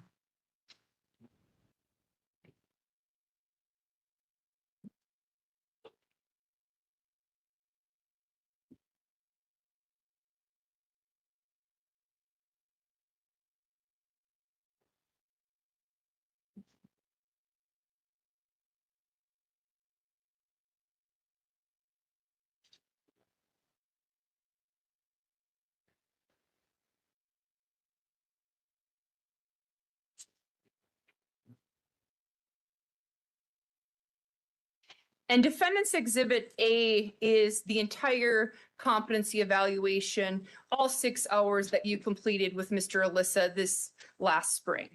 The sanity evaluation. Sanity evaluation, yes. And you know that because you reviewed them and initialed them? I did. Okay. Your Honor, at this time I move to admit Defense Exhibit A. Judge, we've stipulated to the admission. It's admitted. Now, throughout all 4 of these videos on 4 different occasions over the course of 3 months, it appears, at least to me, and you were closer than I was, but that Mr. Alissa is wearing the same black sweatshirt. Yes. Okay. We see that throughout all of these videos, he's fidgety. Yes. Okay. He'll yawn, act like he's tired. Would you agree with that? Yes. We most frequently saw him in the morning, and he told us on at least a couple of occasions that he had been awakened to come to the interview room. So we woke him up. Understanding that. And he'd appear sometimes disinterested in what's going on. Would you agree with that as well? He gave that appearance at times, yes. So I want to start with February 6th, and that was the first time that you met with Mr. Alissa, and it was just shy of 2 hours. Does that sound correct? Yes. Okay. And throughout the course of that interview, would you agree that Mr. Alissa would answer with 1 or 2 words? Most often, yes. Okay. Appeared to be quite curt when he's answering your questions. Yes. He used a lot of I don't knows. Yes. Okay. I don't want to talk about it. Yeah. Okay. And then sometimes we'd see a head shake or a head nod to an answer. Yes. Okay. But you told us overall he refused to talk about lots of different things throughout your interaction with him, Yes. even if it would have been in his best interest to talk with you, Yes. or even if it was something benign of why wouldn't you just answer this? He may give you, I don't want to talk about it, or I don't know. Yes. Okay. You told us and talked at length a little bit about in this interview how you were trying to gather background information about Mr. Alissa. Do you recall that? Yes. And when you were discussing it, to me, it came off like you were having this conversation with him, like say if you or I were at the coffee shop. I want to make sure the jury understands more of how, when you speak with Mr. Alissa, it really is. Do you understand where I'm going with this? Well, I think so. And I think the video clips that we saw earlier Demonstrate that. more characterized how the interaction went. We would pose an open-ended question and get a very, very brief answer. And then when we attempted to get some clarification or a little amplification, we got nowhere. So he in no way throughout any of these videos that we see in Defense Exhibit A is going on and on about, you know, being born in Syria and then coming to the United States and then going back to Syria and having a great childhood. That's not happening. No, that was not the narrative that he provided.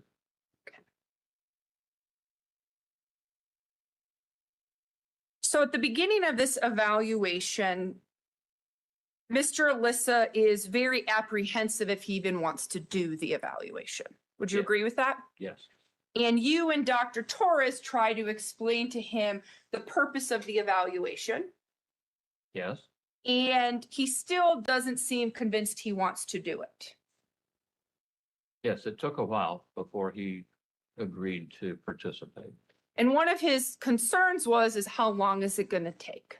Yes, Now, again, you're meeting with Mr. Alissa to conduct a not guilty by reason of insanity evaluation. right? He is charged with lots of counts, including first-degree murder. Yes, And his defense is not guilty by reason of insanity. yes, A component of that, or a data point for the jury to consider, is the evaluation you and Dr. Torres are going to conduct. yes, And Mr. Alissa doesn't know if he wants to do it. At least as he expresses to you. that's what he said. And his concern is how long is it going to be? That was part of his concern.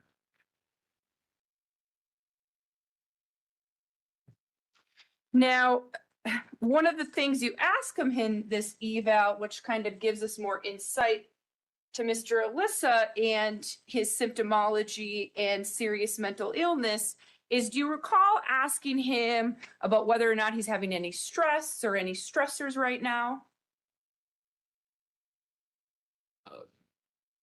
Yes, not real clearly, but I do recall asking something about that. He doesn't mention being charged with murder, doesn't mention the possibilities of what could happen. His is the time. How long is this going to take? That was part of it.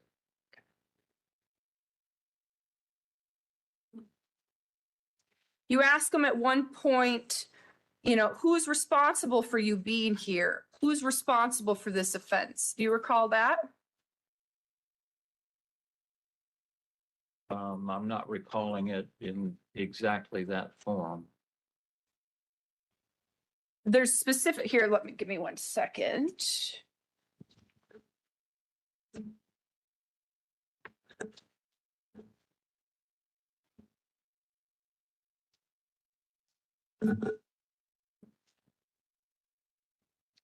Dr. Torres asks, who do you think is responsible for you being here in the hospital? Mr. Alissa says, no idea. Dr. Torres says, do you think there's anyone responsible for this alleged offense in your arrest? And he shakes his head no. Do you recall that? Not real clearly, but yes, I know that basic interaction took place, yeah. And again, we have the video. The jury can watch the video and see everything. There's a lot there. Yeah, there's 6 hours of stuff. I don't recall every minute of it. But I'm not questioning that took place. Okay. Another thing at one point he's asked about is whether or not he felt anything when he got shot. Do you recall that? Yes. And no, that's his response. Yes.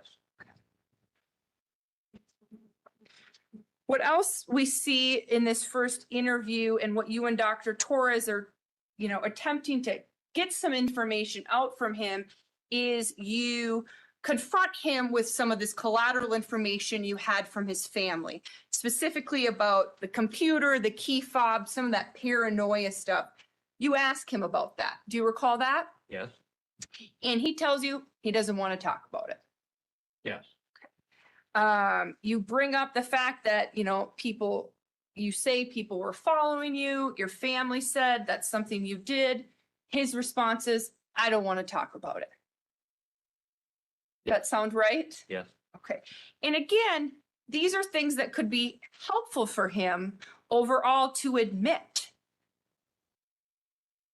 Essentially, yes. right? It wouldn't Yeah. hurt him in any way to say, yeah, I was paranoid. Yeah, I thought people were following me. Yeah. And he doesn't do that.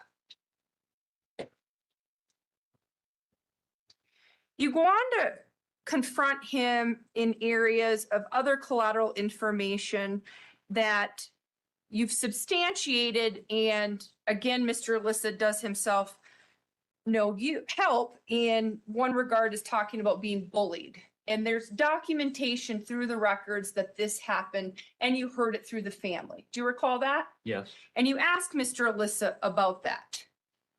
Correct? yes, And he denies it. he did, yes. Okay. You bring up the fact that his family wanted to arrange a marriage for him and that he had bought a ring. And again, this is substantiated through collateral information. Correct? Yes, And Mr. Alissa says, I don't want to talk about it.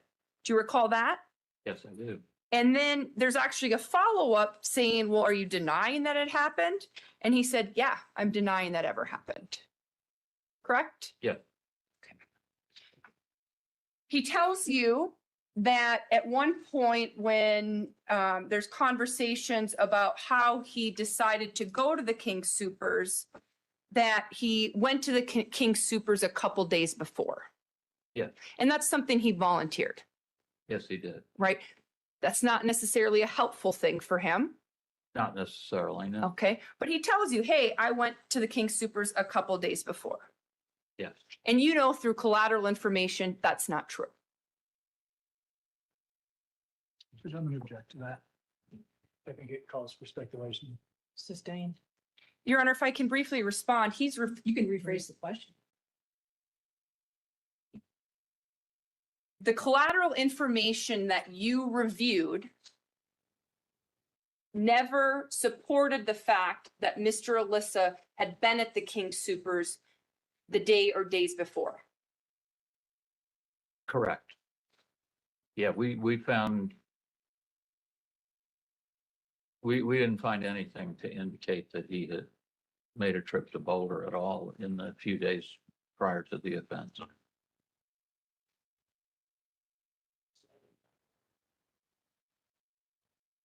Is this a good time to take a break? It is, Your Honor. Let me remind you of the admonition. Please follow it as you have. Thank you. And we'll see you at 3:45.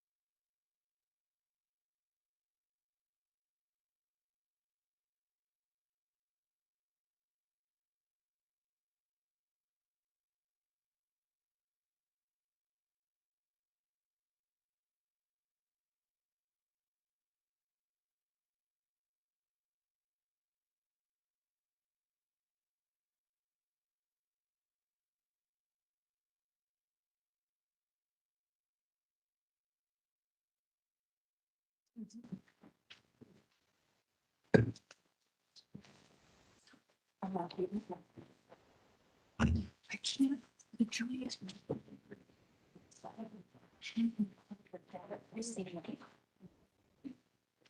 I couldn't, because I'm crazy.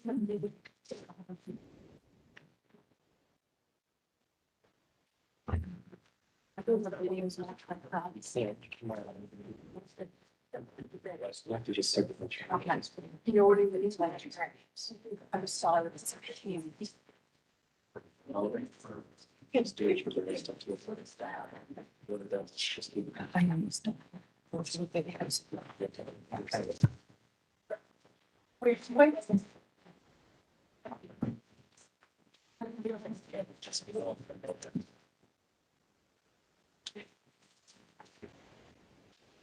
Yeah.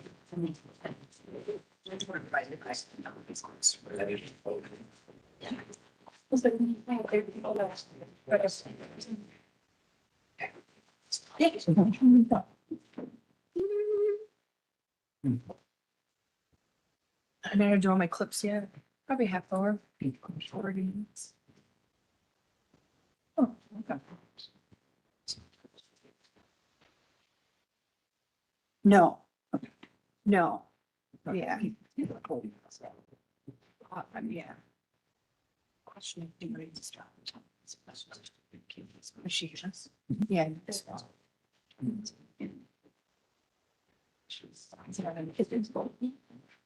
No. It's gonna be well.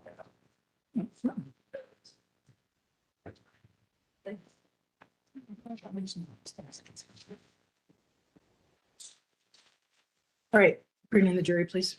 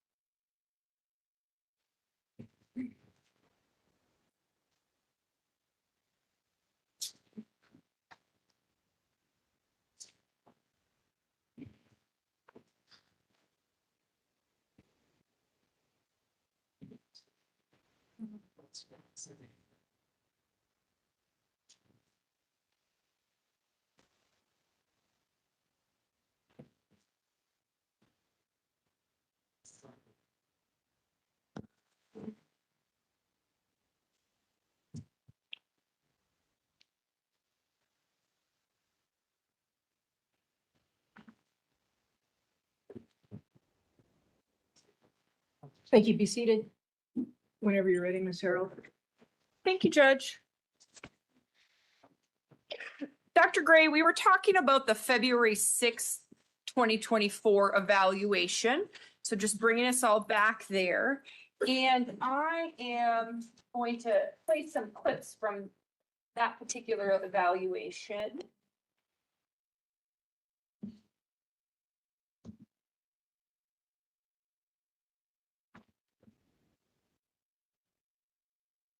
And this is when I had asked you earlier about Mr. Alissa knowing who may be responsible for the crime. So just to give you a heads up of what we're going to watch.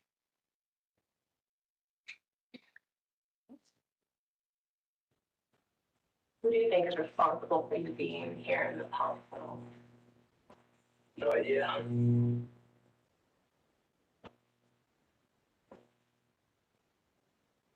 Do you think there's anyone responsible for this alleged offense in your arrest?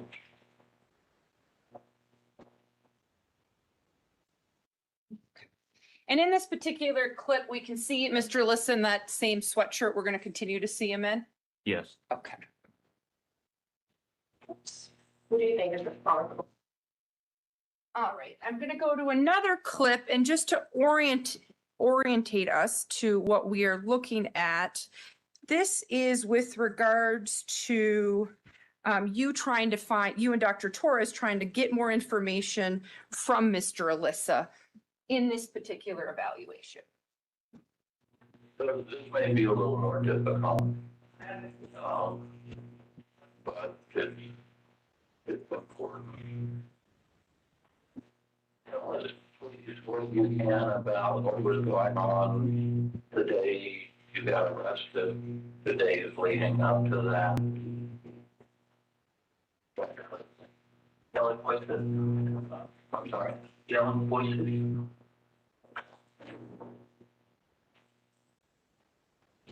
On the day you got arrested.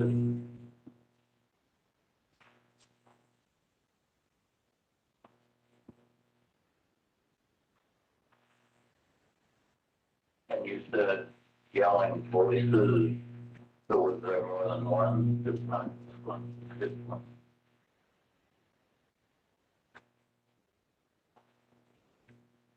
What were they saying to you? You couldn't tell.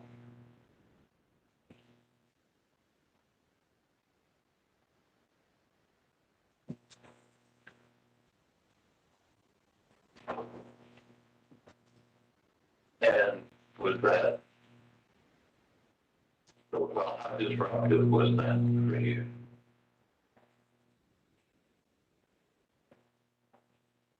Oh, no. Oh,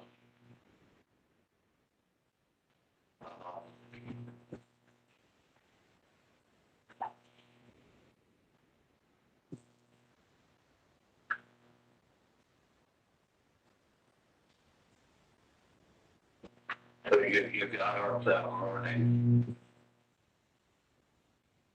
with the voices yelling. But there you got up. Did they wake you up? How did all that go?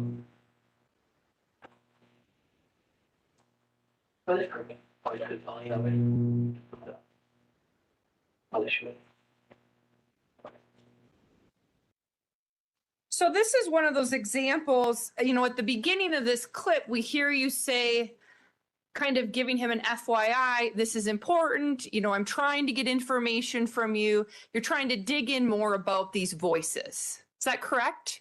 Yes. Okay. And you ask a number of follow-up questions and we just get the voices, just the yelling. He's not giving you anything more. No new information. No, that's correct.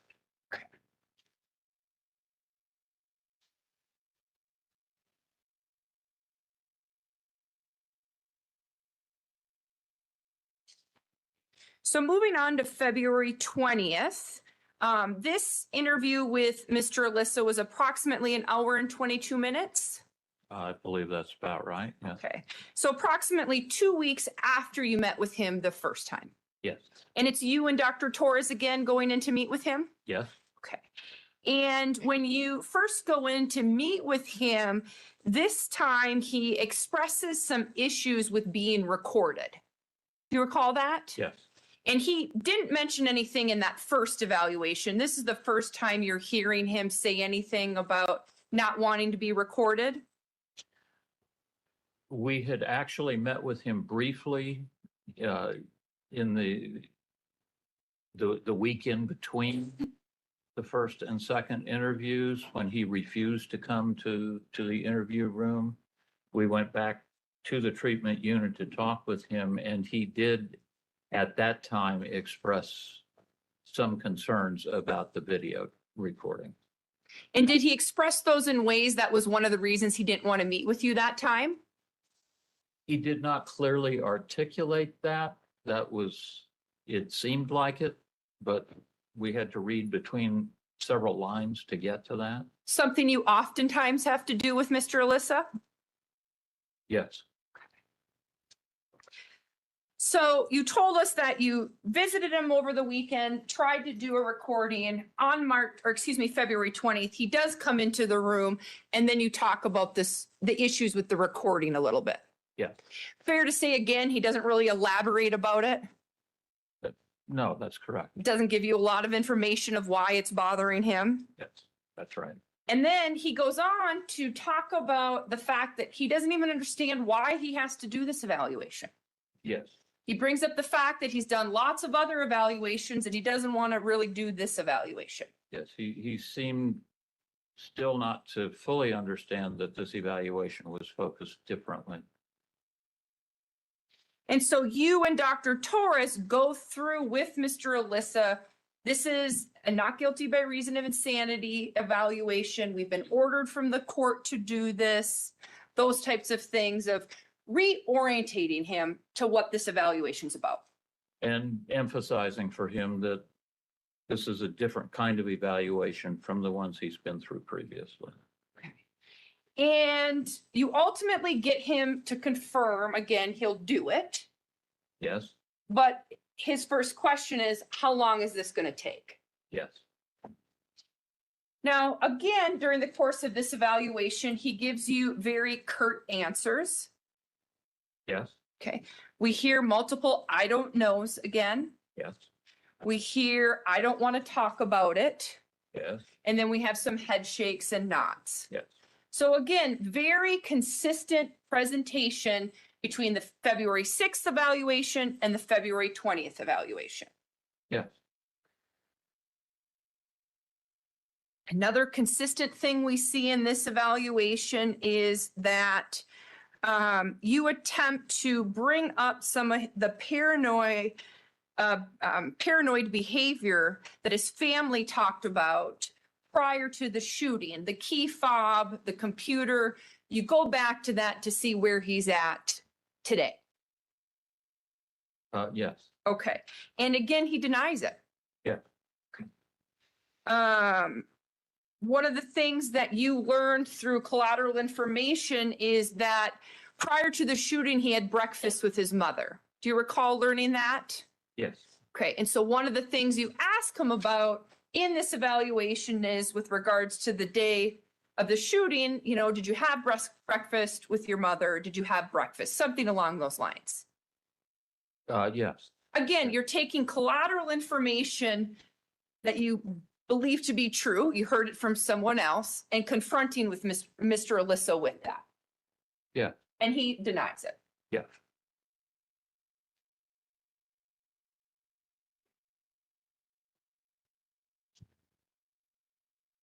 This may be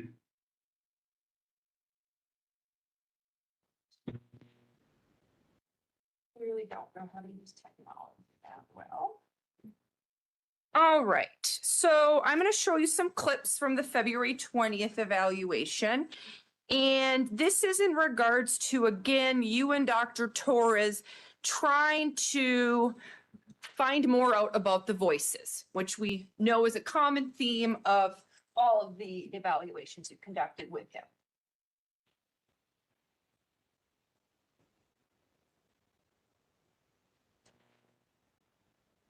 Why did you want to commit a mass shooting? Why?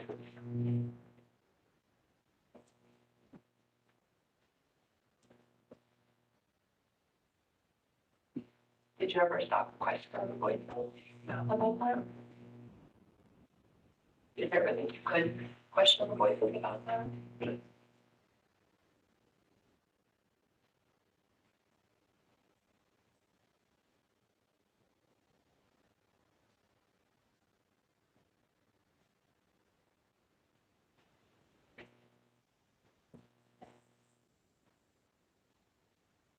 Were they instructing you?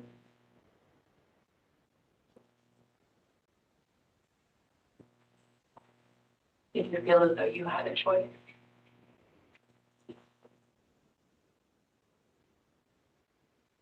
Help us understand that. there was quite Okay. How did that make you feel like you didn't have a choice? there was a commissioner.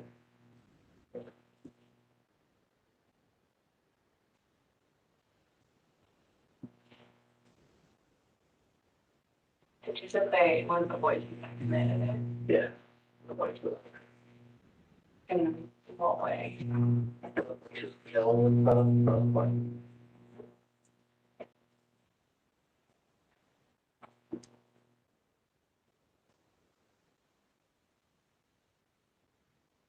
Did you feel as though you had control of your own body?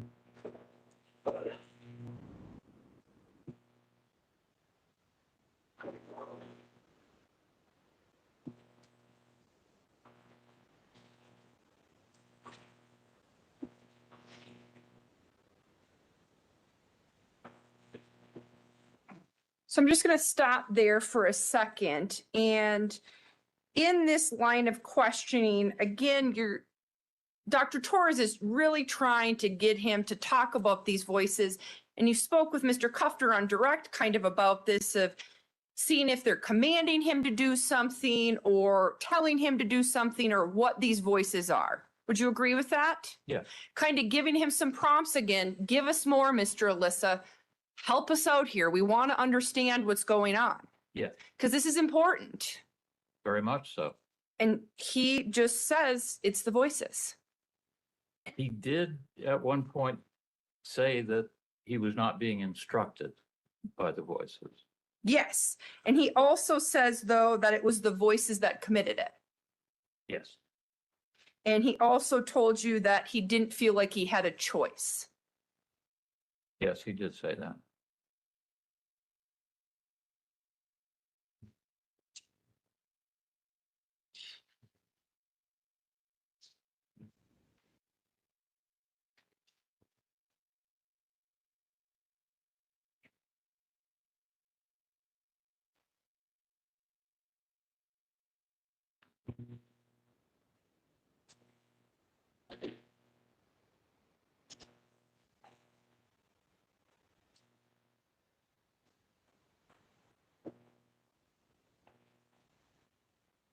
Is there anywhere else that you think that aren't doing as much?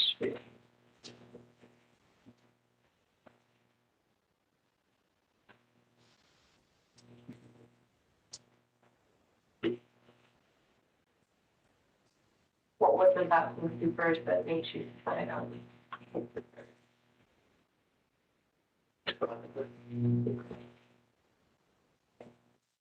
Before we went into the second part of this clip, there's kind of a pause. Fair to say there'd be different times where you and Dr. Torres were kind of formulating where you should go next Yes, and trying to just figure out how to get more information from Mr. Alissa? yes, we were on more than one occasion,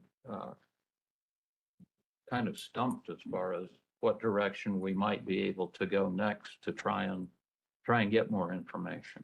Because he's just not giving you anything. Not very much, no.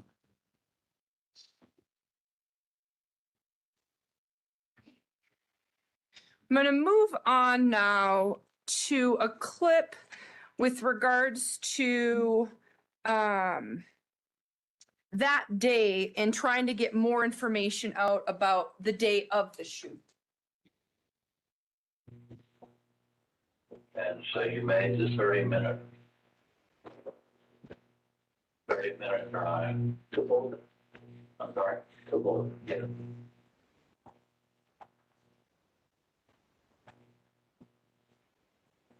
And you pulled into the King Cooper parking lot.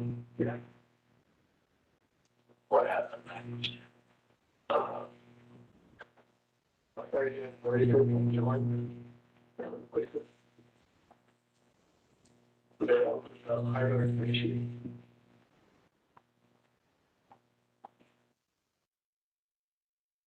Now, fair to say, throughout all the interviews with Mr. Alissa, it's hard to hear him sometimes. Yes. He talks very softly. He speaks softly. The acoustics in the room are not ideal. And in honesty, my hearing isn't as acute as it used to be. During that clip, you're talking about what had happened that day, and you had said, so you made the 30-minute drive, and he says to Boulder. Right. And then you actually ask for a clarification, and he says Boulder again. And then you say, yeah, and you pulled into the King Supers parking lot. Mr. Alissa responds, yes. You recall hearing that? Yes. And then you go, what happened next? And Mr. Alissa says, I started hearing voices like killing, like the killing voices. Then I opened up the car door and started shooting. That's what we hear in that clip. I did not hear that clearly. Okay, do you want to listen to it again? Sure.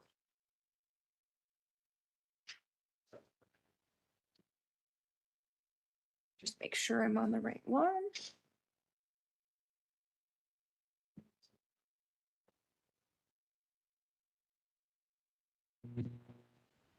And so you made the 30-minute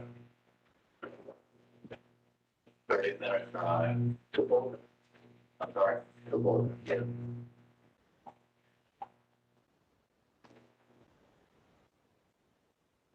And you pulled into the King Cooper parking lot.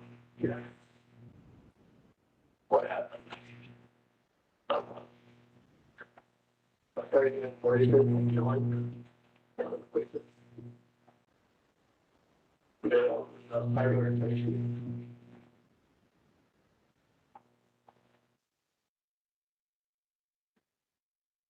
Are you able to hear the killing voices in that video?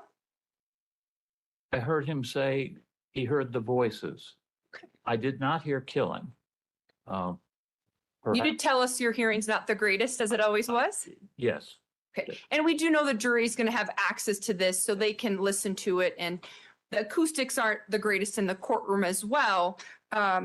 But my belief of what we heard was I started hearing voices like killing voices. Then I opened up the car door and started shooting. And just so we're clear, this came from the February 20th interview with Mr. Alissa. Yes. Okay, which would have been the second time you met with him, the second CD in that packet of Defendant's Exhibit A? Yes. Okay.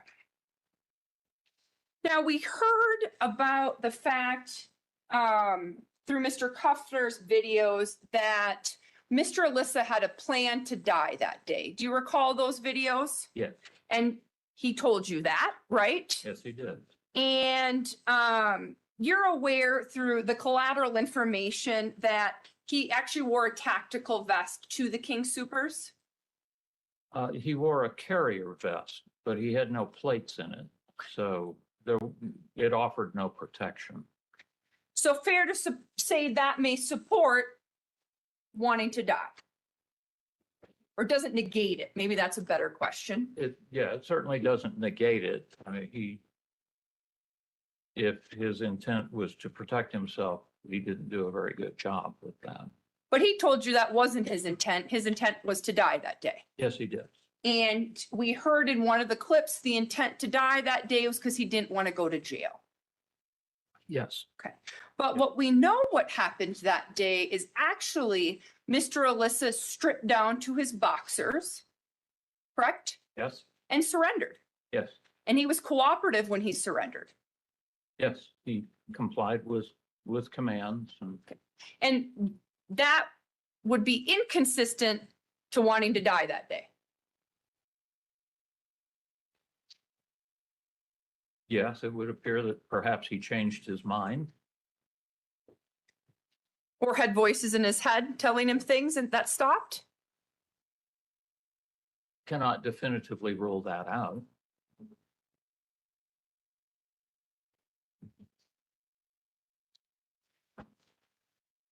One of the symptoms of schizophrenia and, you know, some of the things you saw with Mr. Alissa is how it affects his executive functioning. Would you agree with that?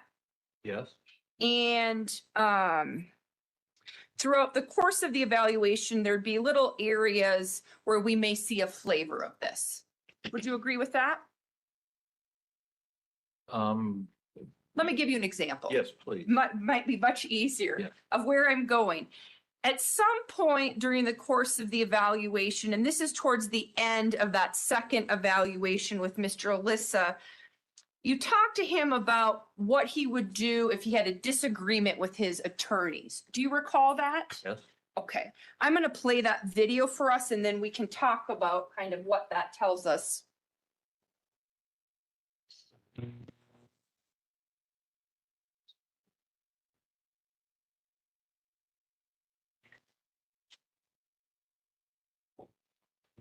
So you said if you have a disagreement with them, they're likely to do nothing. How do you usually handle disagreements? I don't think we have any sort of, Okay. what I would, Whether you did it. either like quick it up with, I don't think we do have any.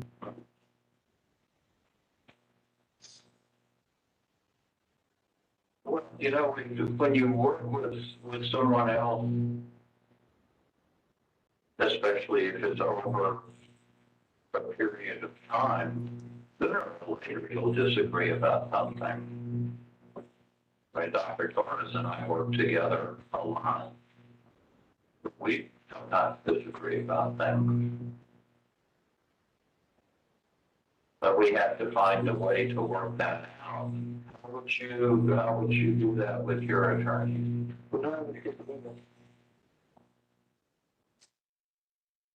So there's an example.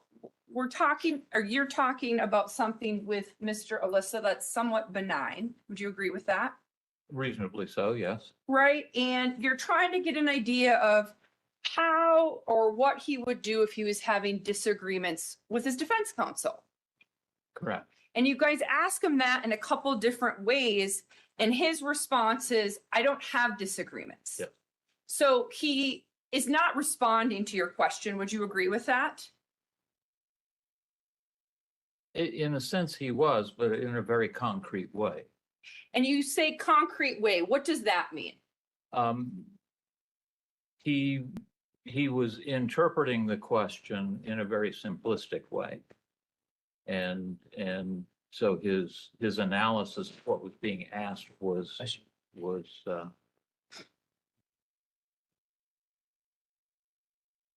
well, I hate to use the word simplistic again, but it certainly was lacking in sophistication. And concrete thinking is a prominent negative symptom of schizophrenia. It can be. It can be. I mean, concrete thinking by itself can mean any of a number of things. But with someone with schizophrenia, what does it tell you? Again, it can mean multiple things. I mean, you see concrete thinking in people who have limited intellectual functioning, although that didn't seem to be the case here. But there are some other factors that can come into play. But it does comport with the prominent presentation of negative symptoms. Particularly with Mr. Alissa and the prominent negative symptoms he has. Or with anyone who exhibits this kind of symptom presentation. Yeah, Absolutely, but we're talking about Mr. Alissa, right? sure. Okay. All right, then I want to go to the very end of the evaluation and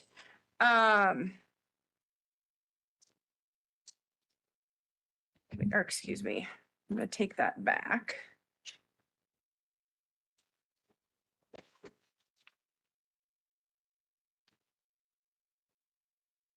So this is approximately an hour and 19 minutes into this second evaluation with Mr. Alissa. And you've spent a lot of time trying to figure out about the voices and what they are. Do you recall all of that? In general terms, yes. Okay. Yeah. And as you've told us, he's not giving you much of anything. Yes. And then he goes on to say, is this a sanity evaluation? Kind of like out of nowhere asking you almost towards the end of this eval and wondering if it's not like the other evals that he had? Yeah, I don't have a clear recollection of that, but I believe that took place. Yeah.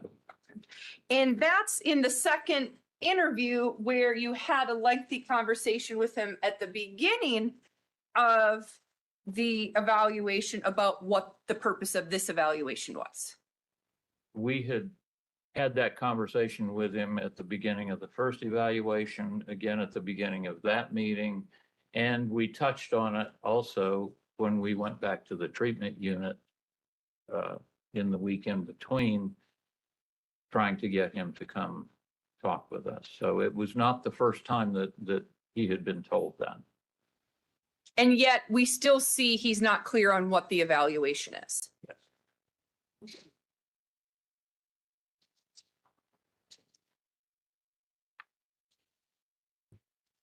I'm going to move on to March 21st. And during this interview, you met with Mr. Alissa for approximately an hour and 56 minutes. That sounds right. Yeah. Okay. Fair to say similar demeanor that we saw in the other videos? Oh, yeah. Same way of answering the questions, very curt or simple? Unelaborated. Yeah. Okay. And continues to deny information that you know from collateral resources to be true? Yes. Okay. I'm going to play a video, and to orient the jury, you had told us that when you spoke to the family, they had believed that maybe he had been possessed by a jinn. So this is something you bring up to him, just to give you an idea of where we're. So you said you're. Got it again to speak with your family.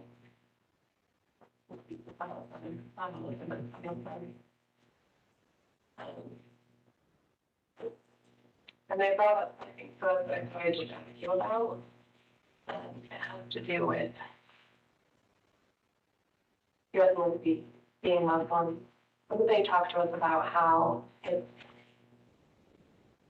maybe not uncommon for the FBI to be watching out for the things that you do simply because of your ethnicity. Did you ever feel that way?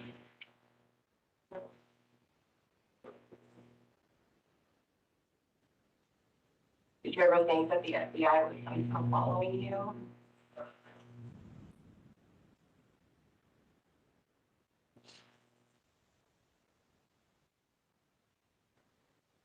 What you tell us you did? Yeah, well,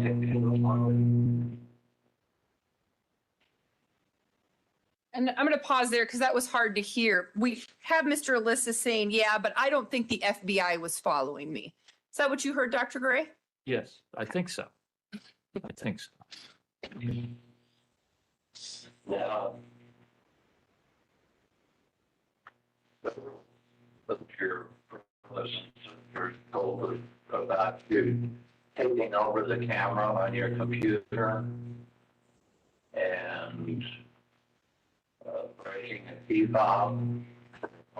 And they said that you had told them it was because the FBI was using that to follow you. Right.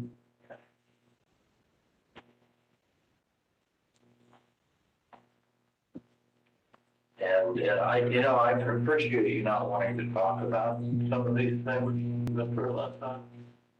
And I want to respect your right to do that. But I need to tell you this, it's not helping this situation. To keep all of that information to yourself. It's making things a lot more difficult. Fair to say that's one of those times you're trying to kind of wave the flag at him of say you're not helping yourself at all right now? But yeah, Expressing Yeah. some of the frustration you're having of him not giving you anything? well, I hope my frustration wasn't too obvious. But yeah, wanted to let him know that more information was going to be more helpful. We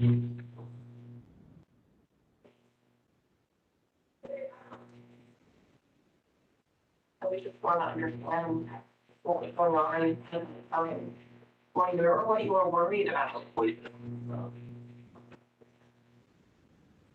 In what way, though?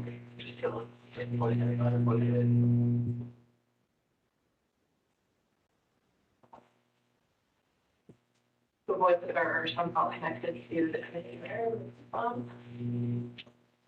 Yeah. How? Yeah.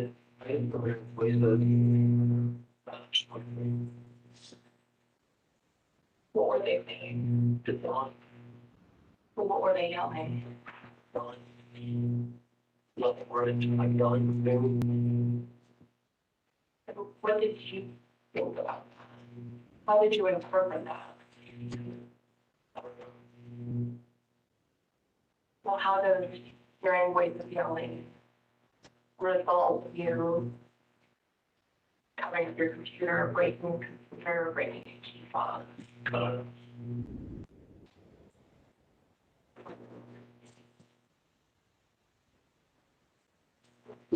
Did you speak any Arabic?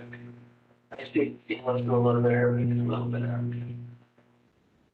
What language were the voices yelling in? It was just formal voices, one word or anything. Okay, so it wasn't real words.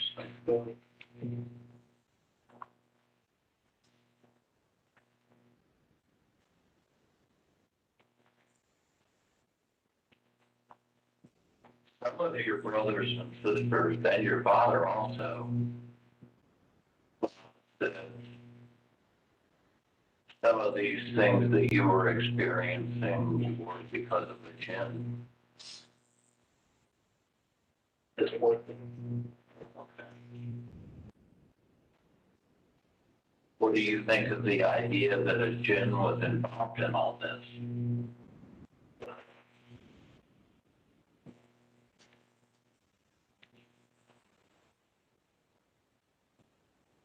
you think there are? I'm gonna pause right there. Why did you ask Mr. Alissa whether or not he thought maybe a djinn was involved in any of this? We wanted to find out the extent to which he was perhaps following that same line of thinking that his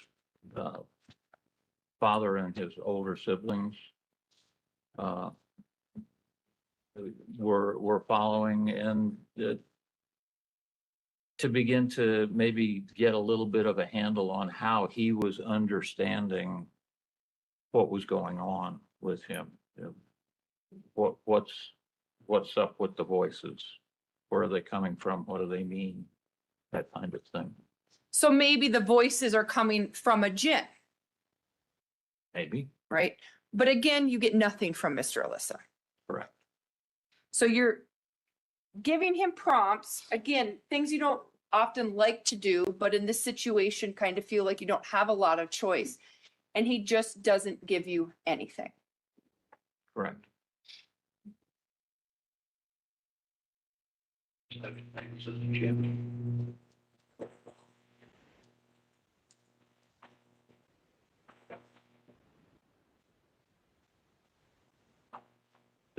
You say you don't know, does that mean that you're just not sure? Or you don't really believe it, or?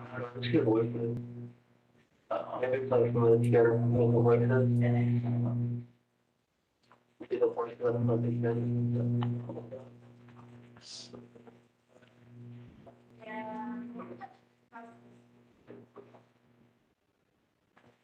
Definitely will be pretty helpful. Can you explain those to us?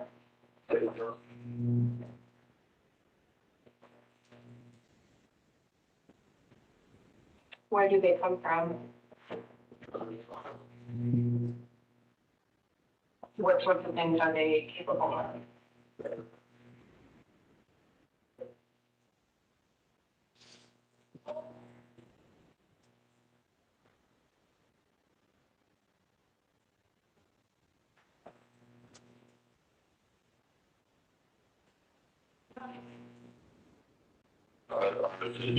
Are they evil? Are they there to help you? Or are they?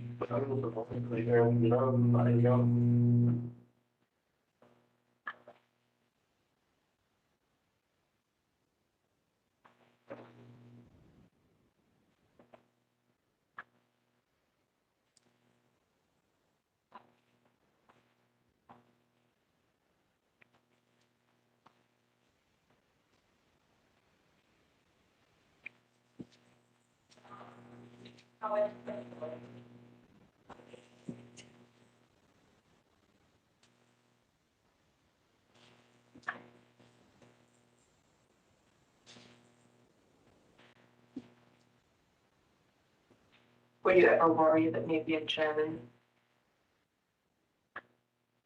and a lot of ties itself to you?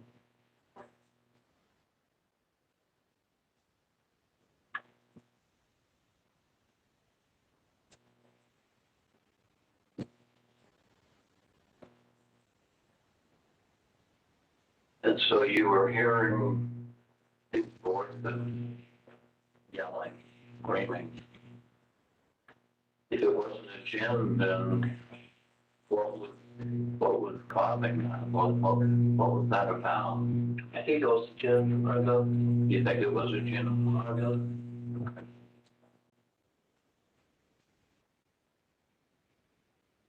I think there might be another reason. No.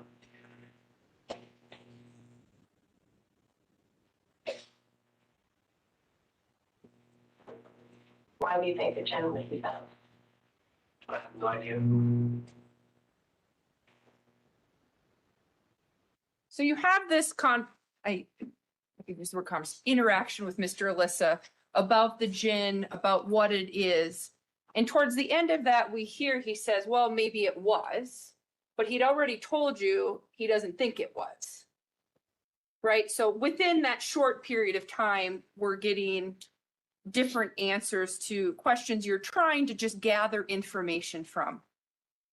And I was a little concerned at that point that perhaps we had led him to that. But it turns out you didn't. In regards to when we see where you go from there is, let me rephrase that. So I appreciate where you're saying the leading. You bring up the gin, you talk about the gin. So you're kind of inserting this idea that maybe it was the gin that had something to do with the voices. When we talk about leading, that's what you're talking about. That sort of thing, and not inconceivable also that perhaps he just saw that as a way to get us to stop asking about it. Talk to us about that. A hypothesis that we worked with and that we can't really prove one way or the other is that part of what was motivating Mr. Alissa throughout these interviews was simply a reluctance to be considered mentally ill, a desire not to be thought of as, for lack of a better term, crazy. And that's something that we do see. And so sometimes if he just says, I don't know enough, we stop asking. And so we avoid the issue of whether he has a mental illness. If I say, yes, I think it was a gin, they'll leave me alone about this. And that's something you saw in different parts during different interviews with Mr. Alissa?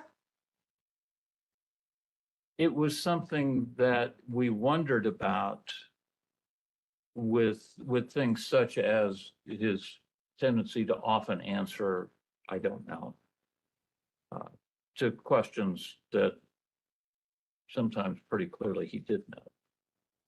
And would you agree that it would not be in Mr. Alissa's best interest to be seen as not mentally ill? I did a bunch of negatives there and I see Mr. Kuffner giving me a look. It's in his best interest to be mentally ill, where he's finding himself right now. Or he's dealing with competing interests here, competing concerns. Yes, he potentially recognizes that to be found not guilty by reason of insanity would be to his benefit, but he still doesn't want to be crazy, which in and of itself doesn't make sense. But let's face it, not all of this does make sense. A lot of it doesn't make sense. Yes. So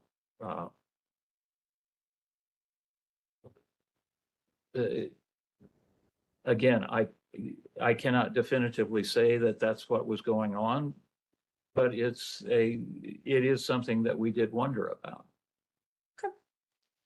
You then go on to go back to the voices, and let's listen to this clip.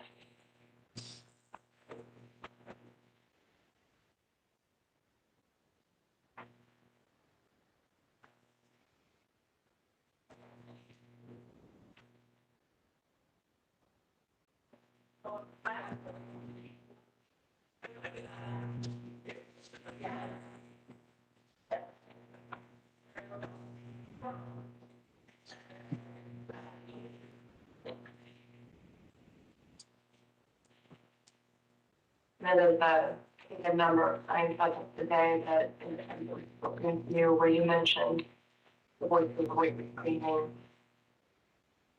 in response to our asking a question of action.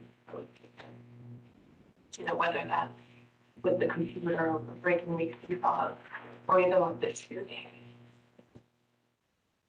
But it's unclear what it was about the voices that resulted in you taking those actions. What's that? Yeah, could you explain the, why would you break the keyboard in response to voice of screening? There was the thing on my eye, so let me get it on What did you think about that? I was in the right place for the way What do you mean we're in the right place because of the voices? Okay. Your mind's all over the place. Can you explain to us a bit more what you mean by that? It doesn't all.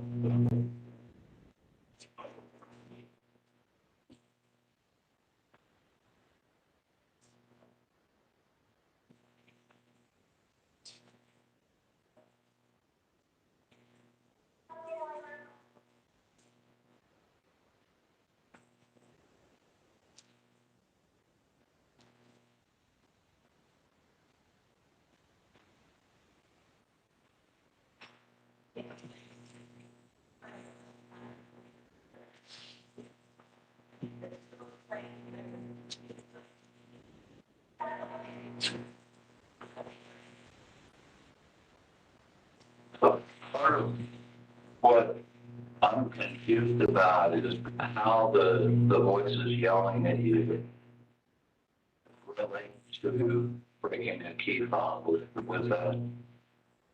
Maybe gonna make the voices stop or. I just wanna maybe I'm not spending.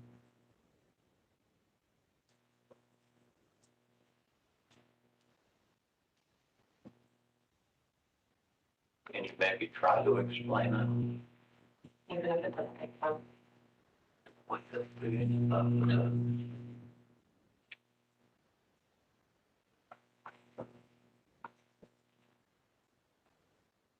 So, So again, we're seeing you and Dr. Torres trying to get something from Mr. Alissa in regards to the voices, Yes, and you're not getting anything.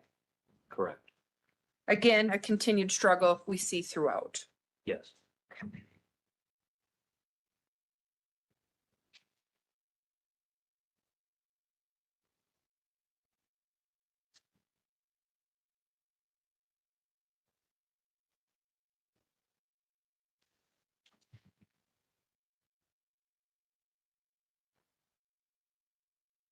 All right, also in this video, you and Dr. Torres try to get an idea of, why the King Supers, why he picked that particular one.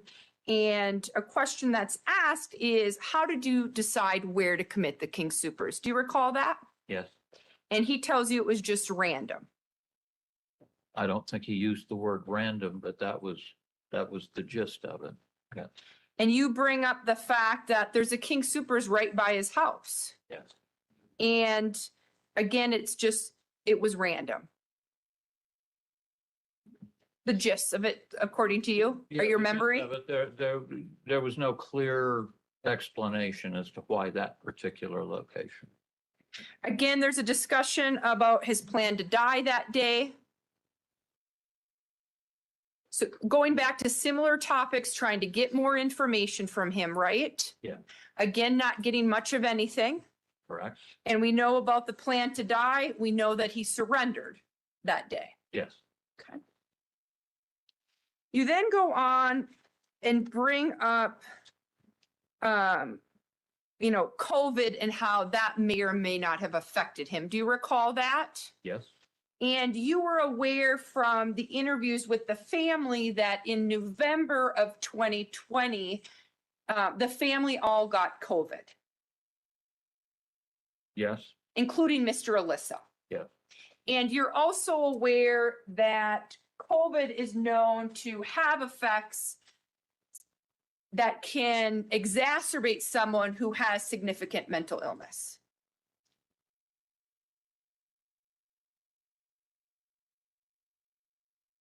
I don't know. I don't have any specific information about that. Okay. But Mr. Alissa did have COVID in November of 2020, Yes. I believe according so. to his family. I believe so. And so you bring up, let's talk about COVID, what your life was like during COVID, kind of switching topics from the voices to COVID. Do you recall that? Yes. And while you're having, talking to him about COVID, he makes statements along the lines of, it doesn't really affect people my age. Do you recall that? Yes, And that he's too young to be killed by COVID. yes. And Dr. Torres asked, it sounds like you weren't worried about it. And he says, yeah, like, no, it's not such a big deal. Do you recall that line of questioning? Yes. Okay.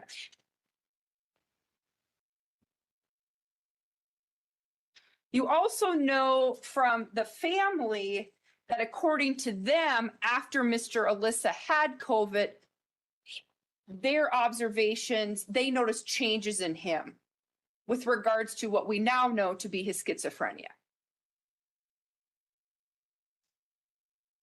Specifically in hygiene and weight gain and even more seclusion from the rest of the family. And I don't recall hearing or seeing anything where they were tying that directly to COVID. Okay. That there was it was noted that some of his symptom presentation, largely negative symptoms, did seem to increase. Okay. And we'll hear from the family next week, so we can follow up with them.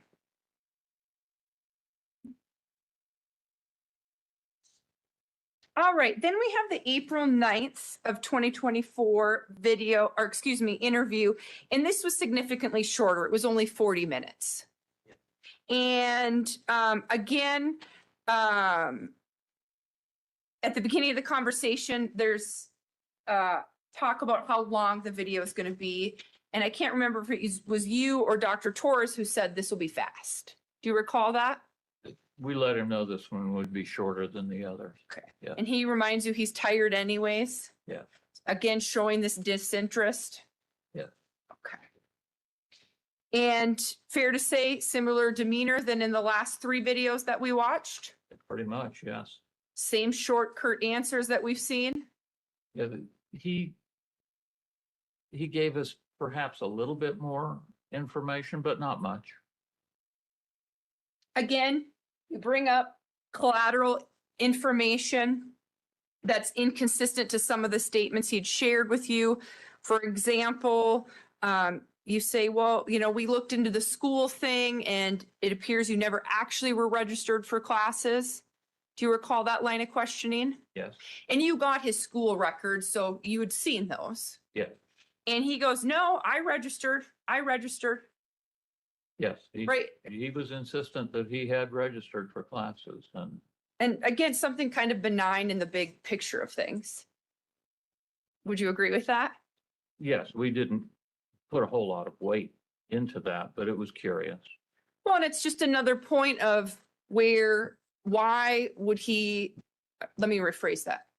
Where you have collateral information, you have records that you know that something did not happen. And he's saying, yes, it did happen. Yes.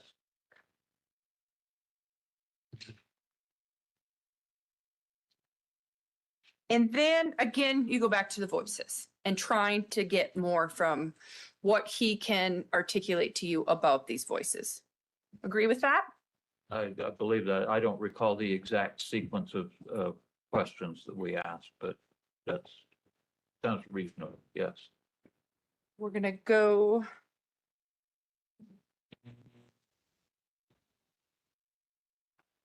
So this is the April 9th interview. Question before as well.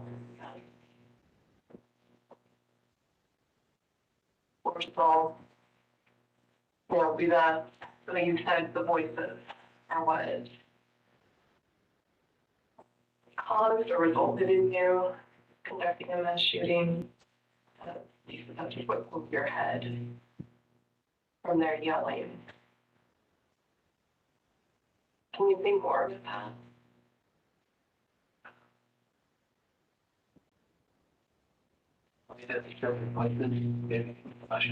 What's that?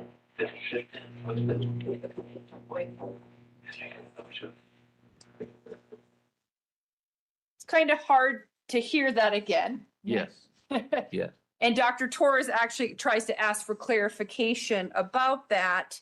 And what Mr. Alissa says in response to her inquiry is, I mean, the consistent voices, they made me commit the mass shooting. Were you able to hear that? No, I did not hear that. Okay. And again, this is in the April 9th, 2024 video. We're approximately 20 minutes in. Sound about right? Yes, Her inquiry is, I mean, the consistent voices, they made me commit the mass shooting. Were you able to hear that? no, I did not hear that. Okay. And again, this is in the April 9th, 2024 video. We're approximately 20 minutes in. Sound about right? Yes. Okay.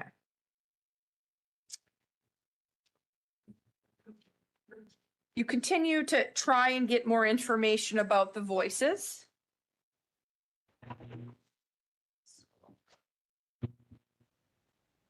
Or any of these actions intended to stop the voices. What's that? Can you say more? Maybe when the voice not look like. Okay. What made you think that? I don't want the voice wanted, I'm not shooting.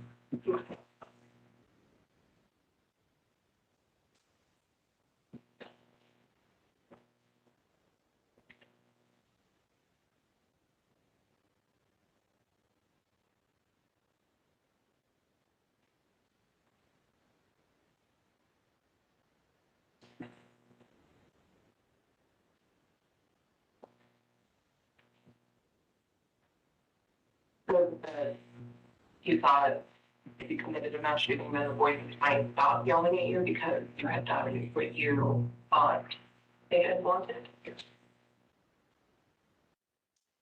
So this is one area where we get a little bit more from Alissa. Would you agree with that? Yes. And in this exchange, Dr. Torres asks, were any of these actions intended to stop the voices? And Mr. Alissa said, to some extent. Yes. And then what's that? So again, making sure we're hearing what he's saying. And he says again, to some extent. And she follows up, can you tell me more about that? Yes. And then he says, maybe if I committed the mass shooting, the voices would go away. Correct? Yes. And then she says, okay, what made you think that? And he says, I thought that's what the voices wanted, was a mass shooting. Yes. And then Dr. Torres says, so you thought if you committed a mass shooting, then the voices might stop yelling at you because you had done what you thought they had wanted. And Mr. Alissa says, yes. Yes. So this gives us some insight, although minimal, of what may have been going on in his head at the time. Possibly, yes. Okay. But he doesn't elaborate any more than that. Correct. And would you say that when you and Dr. Torres, were considering what your opinion was going to be and the difficulties with Mr. Alissa, these were definitely points you took into consideration. Oh, yeah. But for you and her in your evaluation, they ultimately weren't enough. Well, they weren't enough. And with that statement that I thought that's what the voices wanted, we couldn't get around the idea that this was ultimately a self-serving motivation. There wasn't any sort of command. The world was not going to be destroyed if he did not do this.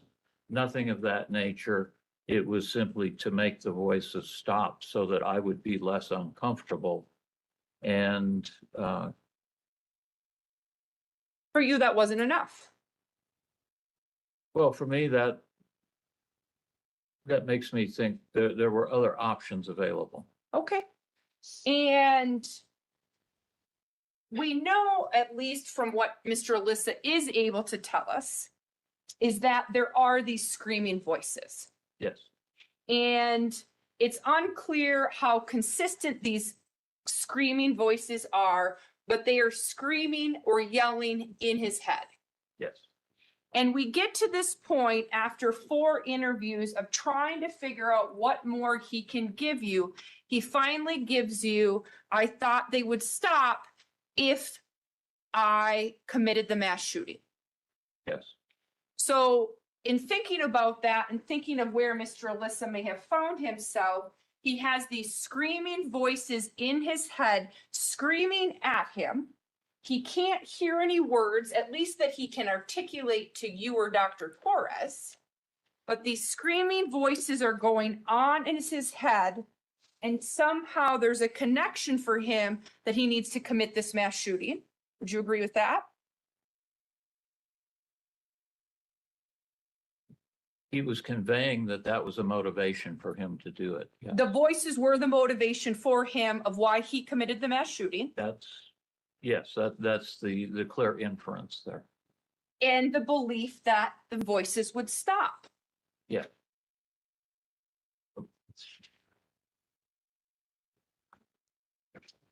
Actually, let me walk that back just a little bit. Sure. Because I'm not sure I would call it a belief that the voices would stop. It to an extent sounded like maybe that was what he hoped. That the voices would stop. So he wasn't even sure. Yeah, I don't think he was convinced that it would make the voices stop, but he thought it might and hoped that it would. Because he had these screaming voices in his head. Okay. And then we're going to go on to another clip where we get a little bit more information about the voices that are screaming in his head. For any of the Your father and Ali, one or two of your older sisters, all think that you were being influenced by it in. I had worked with you, damage from the shed, I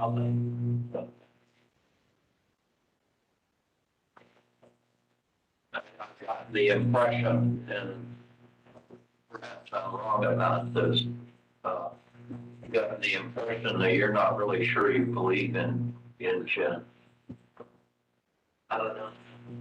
That's the voice of what happened. I think he's yelling and stuff.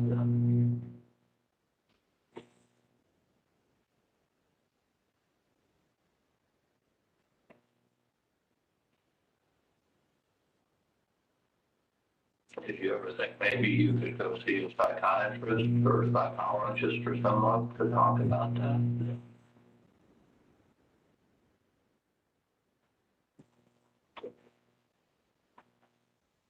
We're about to get to a scenario that you proposed to Mr. Alissa about if there was 1 or 2 police cars sitting right in front of the King Soopers parking lot at the time he was going to do the shooting, would he have gone ahead and done that? Do you recall where I'm going? Yes. Why did you ask that question? That's a fairly classic question that is sometimes thought to get at the issue of right from wrong.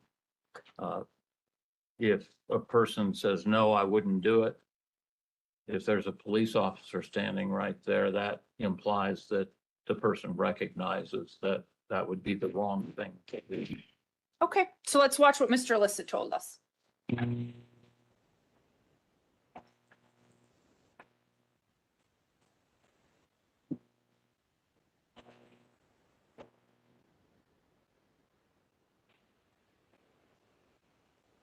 I think I asked something like this before, but if there has been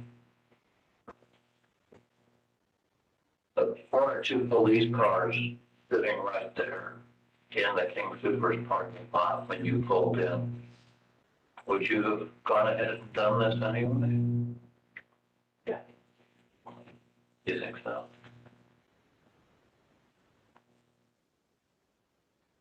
Why do you think that?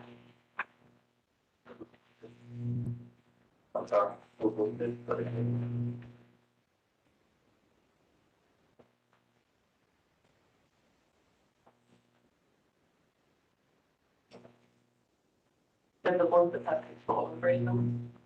Yeah. Can you explain that? The ones that the ones that left right didn't left it. They have the control of the way.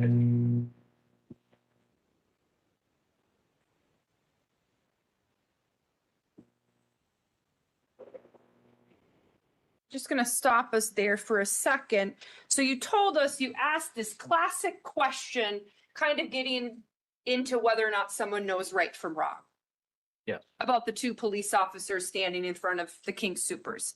And Mr. Alissa tells you, yeah, I would have done it anyways. Yes. And he tells you, yep, I would have done it anyways because of the voices. Yeah. And he says he would have done it anyways because of the voices, because he just did what they asked. Yeah. He tells you that he would have done it anyways because of the voices, because it's why he did the mass shooting. They had control over his mind.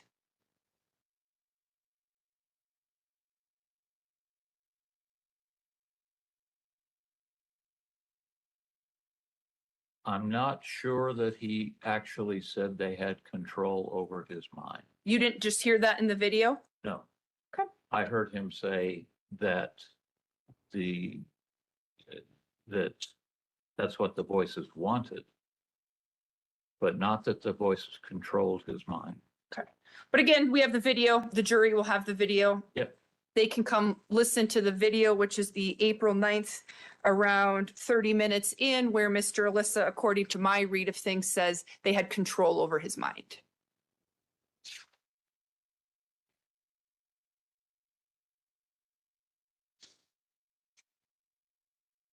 All right.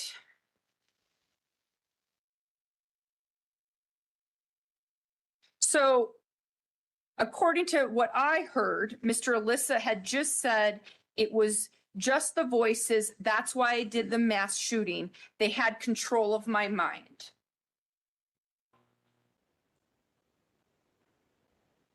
I think during that time you mentioned that the voices didn't have full control over your actions. Why don't we say that?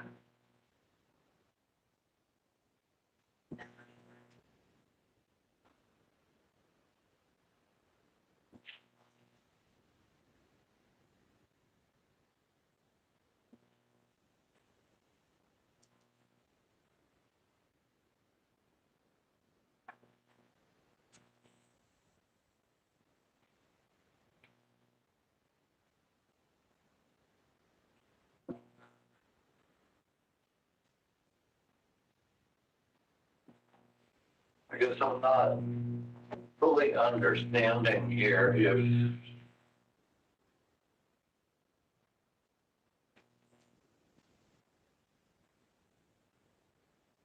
if the voices were just yelling and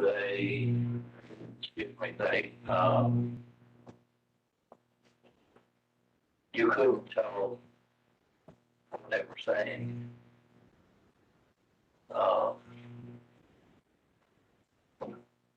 How it is that you made the determination that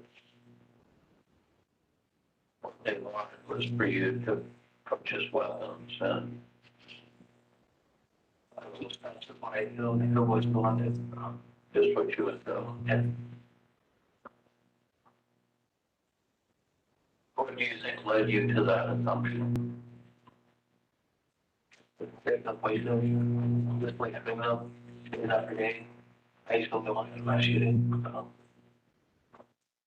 So on direct, you talked about the fact that in most of the evaluations, Mr. Alissa had only mentioned hearing the voices on a weekly basis, maybe bi-weekly. Do you recall that? Yes. Here we clearly hear him say day after day. Yes. Okay, And it's also clear from the question Dr. Torres asked that I misspoke.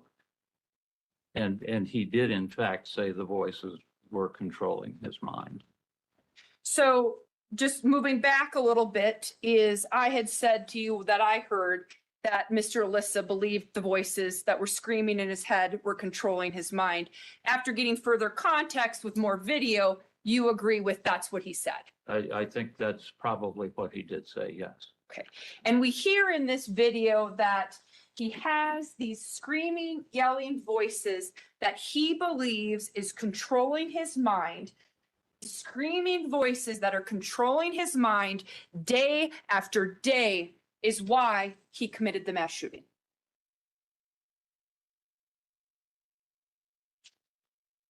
Essentially, yes.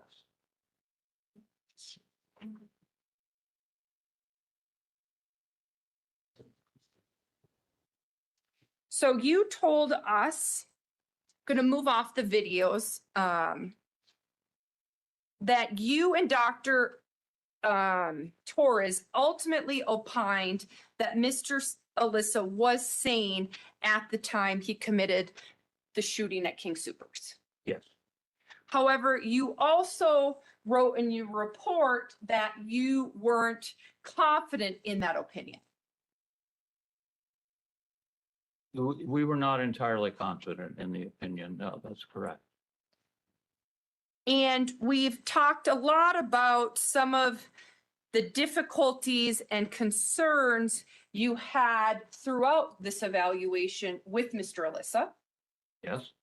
And that a huge part of where this lack of confidence or hesitation in your ultimate opinion came because of Mr. Alissa's inability to give you more information.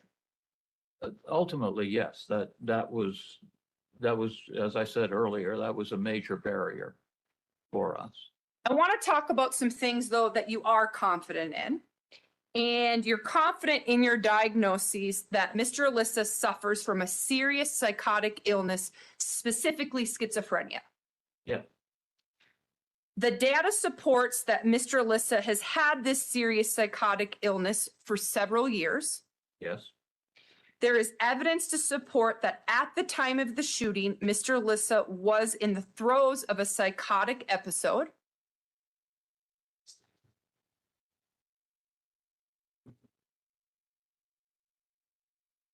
He had been in the throes of, well, he'd been experiencing psychosis for some time. Yes. Before the shooting, but what we care about, because we know what the jury needs to care about, is at the time of the shooting. Yes. When the shooting occurred, it's in your expert opinion, he was in the throes of a psychotic episode. He was experiencing significant symptoms of schizophrenia. Yes.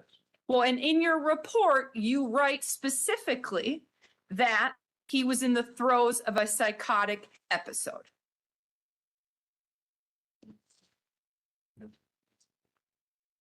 Is that the phrase that we use? If I can refer to my report. You can, if I may approach, Your Honor, I'm going to show Dr. Torres, which is page 21 of 22 of the report he wrote. Yes, ma'am. Well, you have to get Dr. Torres in here to show him. Oh, we will, don't worry. No, you just told me that. Oh, I'm sorry. All right, Dr. Gray, so I'm showing you, let's just make Yeah. sure you agree, this is your report. Yeah. And I'm going to page 21 of 22. Mr. There it is, okay. Well, I want to make Okay. sure the jury hears it. Yeah. Mr. Alissa was in the throes of a psychotic episode around the time of the instant offense. Yes.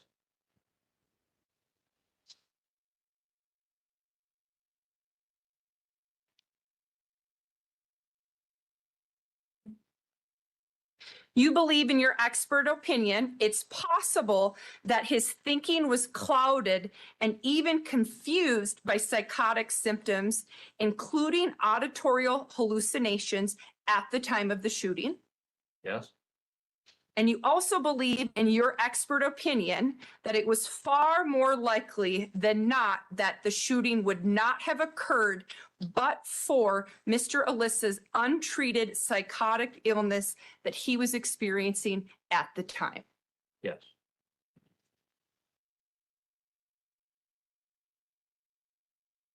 You told us about what you and Dr. Torres took into account to come up with your ultimate opinion. And your opinion of Mr. Alissa's sanity is just that, your opinion. That's correct. Okay. And your ultimate opinion is only one data point for the jury to consider when they're considering all of the evidence. Yes, this is the jury's call. Exactly, because the ultimate decision of whether or not Mr. Alissa was insane at the time, whether or not he knew right from wrong at the time, is for the jury to decide. Yes. Yeah. If I can just have a moment. Yes, ma'am.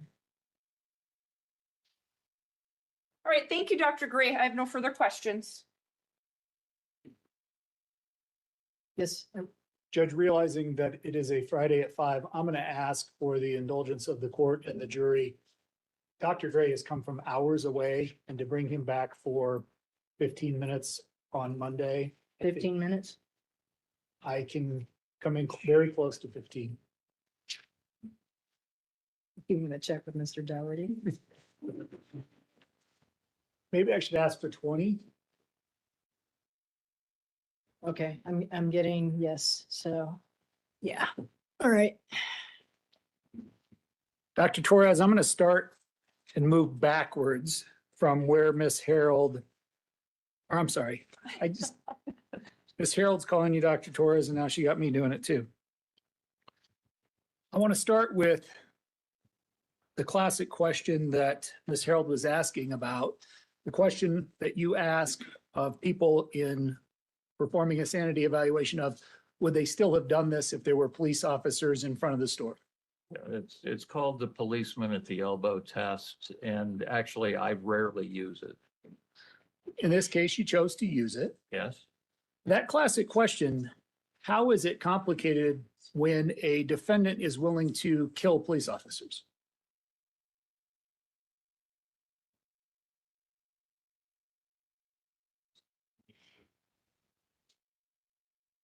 I hadn't really thought of it in those terms, and I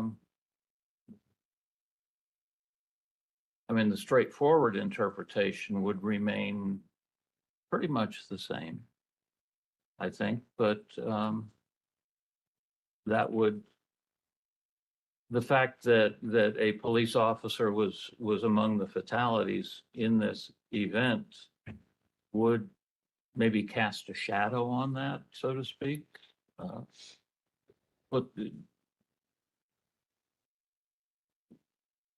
diminish the credibility or the validity of that test a bit.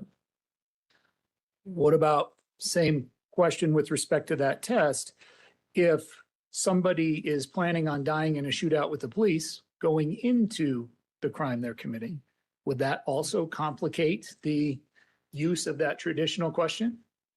It potentially could. I think also potentially what we saw with the fact that Mr. Alissa apparently changed his strategy during the event is the will to live overcoming a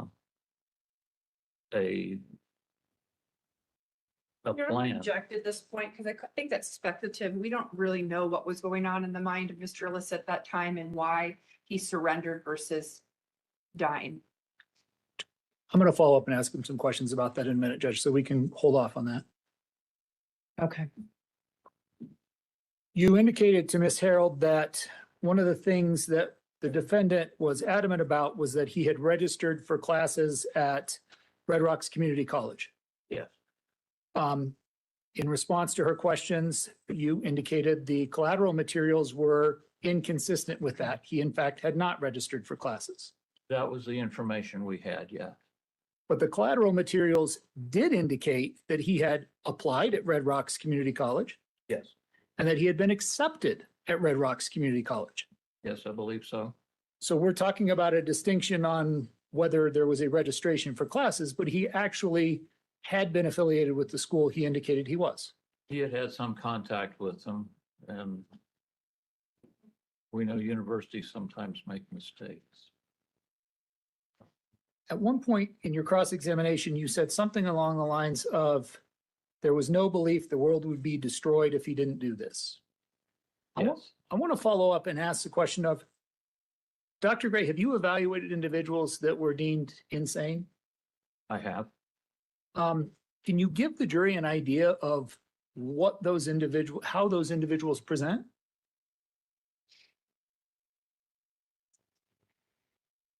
Your Honor, I'm going to object invading the province of the jury, 401, 403. What's your response? Judge, my response is, it is fair for me to ask about this in response to Ms. Harold's line of questioning on redirect in order to inquire as to what somebody who is insane actually looks like, how they present.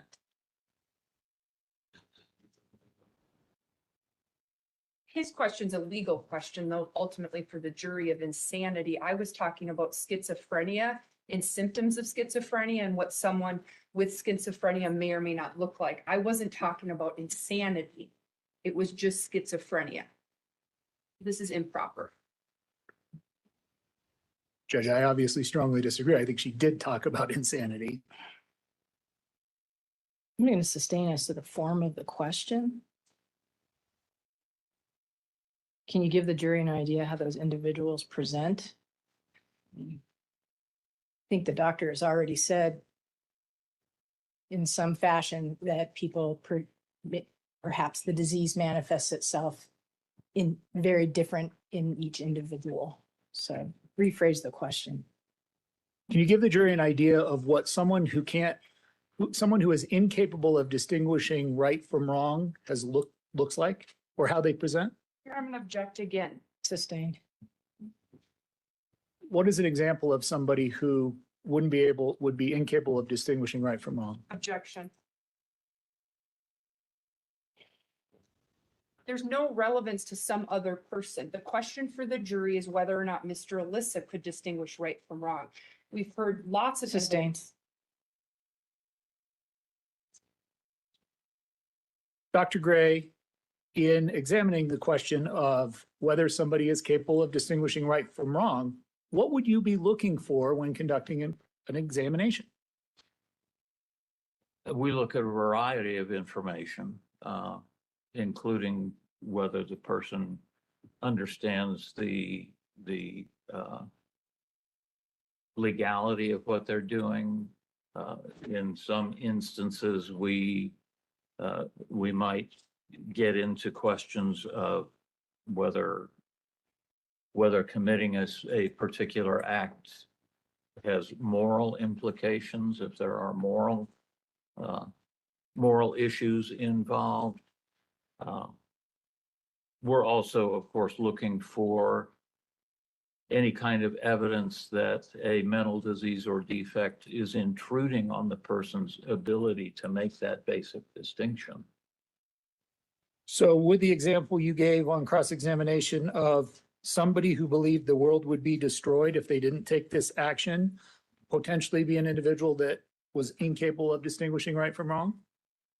Yes, and what I was getting at there was someone who had substantially delusional thinking that made it critically important for them to commit an act that otherwise might be illegal or might be considered wrong, and so they could weigh that, so to speak. A delusion such as King Supers had been overtaken by aliens, and in order to save the world, he had to enter the store and take lives. Object to leading, 401. Overruled. That would be, if we had something like that, yes, that would be an example. There was a line of questioning that Ms. Harold had about the fact that his plan was to die going into this, so he didn't go to jail. But ultimately, he stripped down and surrendered.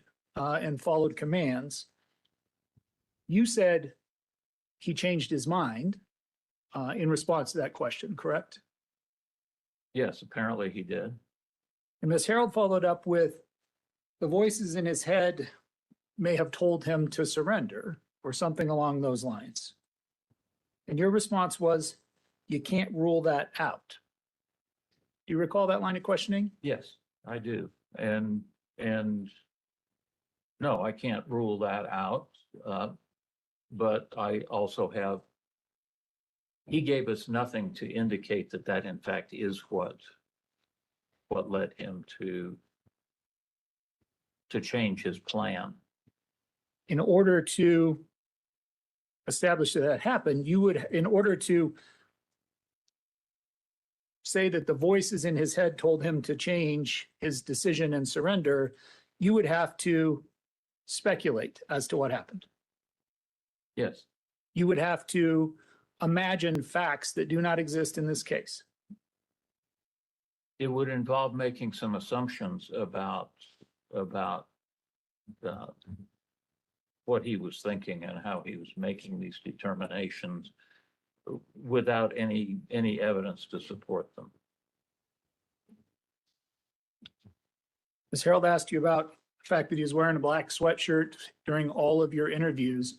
What do they provide for clothing at the state hospital? I'm not entirely sure, and in honesty, I'm not entirely sure that it was necessarily the same shirt. I don't know. Typically, people at the state hospital provided with their clothing. It depends on what treatment unit they're on. I believe that on the treatment unit where he was being housed, that patients are allowed to keep their own clothing or to use their own clothing. If they don't have adequate clothing, then they'll find clothing items for them. So the answer is you don't really know about his clothing situation while residing at the state hospital. Correct. On direct examination, you indicated that schizophrenia does not make someone insane.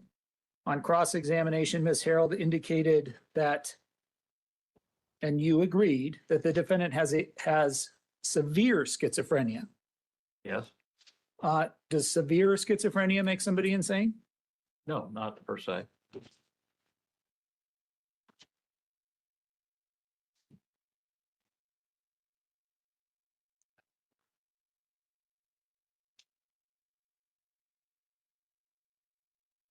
Ms. Harold talked for quite a while about the fact that the defendant was reluctant to participate, refused to talk about a number of topics, both inculpatory and exculpatory, or things that would help him during the evaluation or during the interviews.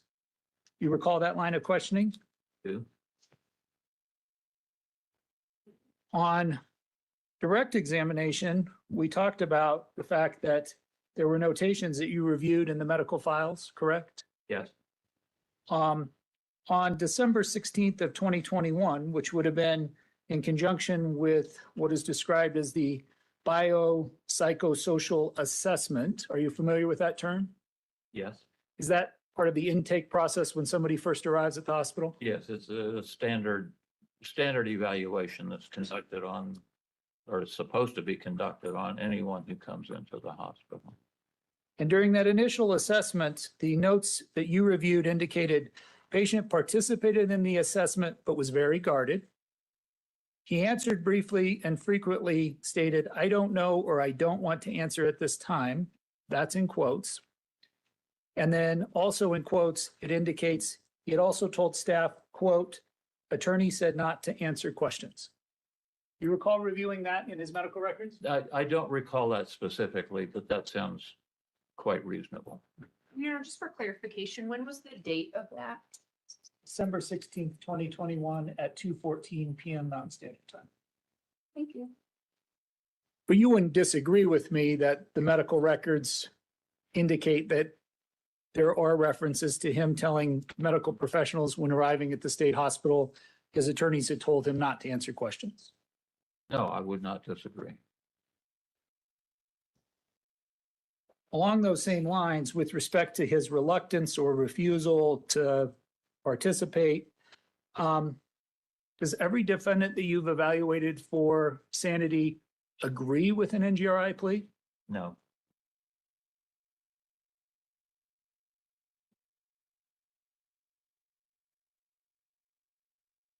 Ms. Harold asked about the fact that this is an evaluation involving a defendant with a serious mental illness. What is the status of the vast majority of people that you conduct sanity evaluations on with respect to their mental illness? Most of the, well, a substantial proportion of the people that we see for sanity evaluations do have some kind of serious mental illness. There's another group that don't have a serious mental illness, but want us to think they do. And we're not putting Mr. Alissa in that group. Absolutely not. He goes in the majority of individuals that get sanity evaluations that actually have a serious mental illness. Yeah. But again, serious mental illness does not mean insane. Correct. Ms. Harold talked about the fact that this is a defendant that you're conducting a sanity evaluation on that is medicated, and talked extensively about Clozaril being a antipsychotic of last resort. Yes. Are a significant number of the individuals that you evaluate for sanity medicated? A large proportion of them are, yes. Well, at least of the group that are genuinely ill. Again, limiting it to that non-feigning group. Yeah.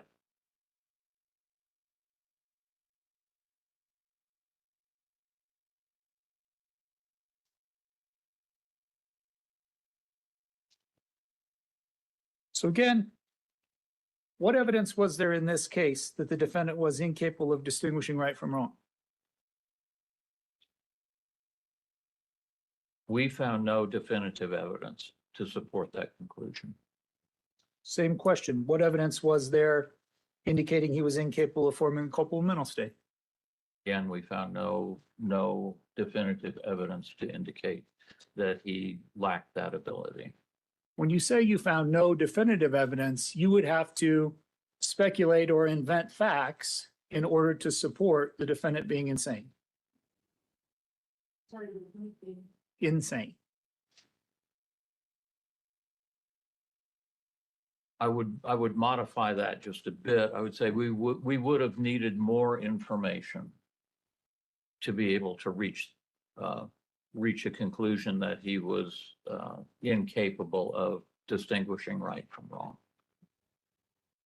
Or incapable of forming the culpable mental state? Yes. I think reaching an inability to form culpable mental state would be a greater stretch. That would be more difficult. But again, on both of those, no evidence was found to support the defendant being insane. Nothing definitive, no. Judge, I don't have any further questions for Dr. Gray. All right, thank you. So we will break for the evening. I want to remind you that until, excuse me, the trial is completed, do not discuss the case with anyone by any means. If anyone tries to discuss it with you, tell them to stop and let me know about it as soon as you can. Don't read or listen to anything. You got a weekend coming up. Be very mindful and cautious, please, on these weekends. And do not form an opinion or express any opinion until the case is submitted to you. Thank you so much. Have a good weekend. Go Rams.